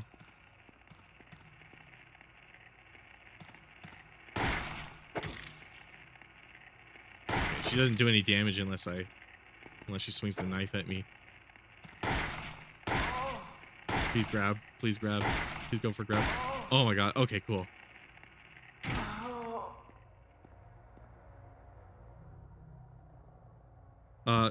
Yeah, I was just thinking about that too. They have all except the first one on sale right now for less than $10. Oh, really?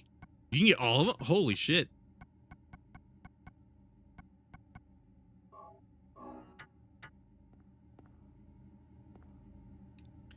I suppose that the new Saints Row is bundled in with all of the other ones. It might not be like bad because at least you'll have like the good ones to refer to.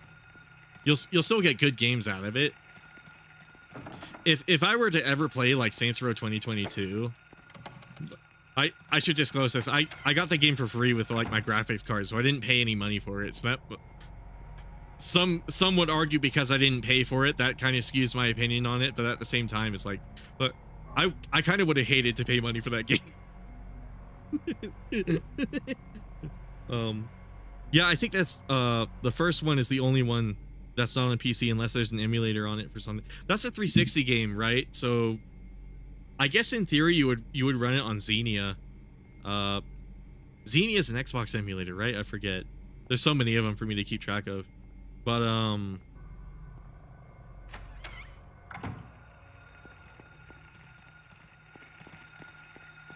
yeah, the new one's interesting to play as like a case study. As for what you absolutely should not do in your writing. Saints Row 1 was only ever... Right, it was an Xbox exclusive. I remember that now. Kind of like, what was it, Kingpin or whatever it was? What was the other series that was like an Xbox exclusive? Or Crackdown, that's what it was. Except I guess Crackdown's not too similar to Saints Row. But yeah, they don't have it on Steam. Xbox has it though on the store. Oh, I see.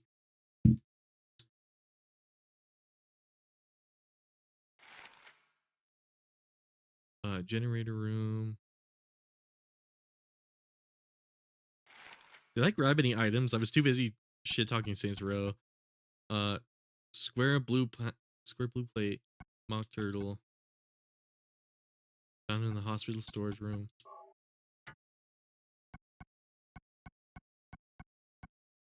The emergency hammer, highly damaging but hard to use. Oh, guess let's give this a swing. Oh, is it like the same?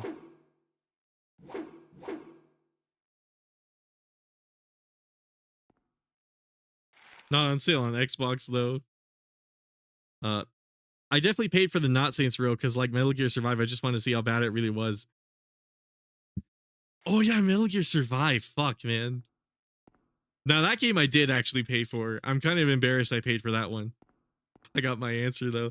Yeah, like I said, kind of Saints Row, I'm kind of glad I got it for free because like I said, my least favorite and most favorite part of that game is the writing.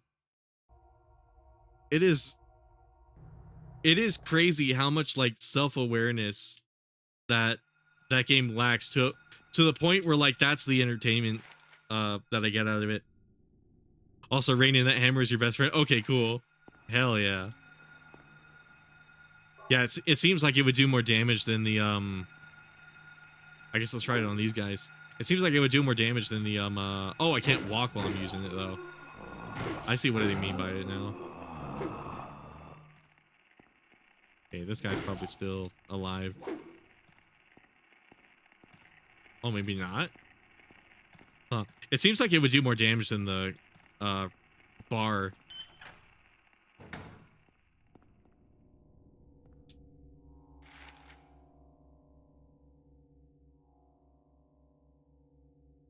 Let's see. You know what? Can I leave while I'm in this state? I wonder what happens. Lock his jam. This is like an interesting idea for the dungeons. You kind of get 2 out of each area. There's like a earlier half and like a latter half. It seems like. Oh fuck. That's not good.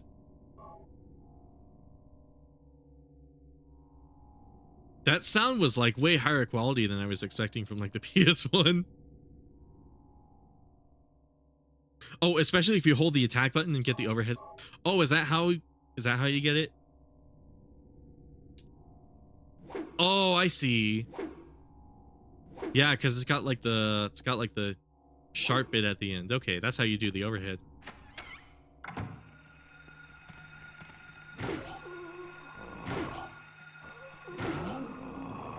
Seems like I can hit enemies that are lower too. That's really useful, actually. Thank you. Because I was wondering how I was supposed to hit enemies on the ground. Because I would press it and get like the regular swing, and then it would kind of come out randomly every now and then. Yeah, okay, it's definitely because I'm holding it.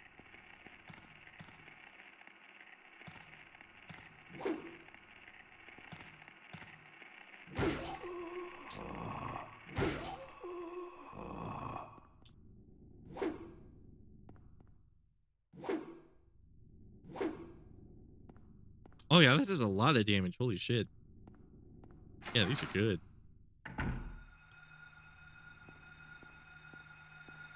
Probably need the light to pick this up. Oh, that's not something I can pick up, I guess.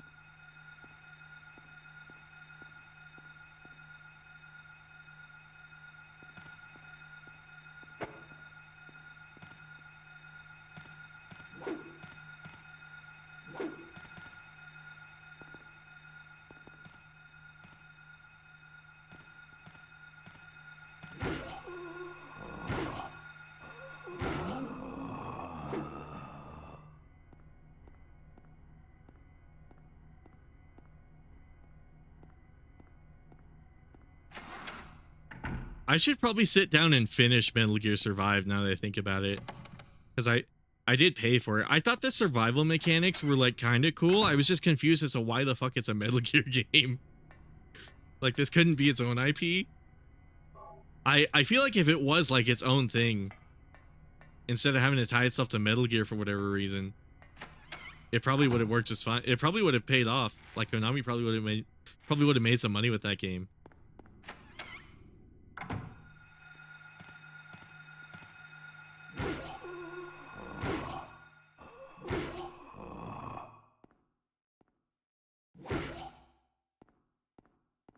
The story probably wouldn't have to be as dumb too, because they wouldn't have to like find some weird way to like tie it to MGS5 for zero reason.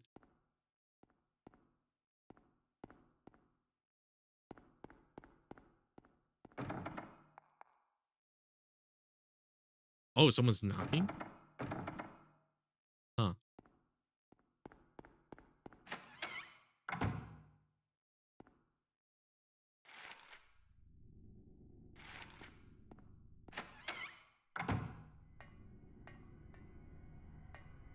I guess this isn't exactly a hidden gem, but I am really surprised by how good this game is.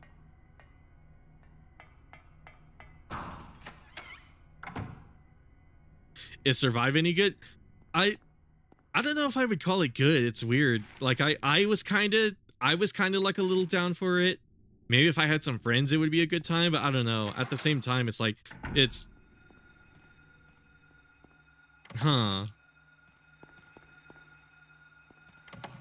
another thing where it's kind of hard to recommend. I probably wouldn't go out of my way to buy it. It's another game where like you would probably only want to play it out of curiosity. But I've never beaten it, so I kind of do want to see how that game concludes. I imagine it's not going to be... I imagine I'm probably not going to like it, though. Oh, is this guy dead?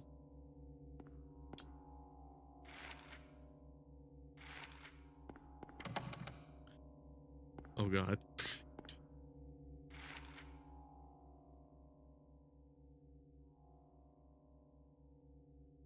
Wait, the medicine room door was locked, right? Oh yeah, that was the door I tried to unlock, and then there was the knocking on the other side. Okay, let's go up.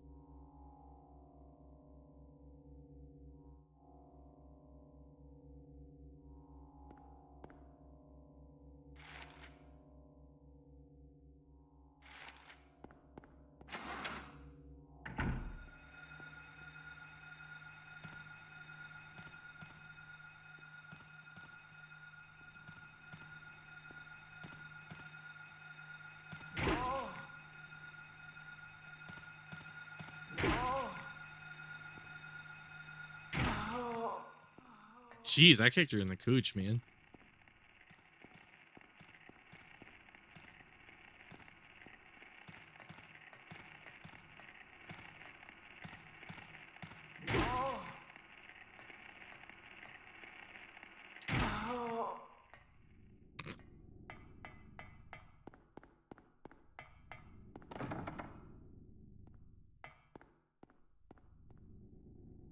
From what I remember, Metal Gear Survive does this weird thing where supposedly the world they're in has random things from throughout the Metal Gear timeline bleeding into it or something. Oh, really? That's so stupid. What?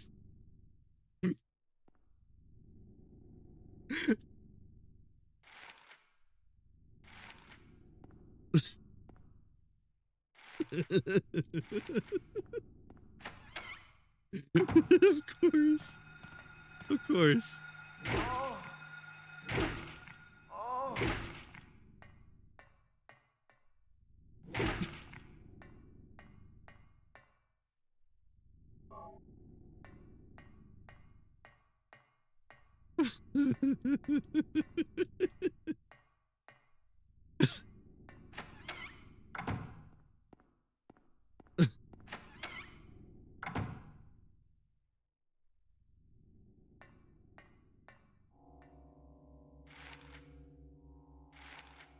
Holy shit, that's that's actually really fucking dumb.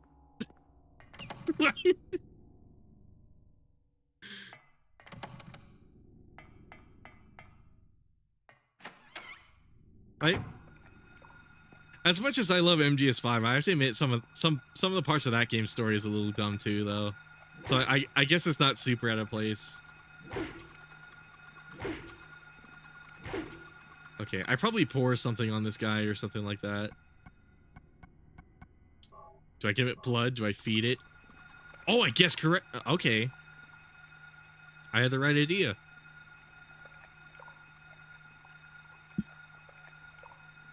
Okay, grab it quick before it's sated. Wow, I can't believe I just put two and two together and did that by myself. Not really, but I guess one way to look at it is if you want to see more of the Fox engine or want to use your MGO OC, it's something to do. I don't know. Yeah, that's an optimistic way to look at it.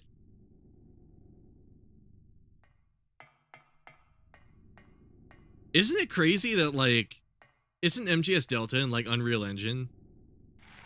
I think I remember hearing something about that. I thought it was going to be Fox Engine when I saw the screenshots of it, and I'm like, oh, this looks like MGS5. That's not... MGS5's, like, almost 10 years old now. Come on, man. Why are we using Fox Engine? Turns out it's Unreal, and I'm like, oh. Tangerines that are bigger, lucky for leaf. I should probably reread this. Hold on, I got a little distracted. Yes, you'll see stuff like the main platform from Diamond Dogs laying around. That's right, because like it started like right after the Patriots blew it up or whatever. Skullface like infiltrated it and blew it up. That's right. So if I had to guess, there's probably like a Metal Gear Ray laying around and like a fucking there's probably like a fucking Arsenal gear, some shit just sitting in the desert for no reason. Clouds flowing over a hill, sky on a sunny day, tangerines that are bitter, lucky four-leaf clover, violets in that garden. Like, I don't like the game, but using it in my OC and it actually made it worth it in a way.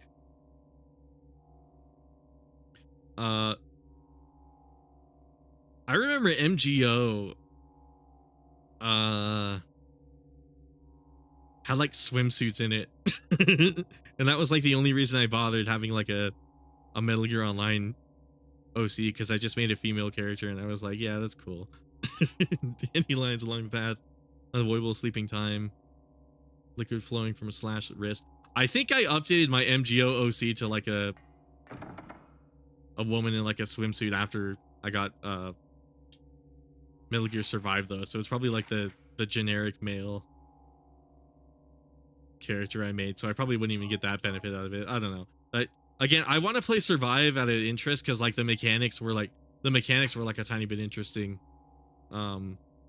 Like I said, if it wasn't a Metal Gear game, it probably would have been like a profitable like survival game. Like it might have actually gone over well and made Konami a lot of money. Just for whatever reason, they needed it to be a Metal Gear game, and they have to do this weird time rift bullshit that like a lot of spin-off games for whatever reason seem very content on doing, or intent on doing. Can't remove that plate. Okay, so I need one more plate. Same eyeballs, LMAO, yeah. MGO, I remember, was actually really MGO3 specifically for like MGS5. I remember was really fun. I'd love to see MGO2 because I really like the Metal Gear Solid 4 engine. It's also part of the reason I like Peace Walker a lot.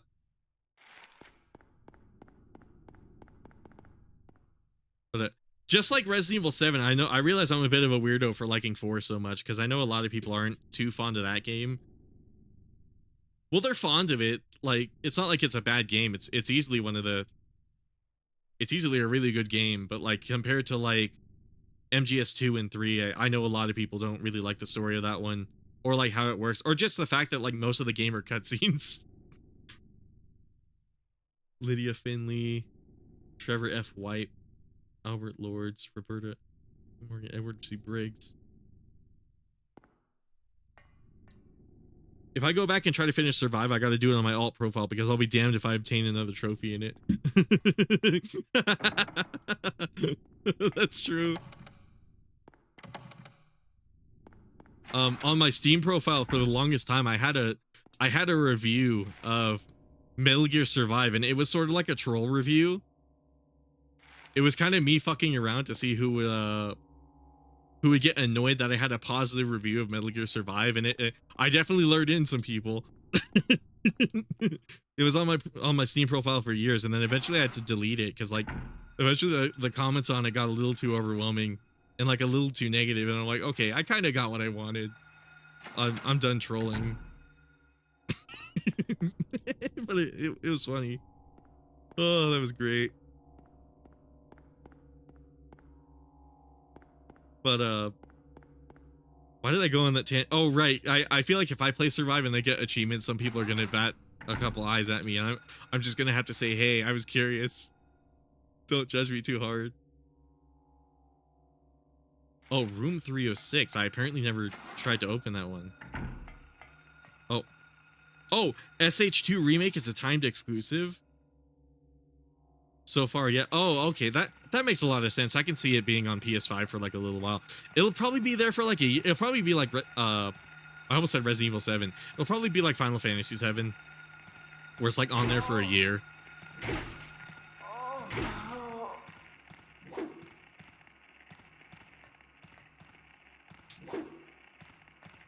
I wouldn't be surprised. I did buy Final Fantasy 7 Remake. No wait, I didn't buy it. A friend gifted it to me on like PS5, and the day that he gifted it to me was the day it was announced it was going to be on Epic Game Store. It was so funny. And then I ended up not playing the remake because I wanted to play the original game, and that's been taking me quite a while because it's a big ass game.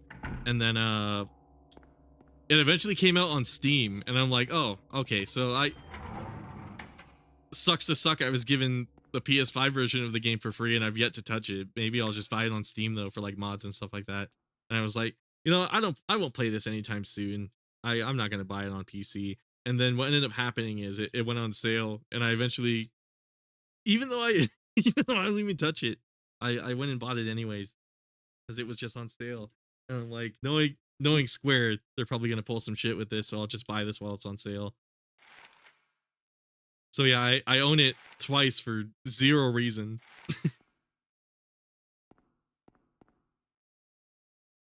I do hope that remake turns out great. Because SH fans are starving for. They really are, man. They're kind of. It's kind of funny to see the fan bases that are like neglected a little bit, because like I feel a little bit of that way for Mega Man fans. Mega Man fans I kind of like to rip on though.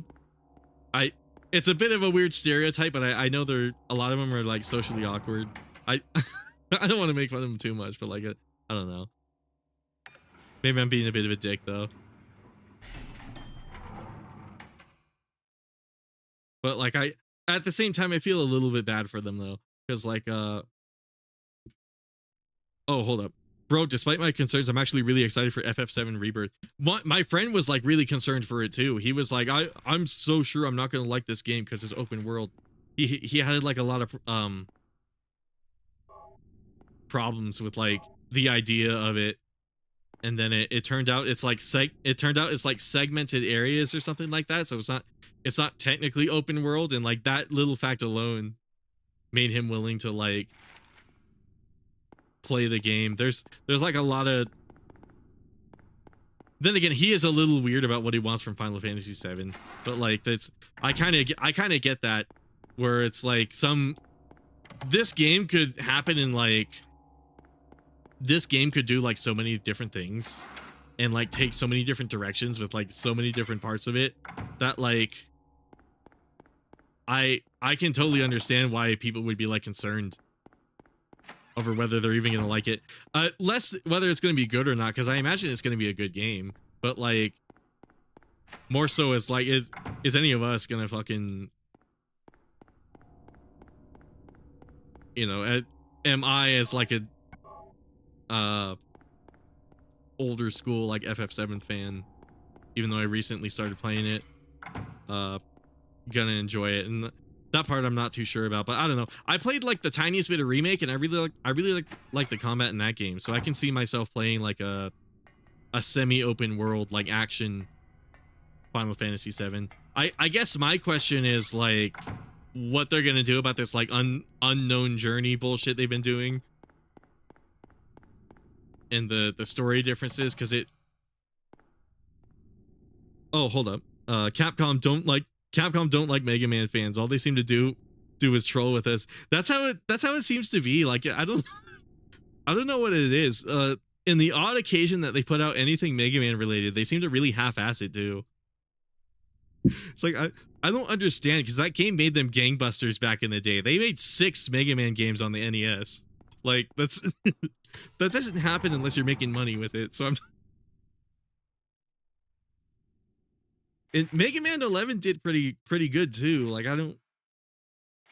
they're so weird about that series. That's actually a funny concern, because OG was also open world in Disc 2. I know, right? It's a little weird, but some of the FF7 fans I know, they want very specific things from this game.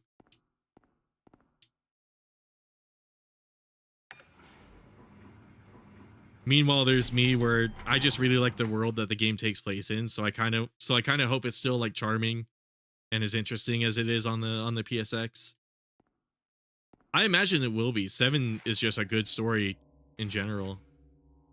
But am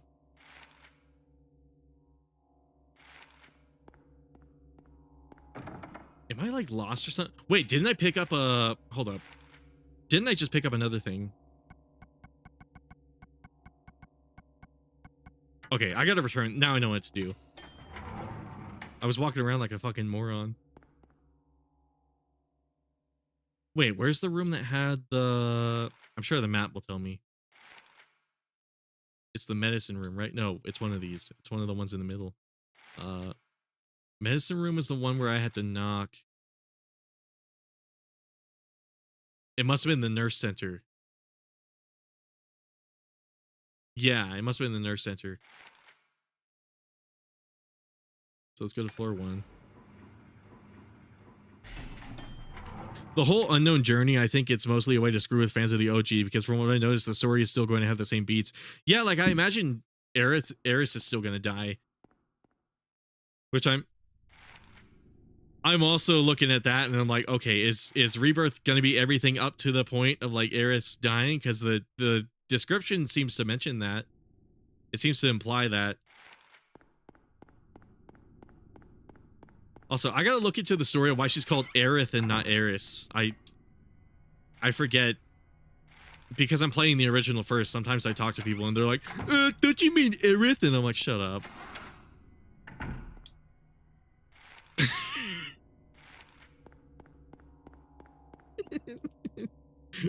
Like, shut up.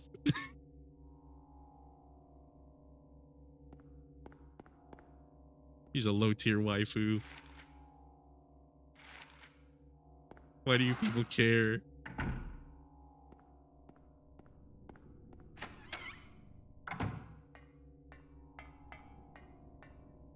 I'm gonna anger some people by saying I'm not like the biggest fan of Eris, but like really, come on, yeah.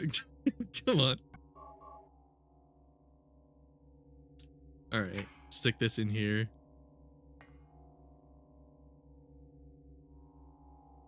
Oh, do I have to put these in like a specific order? Oh wait, maybe the colors like blend. It has to have something to do with the colors. Well, shut up.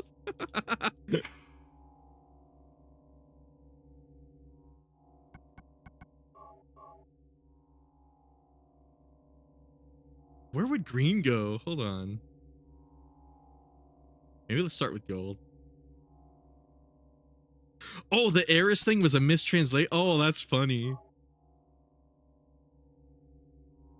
So it was supposed to be Aerith the whole time. Okay.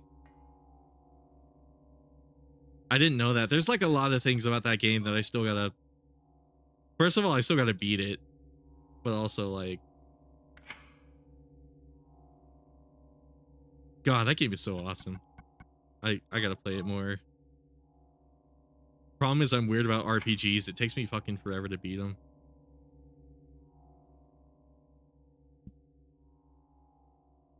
I'm definitely raising my eyebrow because, huh? About me not liking Aerith?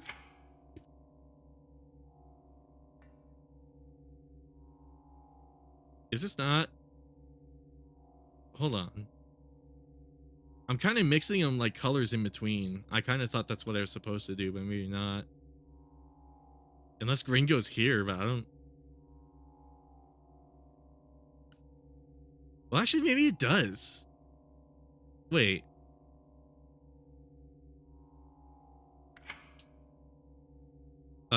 Again, I'd like to make it clear, I have very strange tastes. So I wouldn't be surprised if a lot of people like Eris. Or Aerith.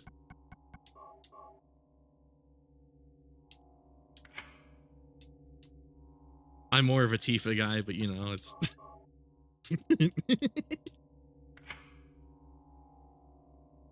Do I have this the wrong... Hold on. They do have like animals on them, so... He definitely a Team Tifa, man. There you go. You guessed it. There you guessed it.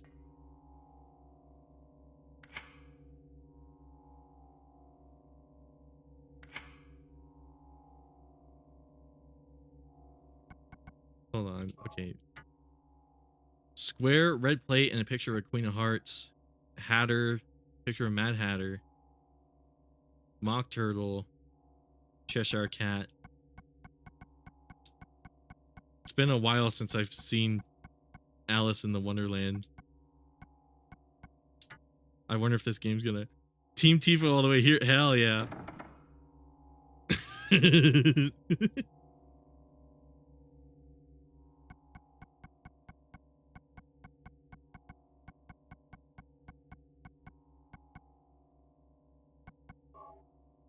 Solid Snake sucks. I like that Iroquois Pliskin guy way more. They should have made games about him.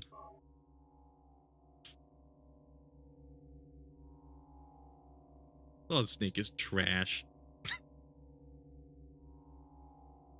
Where the fuck do I put these?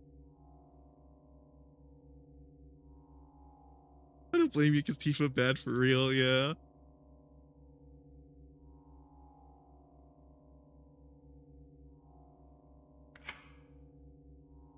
Is there like a hint? Oh, duh, there's... It's not like there's something written on the fucking wall to tell me how to do this.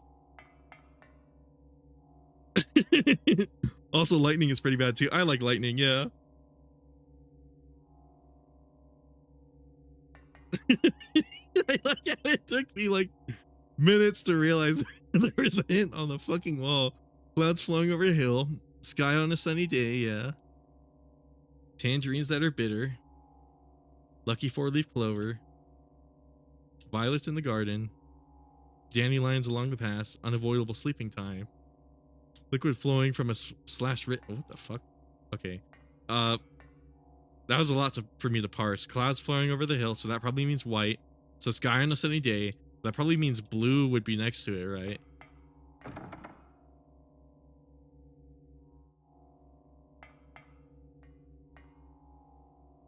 Sky on a sunny day. Tangerines that are bitter.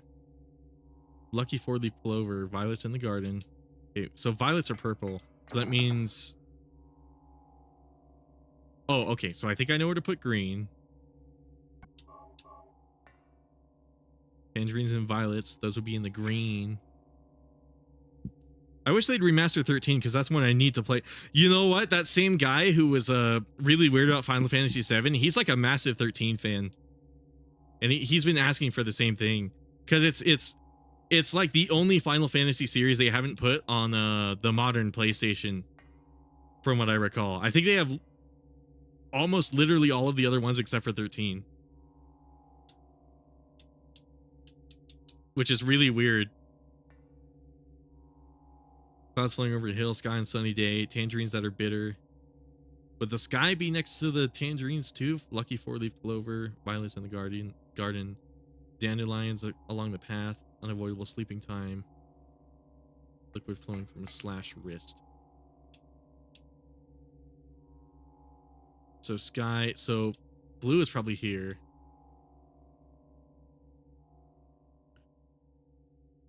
We just got a little sidetracked. No worries. I like talking to chat. It's pretty cool. Little sidetrack. Or wait, maybe the sun is supposed to be here. Yeah, because this one's yellow.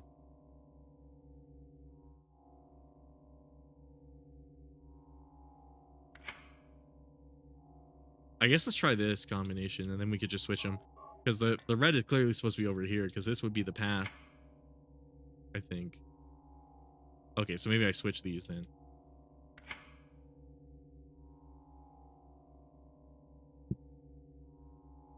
They remastered 13. Yeah, exactly. They remastered it for like PC, I think. It's sort of a weird situation too, because like I think the Windows Store version of it is different than the Steam, and it's like better than the Steam one. The way they treat that series is so bizarre. I really don't understand what they were. Did I put him in the same spot? I think I might have, yeah.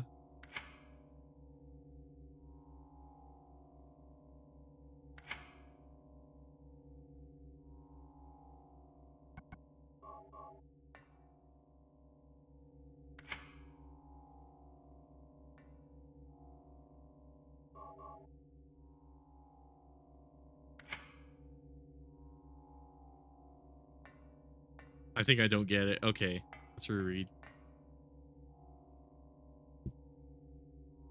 Come on, Square. 12. Clouds flowing over a hill. Sky on a sunny night. Tangerines that are bitty. Fuck, I gotta reread that. Okay, clouds flowing over a sunny hill. Wait, what would the hill be? Clouds flowing over a hill. Sky on a sunny day. Tangerines that are bitter. Lucky four-leaf clover. Violets in the garden. Violets are purple, right? I'm pretty sure they are. I'm pretty sure the color violet is like a shade of like purple. Yeah, it is. Okay.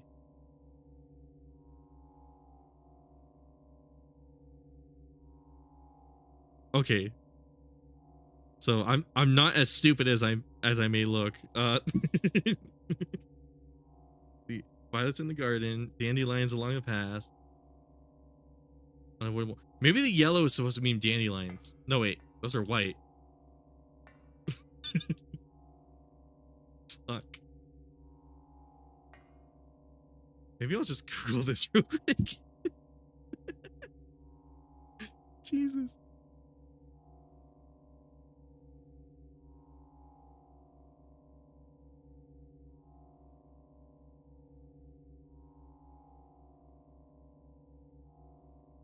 Wait, how does that make any sense? Okay.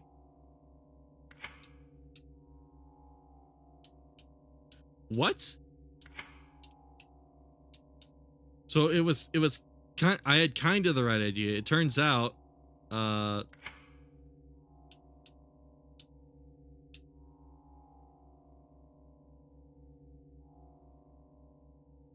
did it say violets on a sunny day? Hold on, let me like reverse engineer this shit. Because I'm curious how I was supposed to come to this conclusion.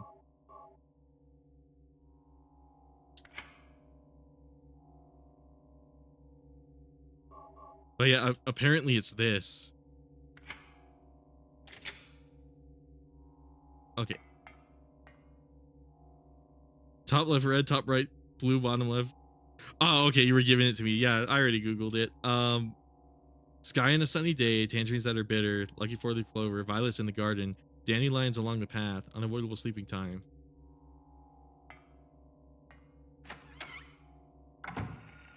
Okay, whatever. Oh, that was like a perfectly timed dodge.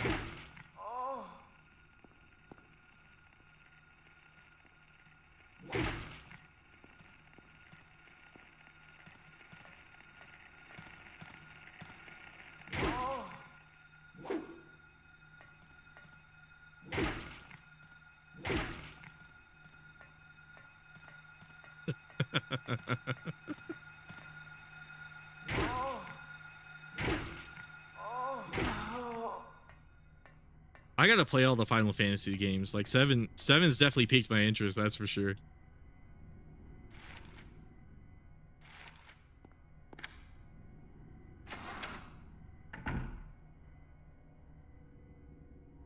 The riddle was referring to all 8 of the square.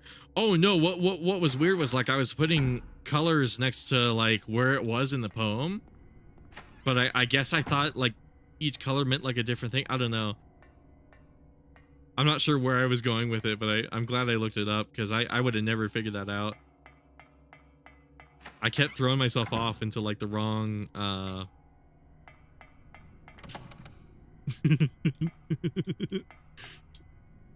into like the wrong direction with it.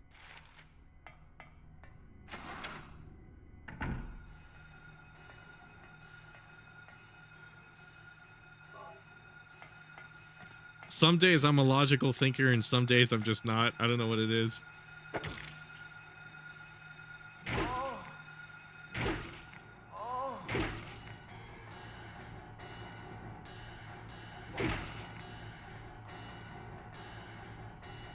Alcohol bottle looks empty.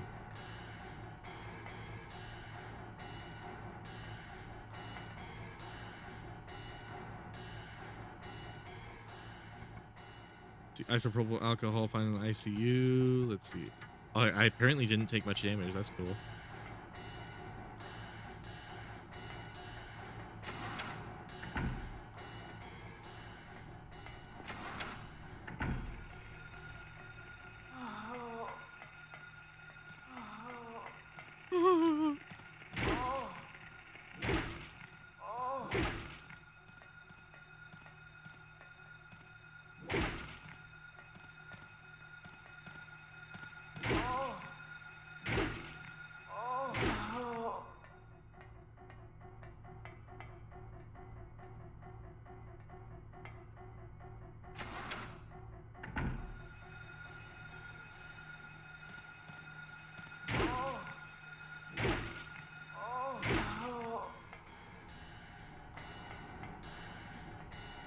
God damn, this game is amazing, dude. Holy shit.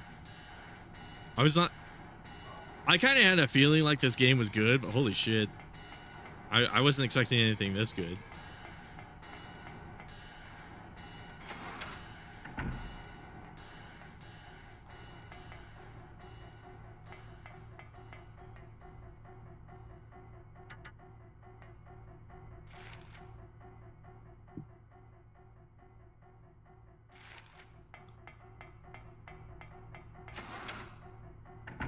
It's weird that I really dig this game and not Dino Crisis. I don't know what on earth is wrong with me.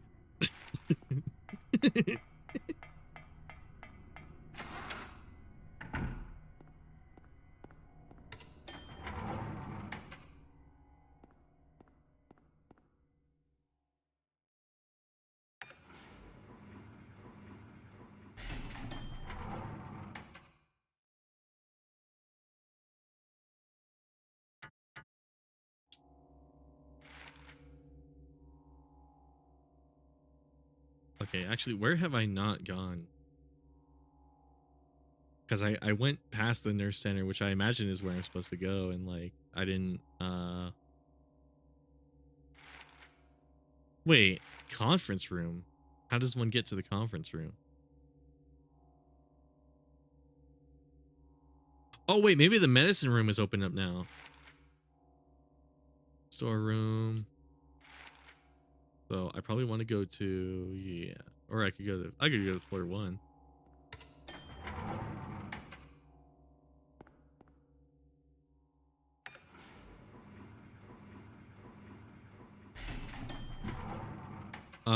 One thing I'd at least like to do when Rebirth comes out is dedicate more time to Final Fantasy, because I really need to finish the ones I've been eyeing since I was like 9 and 6. Oh shit. There was one game I played, I think it was Crystal Chronicles, when I was like really young. And I think that was like the only Final Fantasy I ever touched. Up until playing 7 recently. I don't know why I was like so averse to it. It's not because like I thought I would like hate it or anything like that. I think a lot of it is just the fact that like Final Fantasy is like the RPG series, and after like a certain point in my life, I was just kind of fed up with RPGs. Oh, I guess maybe not. But like, I don't know. It's weird because like I hear the other Final Fantasy games do like, for example, 6 do combat a lot better than 7. At least in like terms of mechanics. So it's weird that I like 7 so much, because like 7 really isn't that much different beyond the materia system. Or it's not anything like that unique beyond the materia and like customizing every part of your party. And like the party members aren't really too special either. You can kind of customize whichever one you like to fit whatever role you want, which I also really like.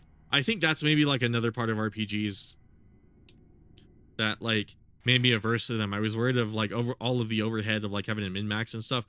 But then again, there's games like Monster Hunter that I like, so I don't really, and that game's definitely an RPG. So it's weird that like I'm so weird about them. And there was like a period of my life when I was like a teenager where all I would ever play was RPGs. Like I said at the beginning of the stream, I was in the Mother community for like a little while. That's an RPG. It's kind of a bad RPG, I'm not gonna lie. After playing a bunch of other games, I've kind of realized how bad those games are.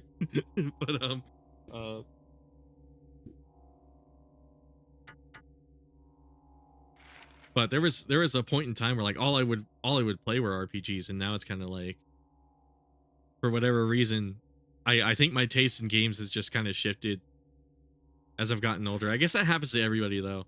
I've mostly just been the most invested in 7's universe. I'm so bad with Roman numerals. I think that's 15 and 16 and 7, despite me not finishing 8. I hear 8 is one of the good ones. Then again, it's only what I heard though. I definitely got to play some of these games. But like I said, with RPG, I guess maybe part of the reason I played RPGs a lot as a teenager is I just had way too much time. Whereas now, whenever I play a game, I kind of, especially like a big game, I feel kind of guilty because I'm kind of sitting there all like, oh, I should be working on like videos or like helping the family in whatever way. and also like doing my job, my day job. It's like, but where the fuck can I go? I'm really confused because like the nurse center, there has to be something I'm missing. Did I forget something in the operating room, or hold on? Intensive care. Or wait, what would I use this isopropyl on? Let me look through my inventory. Purpose is not known. Basement storeroom. Duh! I should go to the fucking basement because I picked up a fucking key for it. Jesus. When as soon as I start yapping, I start playing the game like shit. But okay, let's go to the let's go to the basement.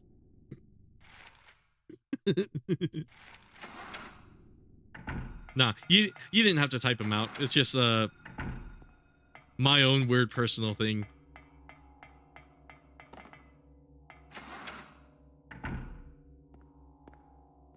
Oh wait, that was 8. I misread 7 as 8. Okay, yeah, that is a good thing you typed that out. Never mind. I can't be trusted with anything.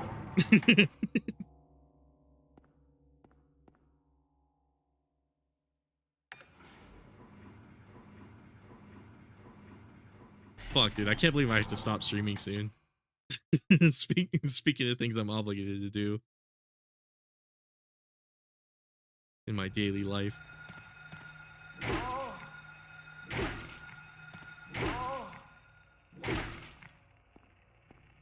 Brody is scrambling LMAO. Yeah.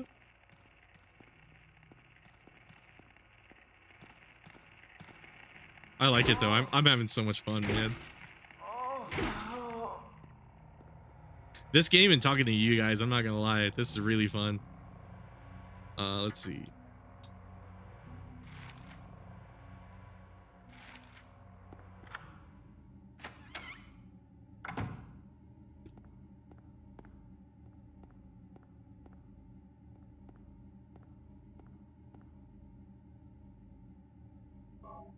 See, some kind of drug, better leave it.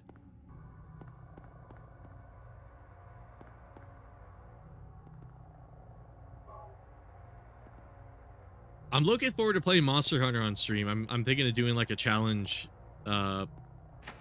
sort of thing. I think I said it in my Resident Evil 4 stream, but I was thinking I would play Monster Hunter World, and essentially what I would do was like recreate the Hell in Hell difficulty from Devil May Cry. Basically, I stop playing as soon as I take 3 hits, or I just restart the quest. So I'm really looking forward to doing that. I think that's going to be on Wednesday. And then I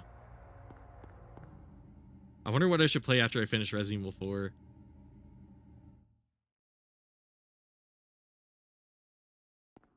I can't keep playing that game forever, sadly. There's gonna come a point where I gotta stop playing it and find something else. I was thinking I might want to do like a Resident Evil marathon too. Oh, go back in the storeroom. Whoops. I was thinking I might do a Resident Evil marathon. Maybe start playing like Resident Evil 1 on stream. Might complement Silent Hill quite a bit actually, if I did that. Or I just play some of my other favorites. 7 is a game I'm really good at, that I love a lot, so maybe that would be interesting to see on stream too. You know what? Playing 7 Madhouse would actually sounds really good. Shit, I don't know.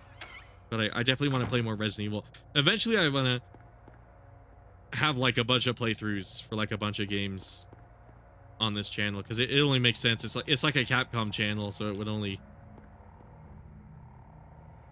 Oh, maybe I like push this? You know what? Yeah, I think I do gotta push this. Skin marks. There we go. I'm glad you noticed that. Okay, I'm glad you told me to go back. I should have known I was missing something. Looks like a hallway under the grate. Vines have grown around it. Maybe this is where I put the isopropyl. I don't remember isopropyl removing plants, but maybe it will in this weird universe. disinfecting alcohol.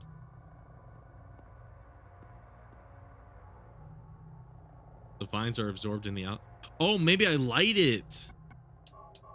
There we go. I was about to say I usually use ISO for cleaning.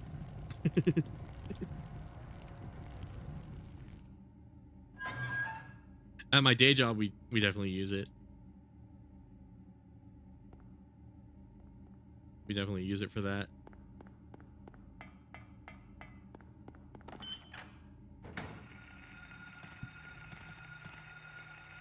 Dead Space is also. You know what? That was right. I forgot. I wanted to play Dead Space Remake on stream. I absolutely fucking love Dead Space so much. That's another game I really got to play. But I've been wanting to play a bunch of horror games and, you know, especially a bunch of Capcom games, because it like I said, it would only make sense for my channel. But also, just horror games. I fucking love horror games so much.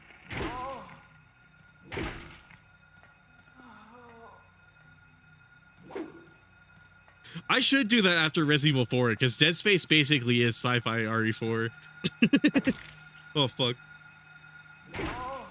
If I recall correctly, it was heavily inspired by it. Oh, wait, I got a phone call. Hold on.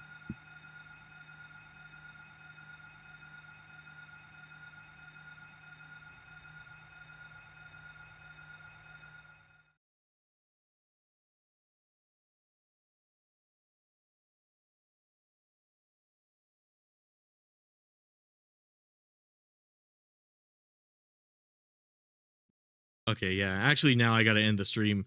But, yeah, definitely probably will think of playing Dead Space after Resident Evil 4. Is there a save point up here? I imagine there has to be one, right? But, yeah, it looks like my brother's off at work. Oh, I don't have a map for this place. Was there a save point at any point back there? I forget. Oh, I guess I can't go back. Okay. Hopefully I can find one soon. And it's pretty in line with Resident Evil 4 in the limb shooting. Yeah. Oh, the lock is jammed. Oh, I'm playing on an emulator. I should just save the state. But yeah, looks like I got to get off because it looks like my younger brother's off work early. But yeah, thank you guys for stopping by, for real. Like this, I'm definitely looking forward to playing this. I'll probably play Silent Hill 2 after this, because I know that game's especially really good. Let me save the state real quick. But shit, I forgot, lol. It's all good. We got save states. We'll be cheaters. But for real, thank you guys so much for stopping by. Sorry to end this so abruptly, but like I kind of gotta skedaddle. I forgot to put the Discord in here. I knew I was forgetting something. Yeah, if you want like a Capcom Discord server, here you go. I'll link it in the chat. I'll probably pin it too. I should have done that in the beginning, but I got a little disorganized. But once again, thank you guys so much for coming by. For real. it was really fun. I'm definitely looking forward to playing way more of this. This is, goddamn, this game is so fucking fun. Holy shit. I really want to play more. See you all next time. Hell yeah.